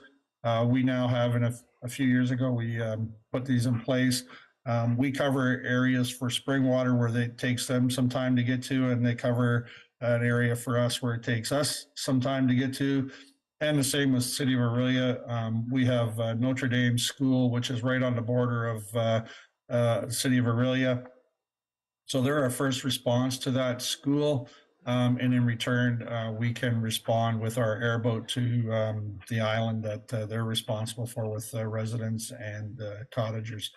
So we have those agreements. So those 605 calls don't cover all of those automatic aid responses. There's not a ton of those, but there are a number of those where we're outside of our municipality and as part of our Simcoe County Mutual Aid Agreement. So any questions there, members? Any questions, council members? Councillor Schell? Yes, I'm just curious, are we responsible for the airport? We are. Okay. It's in our municipality, and any responses to that, we are responsible. Do they have equipment on site there, or do we have to bring our own in? No, there is no equipment. We respond with our equipment. Okay, and how, I'm sure it's a different kind of fire you'd be fighting. Like, do you have that equipment available? Yeah, we have a number of our pumpers that are equipped with foam. We have a rapid response truck. It's a truck that we purchased from Halton Hills. They had, I think they had 6 of them at one time, and they were phasing them out. And what it is a little compressed air foam rapid response truck, and we can, it only carries 250 gallons of water, but with the amount of foam on it, it's equivalent to 500 gallons, 1,500 gallons, excuse me.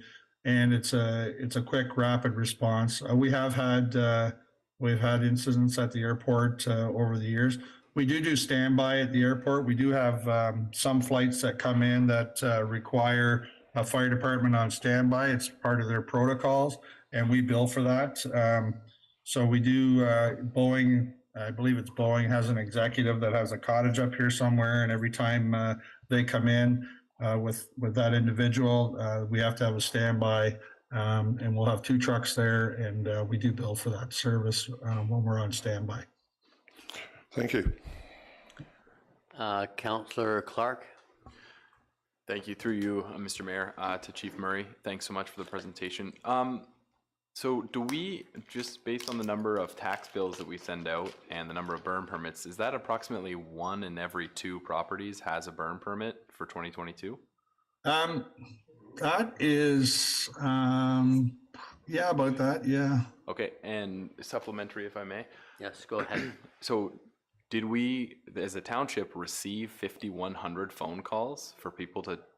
No, so it's an automated, yes and no. It's automated. You go online to fill it out. It still comes to us for verification and approval. So if you're a tenant, for instance, if you're a tenant on a property, you can't have a burn permit without permission of the landlord, the owner, and we have to verify that in our system. So there is a fair bit of time involved in that, but there's a lot less response from an emergency standpoint. If I may, sorry, just to clarify. Continue on. Just to clarify, I understand the permit itself doesn't require a phone call, but when they actually light a fire, before you burn, you are required to call a phone number. And that's an automated system again. So when you dial, how it works off of your phone number. So when you call in, it recognizes your number, and it basically in our web system, it shows us that there's a permit or there's a fire active.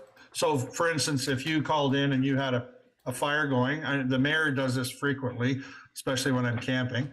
No, sorry, Mayor Greenlaw, but you call it in and you call the number, your number calls in and it'll show that you have a fire. Your neighbor calls and says, oh, they're burning there and da-da-da-da-da. We can look right in our system and say, yep, we're aware of that. And unless they were burning garbage or something like that, we wouldn't necessarily respond. We wouldn't call it a station. It may be the duty officer may go follow up with that instead of a whole station being activated to respond. I don't know if that answers the question. Thank you very much, So, Chief. thank you, Hugh. I guess what with the clarity, what we're just trying to get the clarity in the number is with 5,100. Like, how many times is like? Because I know I phone in. Quite like I phone in every time I have a fire, but it's likely 25 plus times in a summer. So, but is that 5,100 number of calls in? No. So 5,100 permits issued for Residents being allowed to have fires in a calendar year. You could call in 25 times. It doesn't mean we're talking to you 25 times. It goes into the system.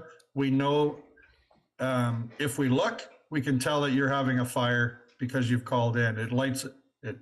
Pardon the pun. It lights up on our screen your address that says there's a fire at your location.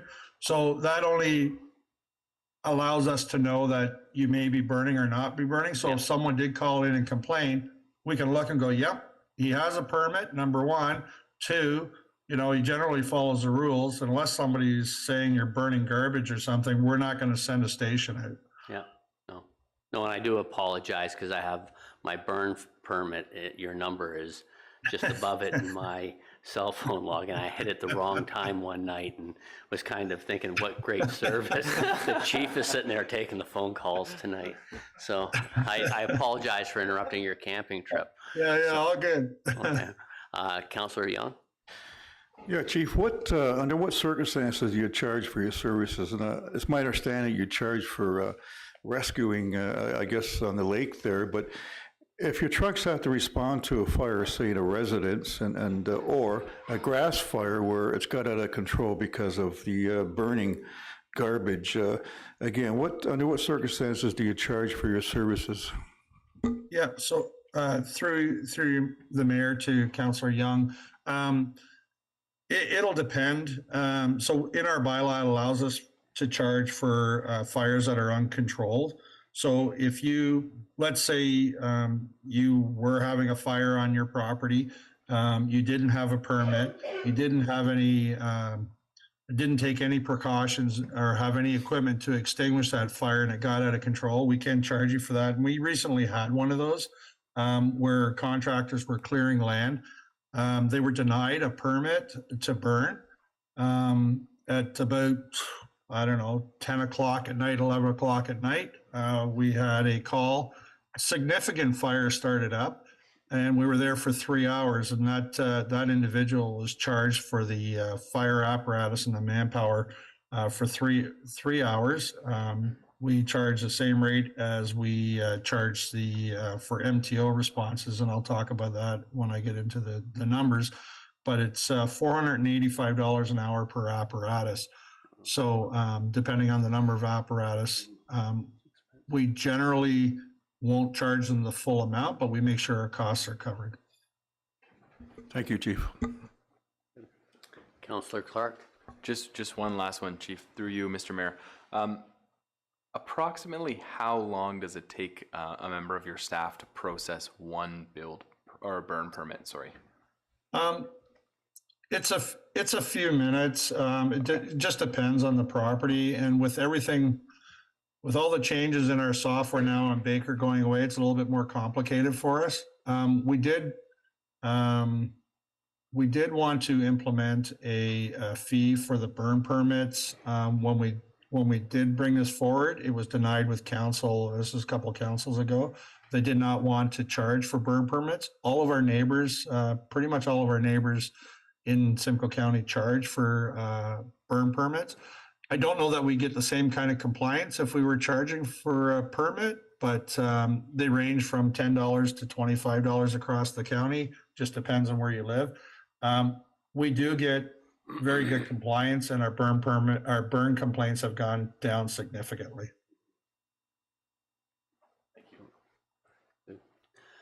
Councillor Schell? Thank you, Mayor Greenlaw, through you to Chief Murray.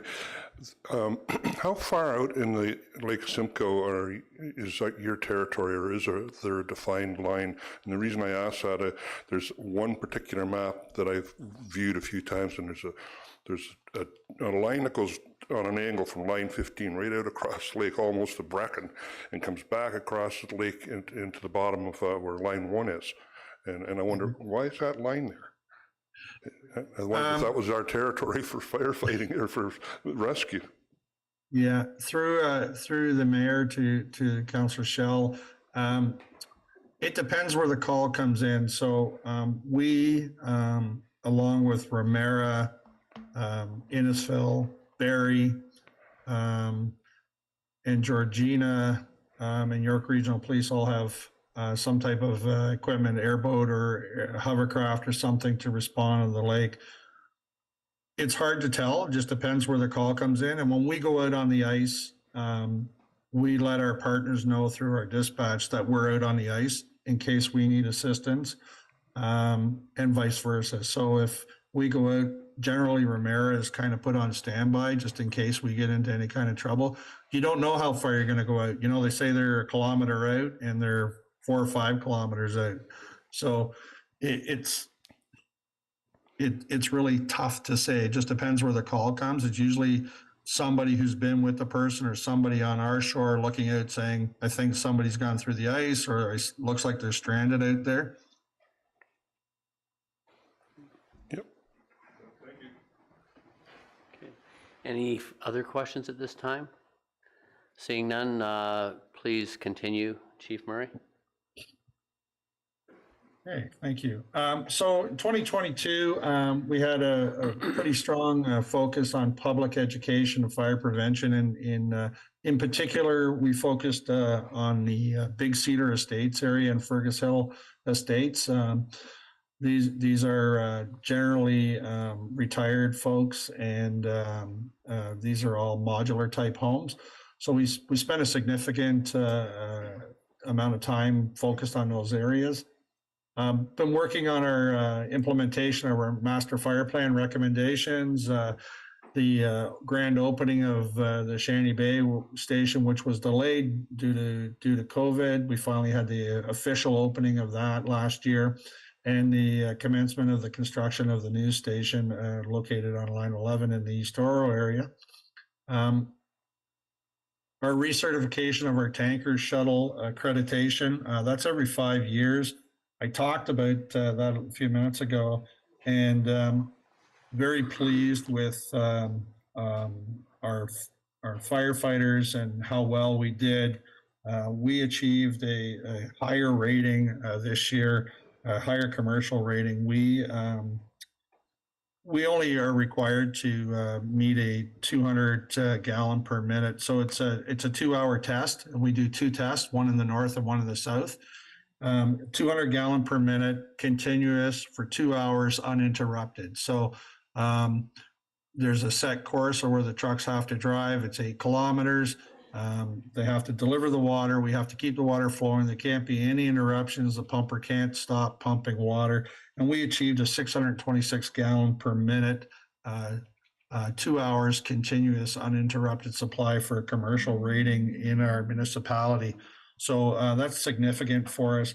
And I should note, I had an email just recently from former Deputy Mayor Huff, who was a big supporter of us doing this accreditation. And he informed me that because of our accreditation, he was able to save 400 and change on his insurance premium this year with our tanker shuttle accreditation being recertified. So he always talked to me about that, and CAO Dunn, same thing. When you look at it from what the potential is saving on a insurance premium versus a tax increase, somebody's going to get a $400 a year savings from our tanker shuttle accreditation is pretty significant. For people that, not every insurance company will give you that. Some will give you a 30% discount. Some will give you a 10, some won't give you anything.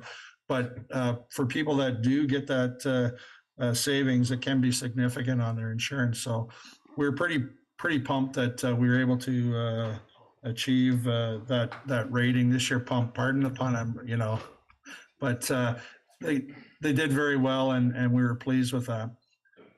We also recruited 18 new firefighters, put them through our training program, and got them into their stations in the fall, and they're working out very well. Any questions on that part for 2022 or the tanker shuttle or anything? Seeing none, Chief Murray. So for 2023, 2024, the focus on completing the new fire station, it's moving along fairly well. We hope to be in that early summer. I was there today and things are moving pretty well. Implementation of our mandatory firefighter certification is a significant project for us. All firefighters in Ontario in the next couple of years have to be certified to firefighter level 2. That's just firefighter. Then anybody who is in a supervisor role, an officer role, has to be certified as an officer. Anybody that does fire prevention or fire inspection has to have those certifications. So there are a significant number of certifications that have to happen in the next 3 years for our department. And then we have 2 years of where we have to have our firefighters that do technical rescues, auto extrication, hazmat, those types of things have to acquire more certifications on top of that. So you can imagine with 120 plus firefighters, we have a significant amount of work to do. And we're going to work hard to try and do that within our budget. Our deputy did a calculation of a cost to bring in help and go outside of $750,000 over the next couple of years to train our firefighters. We are not going that direction. We are going to work hard to try and do that internally. Our challenge has been the ability to get training at was the fire college, which is now closed, and this is part of the new fire hall that council supported and approved with a training ground on the back. And we're going to have a training ground at the new fire facility, which will allow us to keep our firefighters here and do that training on evenings and weekends and those types of things. Currently, the model for firefighter training and certification with no fire colleges, regional training schools, and the regional training schools are all over the province. Courses are not readily available. A course that we paid $65 for at the fire college now costs anywhere from $300 to $500, plus the $65 fee from the fire college, plus paying our firefighters, plus travel, plus expenses to stay away. So having this facility in our township will allow us to do much of the training here and keep our folks close to home. And we're hopeful that we can meet the requirements to have our firefighters all certified in the next couple of years. So it's a significant amount of work that has to happen. It's on top of our regular training that has to happen, twice a month at every station, just for regular training.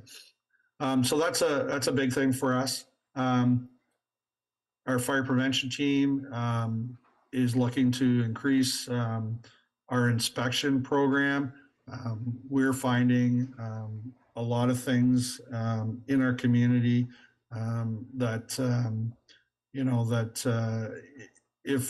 if not unchecked will be a problem for us down the road. New homes that have smoke alarms. Smoke alarms are generally good for 10 years and they're failing after a couple of years in the home. Well, that's because contractors buy them in bulk have them sitting, and when they're building houses, they're probably 2, 3, 4 years old already before they install them. So we're having those types of issues in our community. We're working away on those things. We're working with our resorts to get our fire safety plans in order, those types of things. One of the big things we've implemented, and you all know about PTSD and those types of things. We've implemented our firefighter mental health initiatives. We have 3 members that are trained through CAMH. It's called Resilient Minds. We are putting our firefighters through that program to help our firefighters. We have an EAP program for our firefighters. We have a number of things. We have a critical incident stress team that when we have significant events, we can bring folks in to debrief our firefighters. And you can imagine some of the things that we see. And these are our folks that don't do this full time for their career. And they do this because they want to serve their community. So we make sure that we're looking after them and putting these things in place so that, when they do encounter something that's quite tragic or significant, that they have a way to work through that. And so having 3 trainers on site, our critical incident stress team, I should say our fire prevention officer is also a member of the county critical incident stress team, and he will respond with the team to other departments to debrief firefighters and help them through whatever they're going through. So we think we have a pretty good program in place, and that's our goal this coming year and the next year, is to make sure we get everybody through that program. Again, recruitment and retention of volunteer firefighters is a challenge for us. It's a challenge for every department in Simcoe County, every department in Ontario, and every department across the country. The days of people volunteering for things, and they're volunteers. They get paid a little bit of money. What they make for what they do is not very much. But our challenge is the folks that typically would be a volunteer firefighter can't afford to live here. That's buying $1 million house, $800,000 house. These guys are working all the time to pay their bills. They don't have any extra time. So it's a challenge. It's a challenge for everybody. We responded to a mutual aid call the other year to help another department out. They had 3 firefighters for a structure fire. That's pretty significant to not have those people around. We have challenges. I make no bones about it. We have challenges during the daytime. And during the daytime, that requires, a lot of times it requires the full-time staff here to also go away from what they're doing to respond to those fires. Not that we don't go, but I mean, it takes away from other things as well.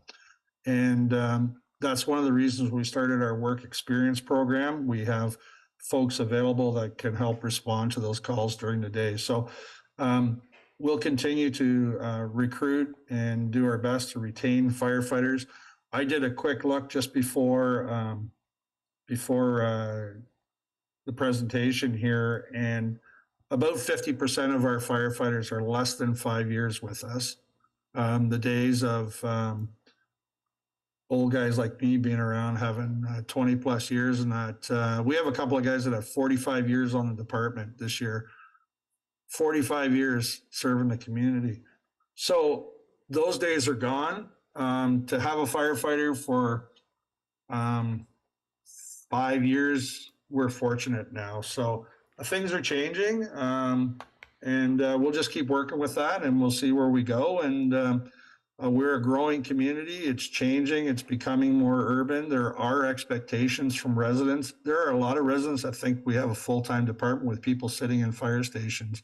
And so that's part of our education program when we go around, to make sure people are prepared, that they're doing the right things, because we are a volunteer service. So any questions, Mayor Greenlaw or councilors? Council members, any questions?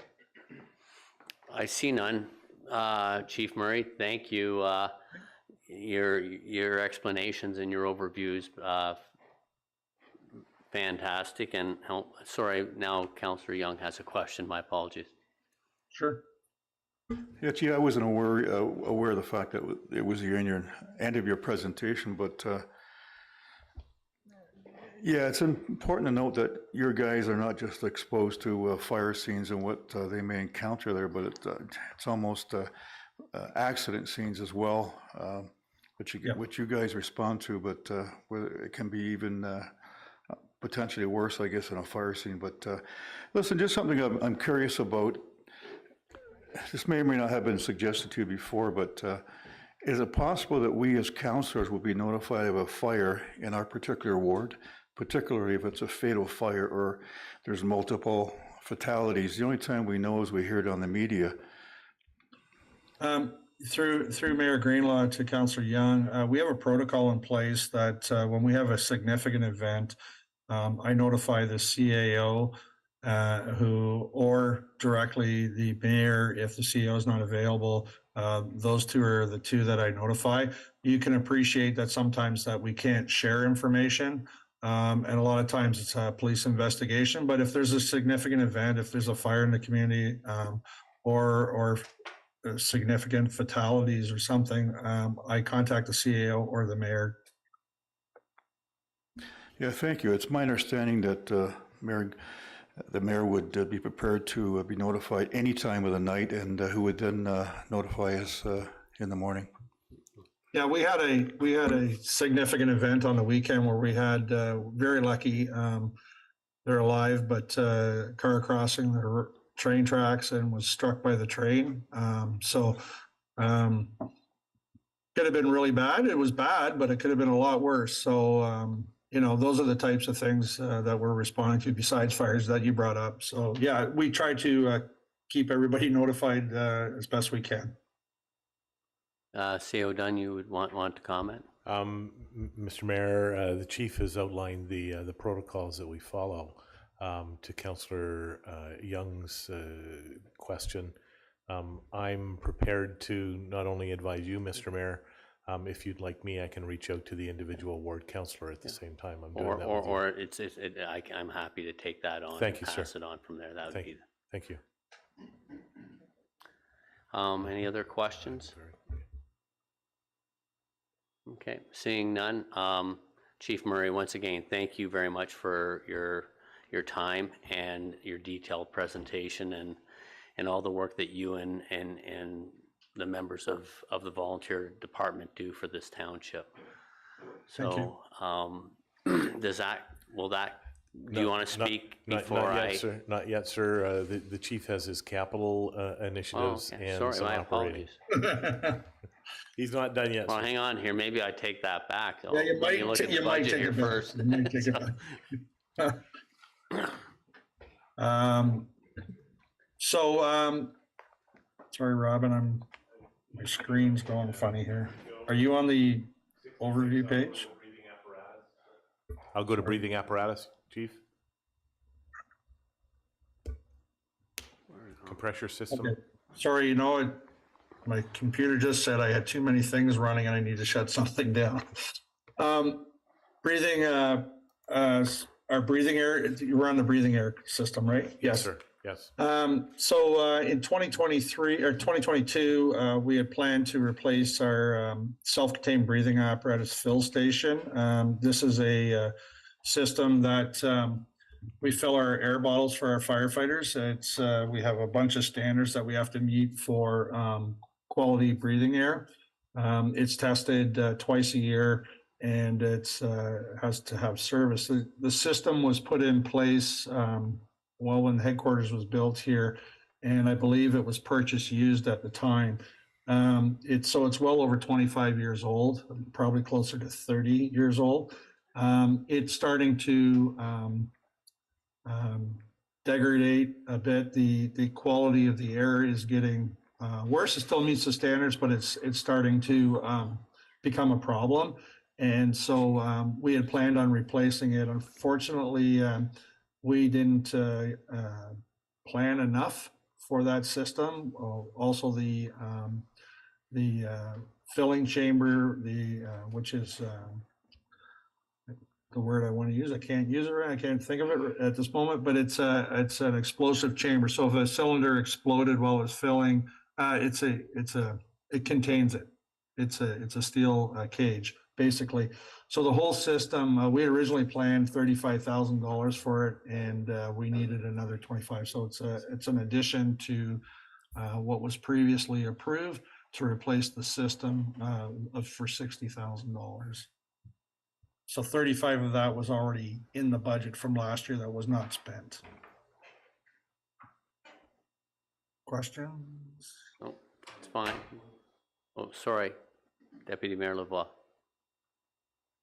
Thank you very much to you, Chief. Is this a new machine that we're replacing it with?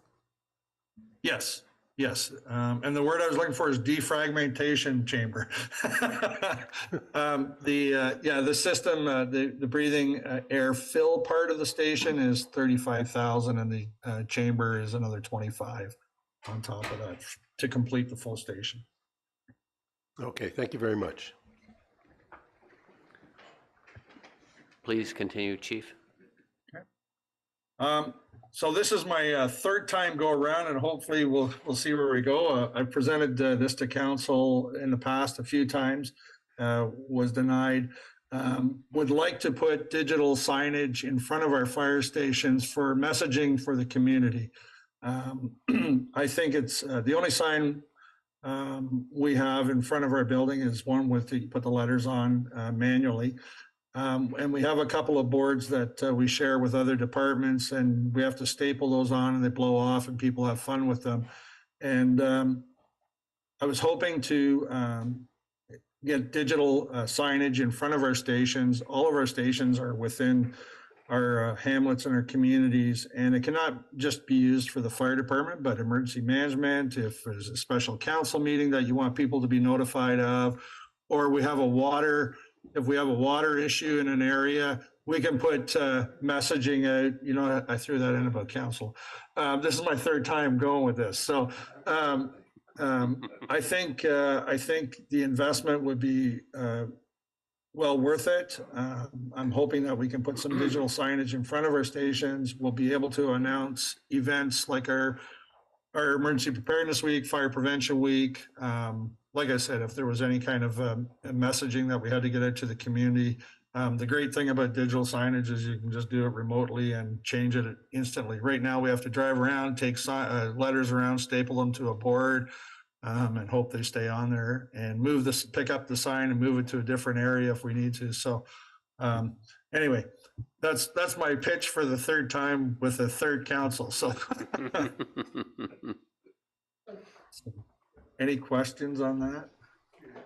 Yes, Deputy Mayor Lavoie. Is this more than one sign? And is it, what's the size of the sign? Yeah, it's similar to what you're seeing there, just a banner type sign that it can scroll across. So we would have our regular sign on our station, but then we could have the digital banner that would scroll across with messaging on it. So it would be at our stations, yeah. And Chief, the deputy was querying, it is for each station, Chief. Correct, yeah.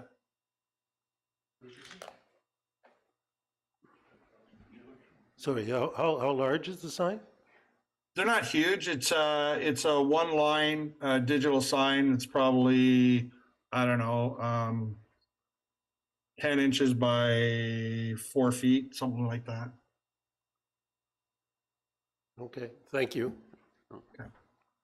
Okay, no, and so the number, but you're asking for, like, the budget, which you've budgeted there, Chief. In year two, is one for 60,000. each station, correct? Yeah, that's correct. Okay, yeah. So, Councillor Schell. Yes, thank you, Mayor Greenlaw. Chief Murray, I think that's a wonderful idea. My question is about existing locations. I know you can run a wire out at the news station, put it out close to the road where people are going to see it, but that's probably the better place for it rather than having it back at the building. So you'd have to probably factor in an installation fee, Yeah.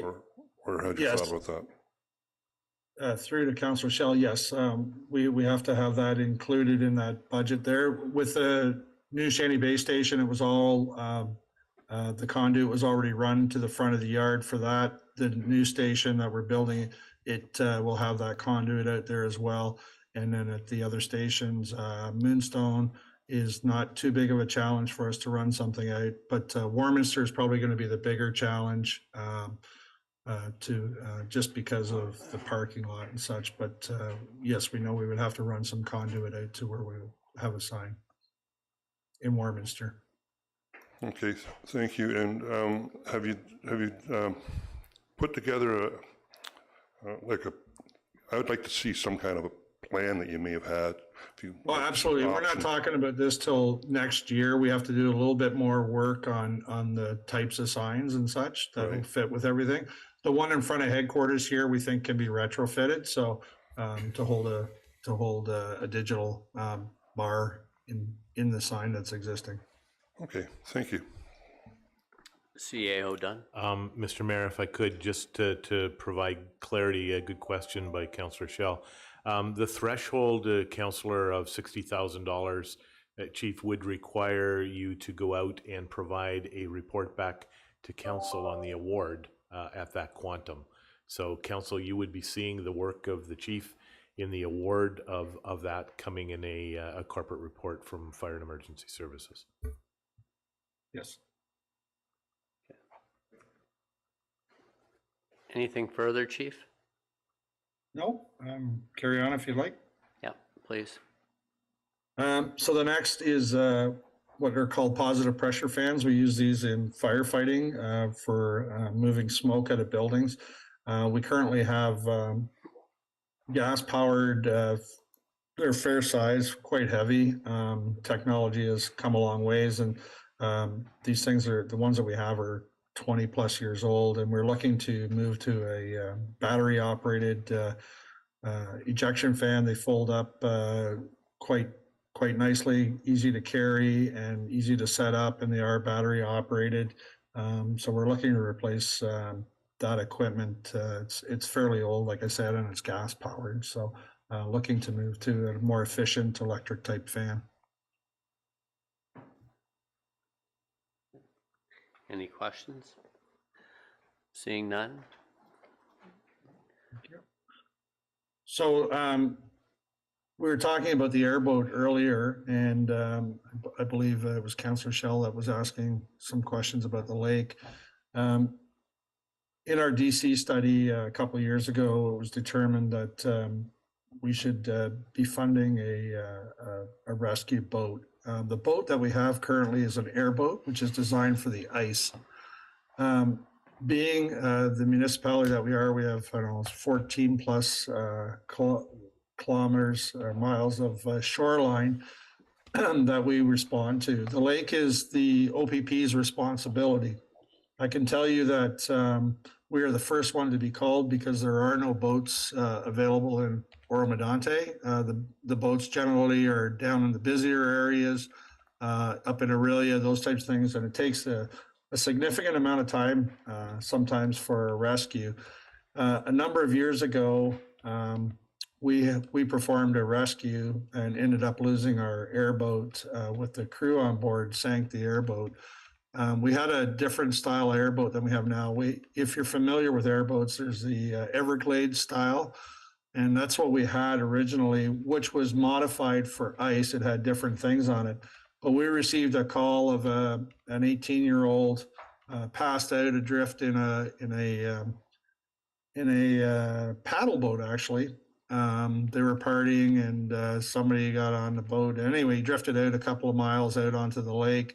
There were no boats available from OPP to respond. So our folks determined that it was safe to go out with the airboat. It didn't appear to be rough. The weather did not appear to be rough. And for those that live by the lake, that can change very quickly out on Lake Simcoe. Our firefighters went out in the airboat. No sooner got the individual off the paddle boat, got a life jacket on him, and hit some rough water. And tried to get out of it and ended up sinking the airboat and had to be rescued by OPP. They were afloat for a while in the lake, waiting to be rescued by the OPP. So we attempted to rescue them. So the purpose of that story is there's a number of times that we are called to go with our airboat, and the waters are pretty rough out on Lake Simcoe for an airboat. It has to propel by the fan. And we performed a few years ago, we had a significant ice rescue, which turned into open water. And the boat performed, but it was very dangerous in the open water. And so we're looking for a rescue boat similar to the one on the picture there. It's a V hull, aluminum hull, Zodiac type style boat to allow us to respond to emergencies on Lake Simcoe. We originally had $20,000 in the budget that was from DC funding, and the boat's going to be closer to the $65,000, fully equipped with a trailer and such. So I'd take any questions on that. Any questions? Councillor Hutchinson. Thank you, Mayor Greenlaw. Through you to Fire Chief Murray. Thank you. I'd just like to get my head around this a little bit in that we don't currently have a rescue boat per se. You have the airboat, which is more used in the wintertime. Is that what you're saying? That's correct. Okay. So, and have we ever had an actual rescue boat in the past as a township? No, we've confiscated people's boats and gone out to do rescues. Okay. But we've never owned our own All boat right. But the water itself is patrolled by the OPP. Technically, it's the OPP's jurisdiction. Okay. But we are called, because we have an airboat, because we would be the closest. The airboat can go out in open water. It's not ideal. It has a flat bottom. It does not have a V-style bottom. It's primarily designed for ice and snow. Supplementary, Mayor Greenlaw? Please go ahead. Through you, Mayor Greenlaw, to Fire Chief Murray, do our neighboring communities, so the city of Barrie or the city of Aurelia, do they have their own rescue boats or do they rely on the OPP? Through the mayor to Councillor Hutchinson, City of Aurelia has had a boat donated to them to use, I think, for the season. They recently got a grant and they have a small Zodiac for Lake Couchiching. City of Barrie has a Barrie Police boat, which responds to their water incidents. We have been called to, we've had a fire, we've had a couple of fires on boats that we can't respond to, and we've had to wait to either York Regional Police or Barrie Police or OPP to come, and OPP generally don't have anything to deal with that. So, yeah, that's, Barrie Police have a boat. That's the closest boat for police. Okay, thank you very much. CEO Dunn, please. Chief, I apologize, Hugh. I cannot remember the name of the bylaw, the regulating bylaw governing this. ENR bylaw, or establishing and regulating bylaw? Thanks, Chief. Could you just provide a comment on the basis of that bylaw and that and the service that you provide under that? Because it's at the direction of council, Chief, the striking of that bylaw. Sure. Thanks, Robin. We're required under the FPPA to have an establishing and regulating bylaw. And what that bylaw is a bylaw that allows us to operate, gives us our authority from council to the types of service that we provide. In our bylaw, it talks about responding to fires, responding to rescues, and those types of things. So it lays out a number of different things we can do, and it lays out the authority given to me by council on how we can respond and where we can respond. So even in that bylaw, it gives me the authority to respond to assist other municipalities if deemed necessary. It also in that bylaw restricts us from doing certain things. So high angle rescue, we only do awareness. We don't do high angle rescue. We don't do confined space entry. Those would all have to be contracted services. So that bylaw lays out very specifically the level of service our fire department responds to and how we respond and where we respond. So Chief, thank you. However, that's great. Hugh, I couldn't remember the name of the bylaw. Thank you for that. At the end of the day, Chief, it is council that determines the level of service provision, and what you're identifying is a piece of equipment to be able to do that. Correct. Council's support of this would in all likelihood require you to do a refresh on the bylaw. If I may, Robin, it is actually in our bylaw that we do rescue on the lake. Not just in the wintertime, but... Not just in the wintertime, okay. no. So we, our method right now, we have a piece of equipment called a Fortuna. I don't know if anybody's familiar with a Fortuna is, but it's an inflatable rescue craft.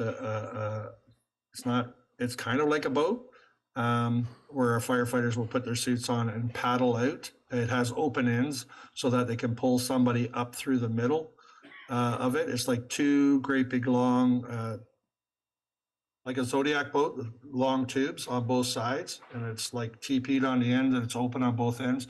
So they would have to paddle that out wearing their rescue suits for open water or ice water, and reach somebody and pull them up on that and bring them in. So that's a manual paddling out onto the lake to do that. We also have Bass Lake that we're responsible for as well. So we get called to Bass Lake fairly frequently for, because there's a provincial park there, people get out, rent canoes and that, get in trouble and flip their canoe and that over. So we have more than Lake Simcoe, but we also have Bass Lake. Okay, thank you. Any other questions? Seeing none, Chief Murray. Great. Continue on, please. Okay, thank you. So the next item here is an expansion for fire headquarters. In our fire master plan, it was determined that we would need to expand headquarters to accommodate our growth in the community. The station was built just after amalgamation. It was intended to take the department for 25 years or so, and we're at that point. When the fire station was built, it had a chief, a deputy, administrative assistant, and 12 volunteer firefighters working out of it. Today, there's 7 of us. We're using our meeting room as office space. Our training room is our emergency operations center. It never was. It's our EOC, it's our training room, it's our lunch room. We're at capacity from an office space. The firefighters that work out of the station now, like I said, originally we're 12. We're over 20 firefighters working out of this station. It is our central, if you will, station headquarters. We do a lot of our equipment distribution from here. We run a lot of things from here. And our community is growing. The DC study was done. This was part of it, that with the growth in the community, that we would have to expand onto the station. It was originally approved by the last council and put on the shelf with the building of the new station. Part of our original plan was to build a training center behind the fire station on lands that were acquired where the school's going now. When that land was purchased originally, and correct me if I'm wrong, Robin, but I don't think I am, that it was purchased to support water, fire, and parks and rec. So with the school going in there, taking a significant amount of property, the growth in the area and those types of things. With the new station and the land we acquired, we were moving the training piece to the new station, but we still require space for our firefighters and the growth in the community and for our full-time staff. So this was, like I said, originally approved, put on the shelf when we determined to build the new station. The firefighters that work out of this station don't have any space of their own. And they share that space, the training room with the full-time staff. Our meeting room was never designed for all the things that we're doing out of it right now. And like I said, originally it was built with a chief, a deputy, and administrative assistant working out of here. So we're at capacity from an office space. The building is about 27 years old. We have a lot more of equipment, a lot more central inventory that we manage from here. Our breathing apparatus, our fill station, all that is run out of here, where we used to have it out of 2 stations. All of that's done out of 1 station here at headquarters now, with where the equipment is. So we're looking to try and move that project forward and put the addition on. This would give space for the firefighters, better facilities for after a fire. One of the things we're tasked with is cancer prevention. When I joined, we never had any services for cleaning bunker gear. We wash bunker gear every time they go to some type of an incident now. We want our firefighters to shower as soon as they come from a call. We're trying to decontaminate things as quickly as possible from any kind of a call. And so with the Ministry of Labor, we've been given guidelines on different things on cancer prevention, on decontamination, and having those spaces available. So we are looking to provide a new meeting room, some new storage, some new showers and office space, and to provide a little bit of a lounge area for the firefighters. We want our volunteers to hang out at the stations. We want them to be welcome in the stations because we want them to come and support the community and be able to respond. And if they have a place where they can go and do things together as well, it's not a community room or anything like that, but it's a place where they can come afterwards and debrief and those types of things. We want to be able to have those spaces available for our firefighters. The growth is continuing in Horseshoe Valley. We have development happening all the time around us. This station is now the busiest station out of all of our stations. The station ran last year 150 calls of their own, not including any other responses to other stations. We have the resort down over the hill here. We have development happening in Craighurst and up here close to the station. Braystone is another area that the station responds to. So it's growing. It continues to grow. It's been identified in the DC studies. It's been identified in our master fire plan in 2014. And as I said, it was initially approved, but put on the shelf when we started to build the other station. So take any questions you have. Any questions? Mr. Dunn? Thank you, Mr. Mayor. Chief, I believe I'm correct. When this was originally identified, it was 100% DC funded, and certainly earlier today, it was quite a while ago, Ms. Morrow indicated she would be bringing a reserve fund continuity schedule before council on the 29th. You'll be able to verify that I'm correct, Ms. Morrow, and showing the reserve balances, including the DC allocation. Yeah, you're correct, Robin, that this was in a DC study that it would be 100% funded by development charges. Thanks, Chief. Okay. No other questions at this time. Please go ahead. Sorry. The next one is our Warminster Station. This project was originally approved, and we've deferred it to coincide with Mr. Bin's work that he'll be doing on Warminster Side Road. The parking lot, so the original station, you can't really see it in this picture, was to the right of that station. It's up on a bit of a hill, and it was a single base station way back when, 100 years ago, when I started in the department. It was a single base station, and the property that this is built on, the firefighters cleared that property. The station was built just before amalgamation. It was 3 bays. The piece you see off to the left was built 2 years ago. We had a small training room on the side that was built by the firefighters. And the reason I'm pointing that out is our firefighters, where they can, always come to help support, do these things. So the original training room that was on the side of this building was built back when I was the district chief of that station. 4 other firefighters and myself built the little training room that was on the side with a $9,000 budget that the chief had. And he said, go ahead. And we built a small little training room.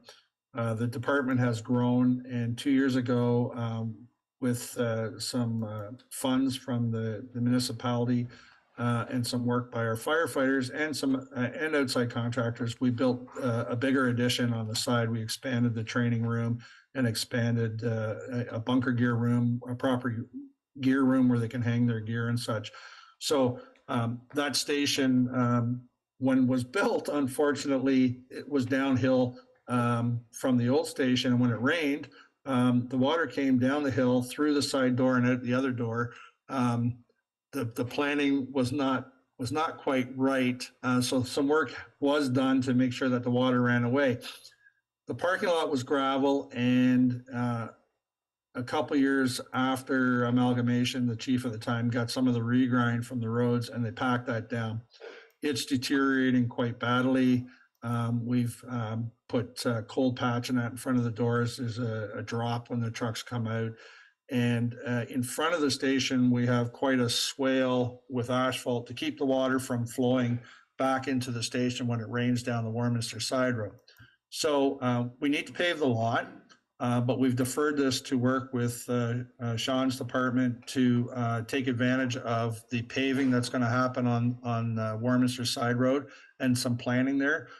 We think that there could be some savings there, and the design with Sean's group will keep the water flowing away from the front of the station. So trying to take advantage of what's going on with the roads department. So that's that. Okay. Questions? Any further questions? Yeah. No. I guess one question I had, I know, did the fire department receive any donations that we can utilize toward the budget in the past? No? Well, yes. Yeah. Not for anything other than a piece of equipment I'm going to talk to you about. Okay. So, and we've utilized that already? No. No, okay. No, that's fine. So if you'd like, I can just talk about that separately. Should I, Robin, is that okay? Please, Chief, I think a response to the mayor is in order. It was a substantive. Sure. So Mayor Greenlaw, and would have seen it on the news with the Warminster Legion closing. We received a significant donation for the Warminster station. I'll give you a little background. Warminster station, which was my former station as a volunteer, had a very close relationship with the Legion in Warminster, and our firefighters association at the time, we used to hold dances in Shanty Bay at the school. When the school had it as a community hall, we used to hold a fall dance fundraiser kind of thing there. And we moved it to the Warminster Legion a couple years after getting it going. And we had a 25-year plus relationship with the Legion. Our dances, we believe, really helped the Legion keep keep open. We packed the place a couple times a year. They had the liquor sales and those types of things, and we had live bands and we had DJs and that.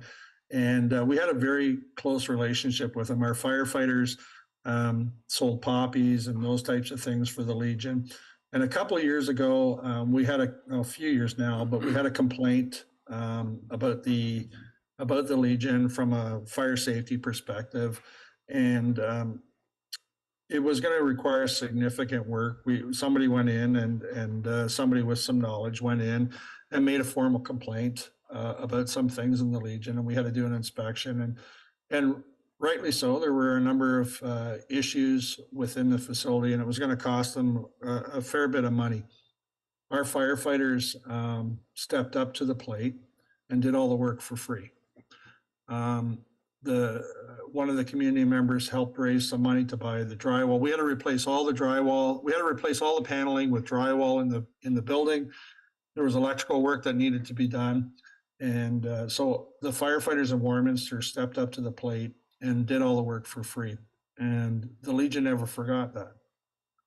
So when they were unfortunately going to have to close the Legion from dwindling membership and lack of use, they sold the building and donated $225,000 to be used for Warminster for a truck.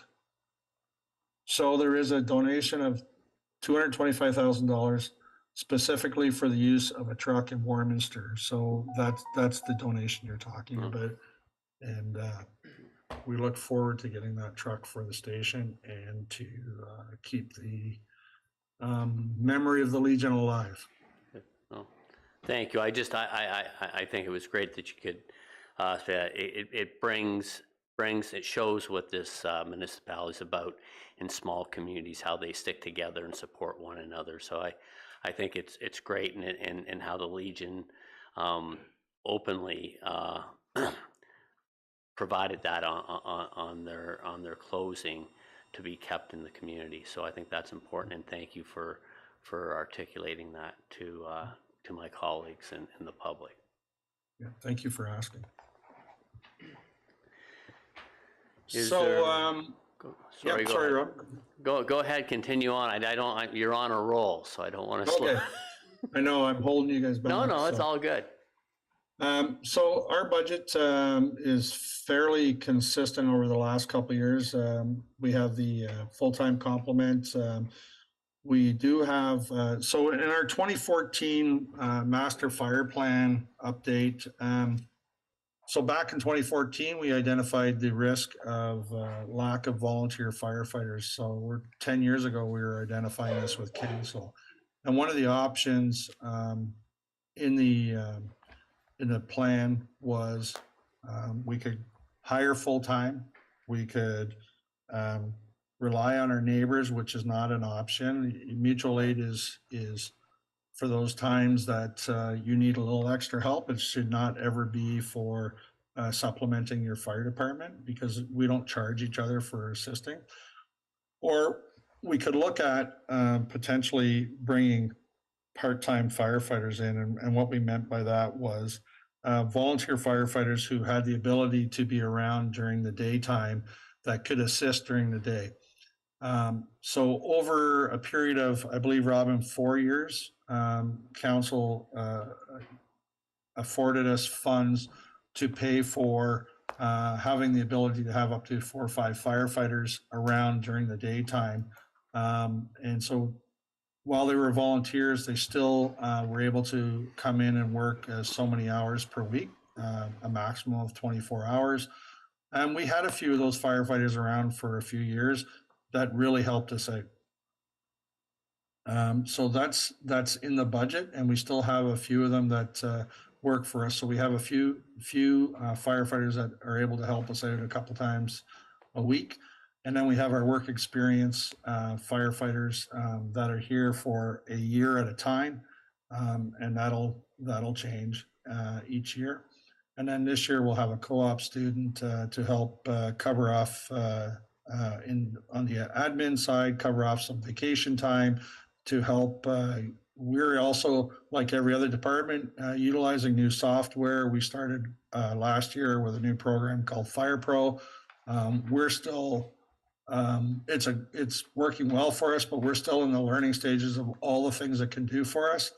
So we still need some help with that. And as we get into our firefighter certification, there's a lot of documentation that has to go along with these things, organizing courses and such. So we're going to have a co-op student assist with some of that over the course of the summer. As far as our budget, it's pretty consistent.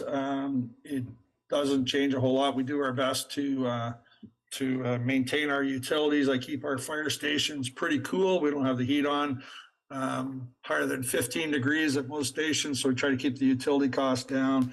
The only time the temperature gets cranked up is when they have training at night, other than headquarters here.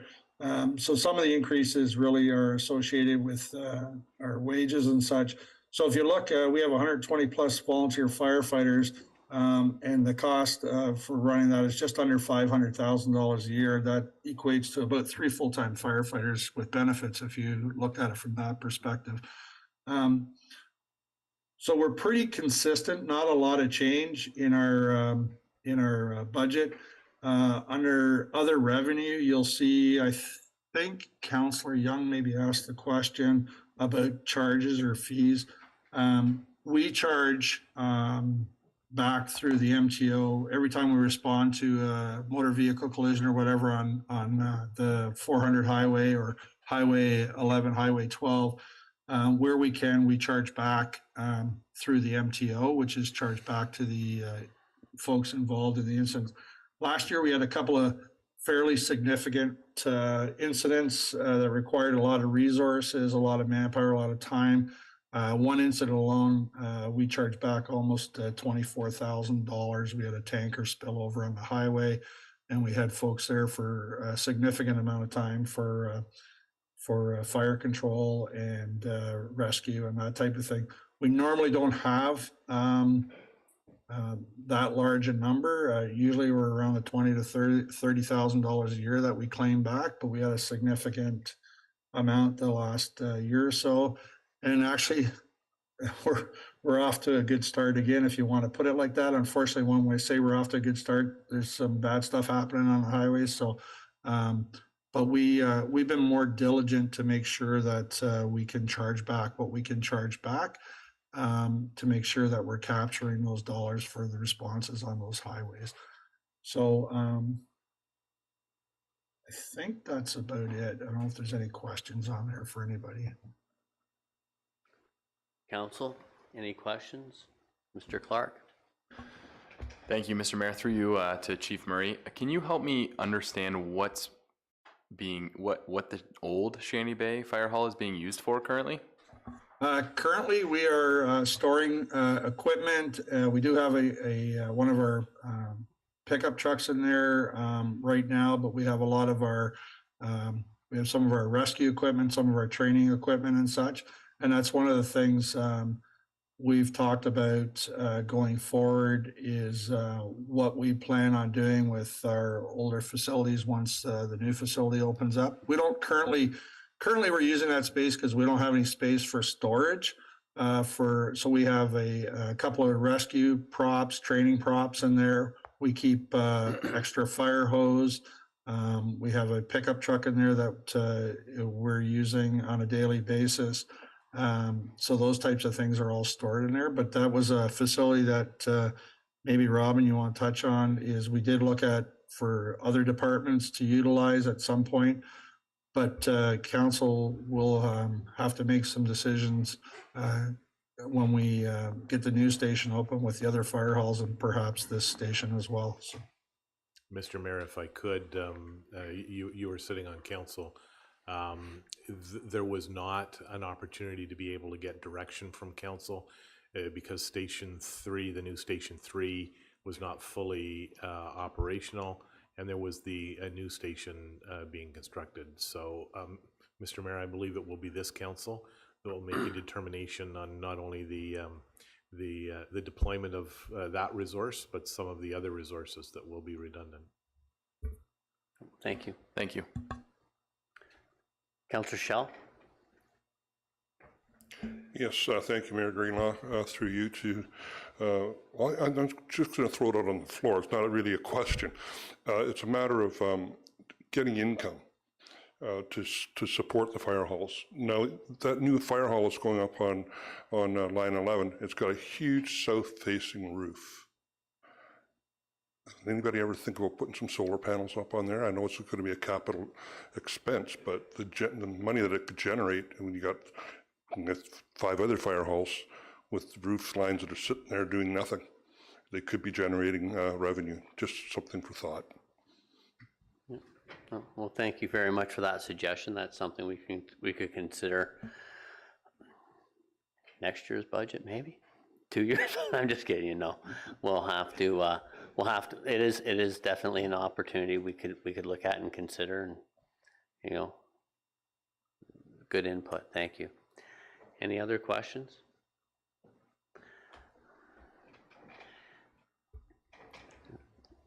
Yeah, yes, Mr. Mayor. CAO Dunn, you have a question? No, Mr. Mayor, it's not a question, it's a wrap-up. I see there were no further questions for the chief. The chief in closing indicated the cost of roughly $500,000 for the volunteer firefighters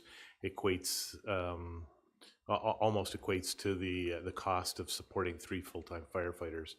The chief does not brag a lot, Mr. Mayor, and I think it's important to acknowledge the leadership that Hugh provided in the WEP program.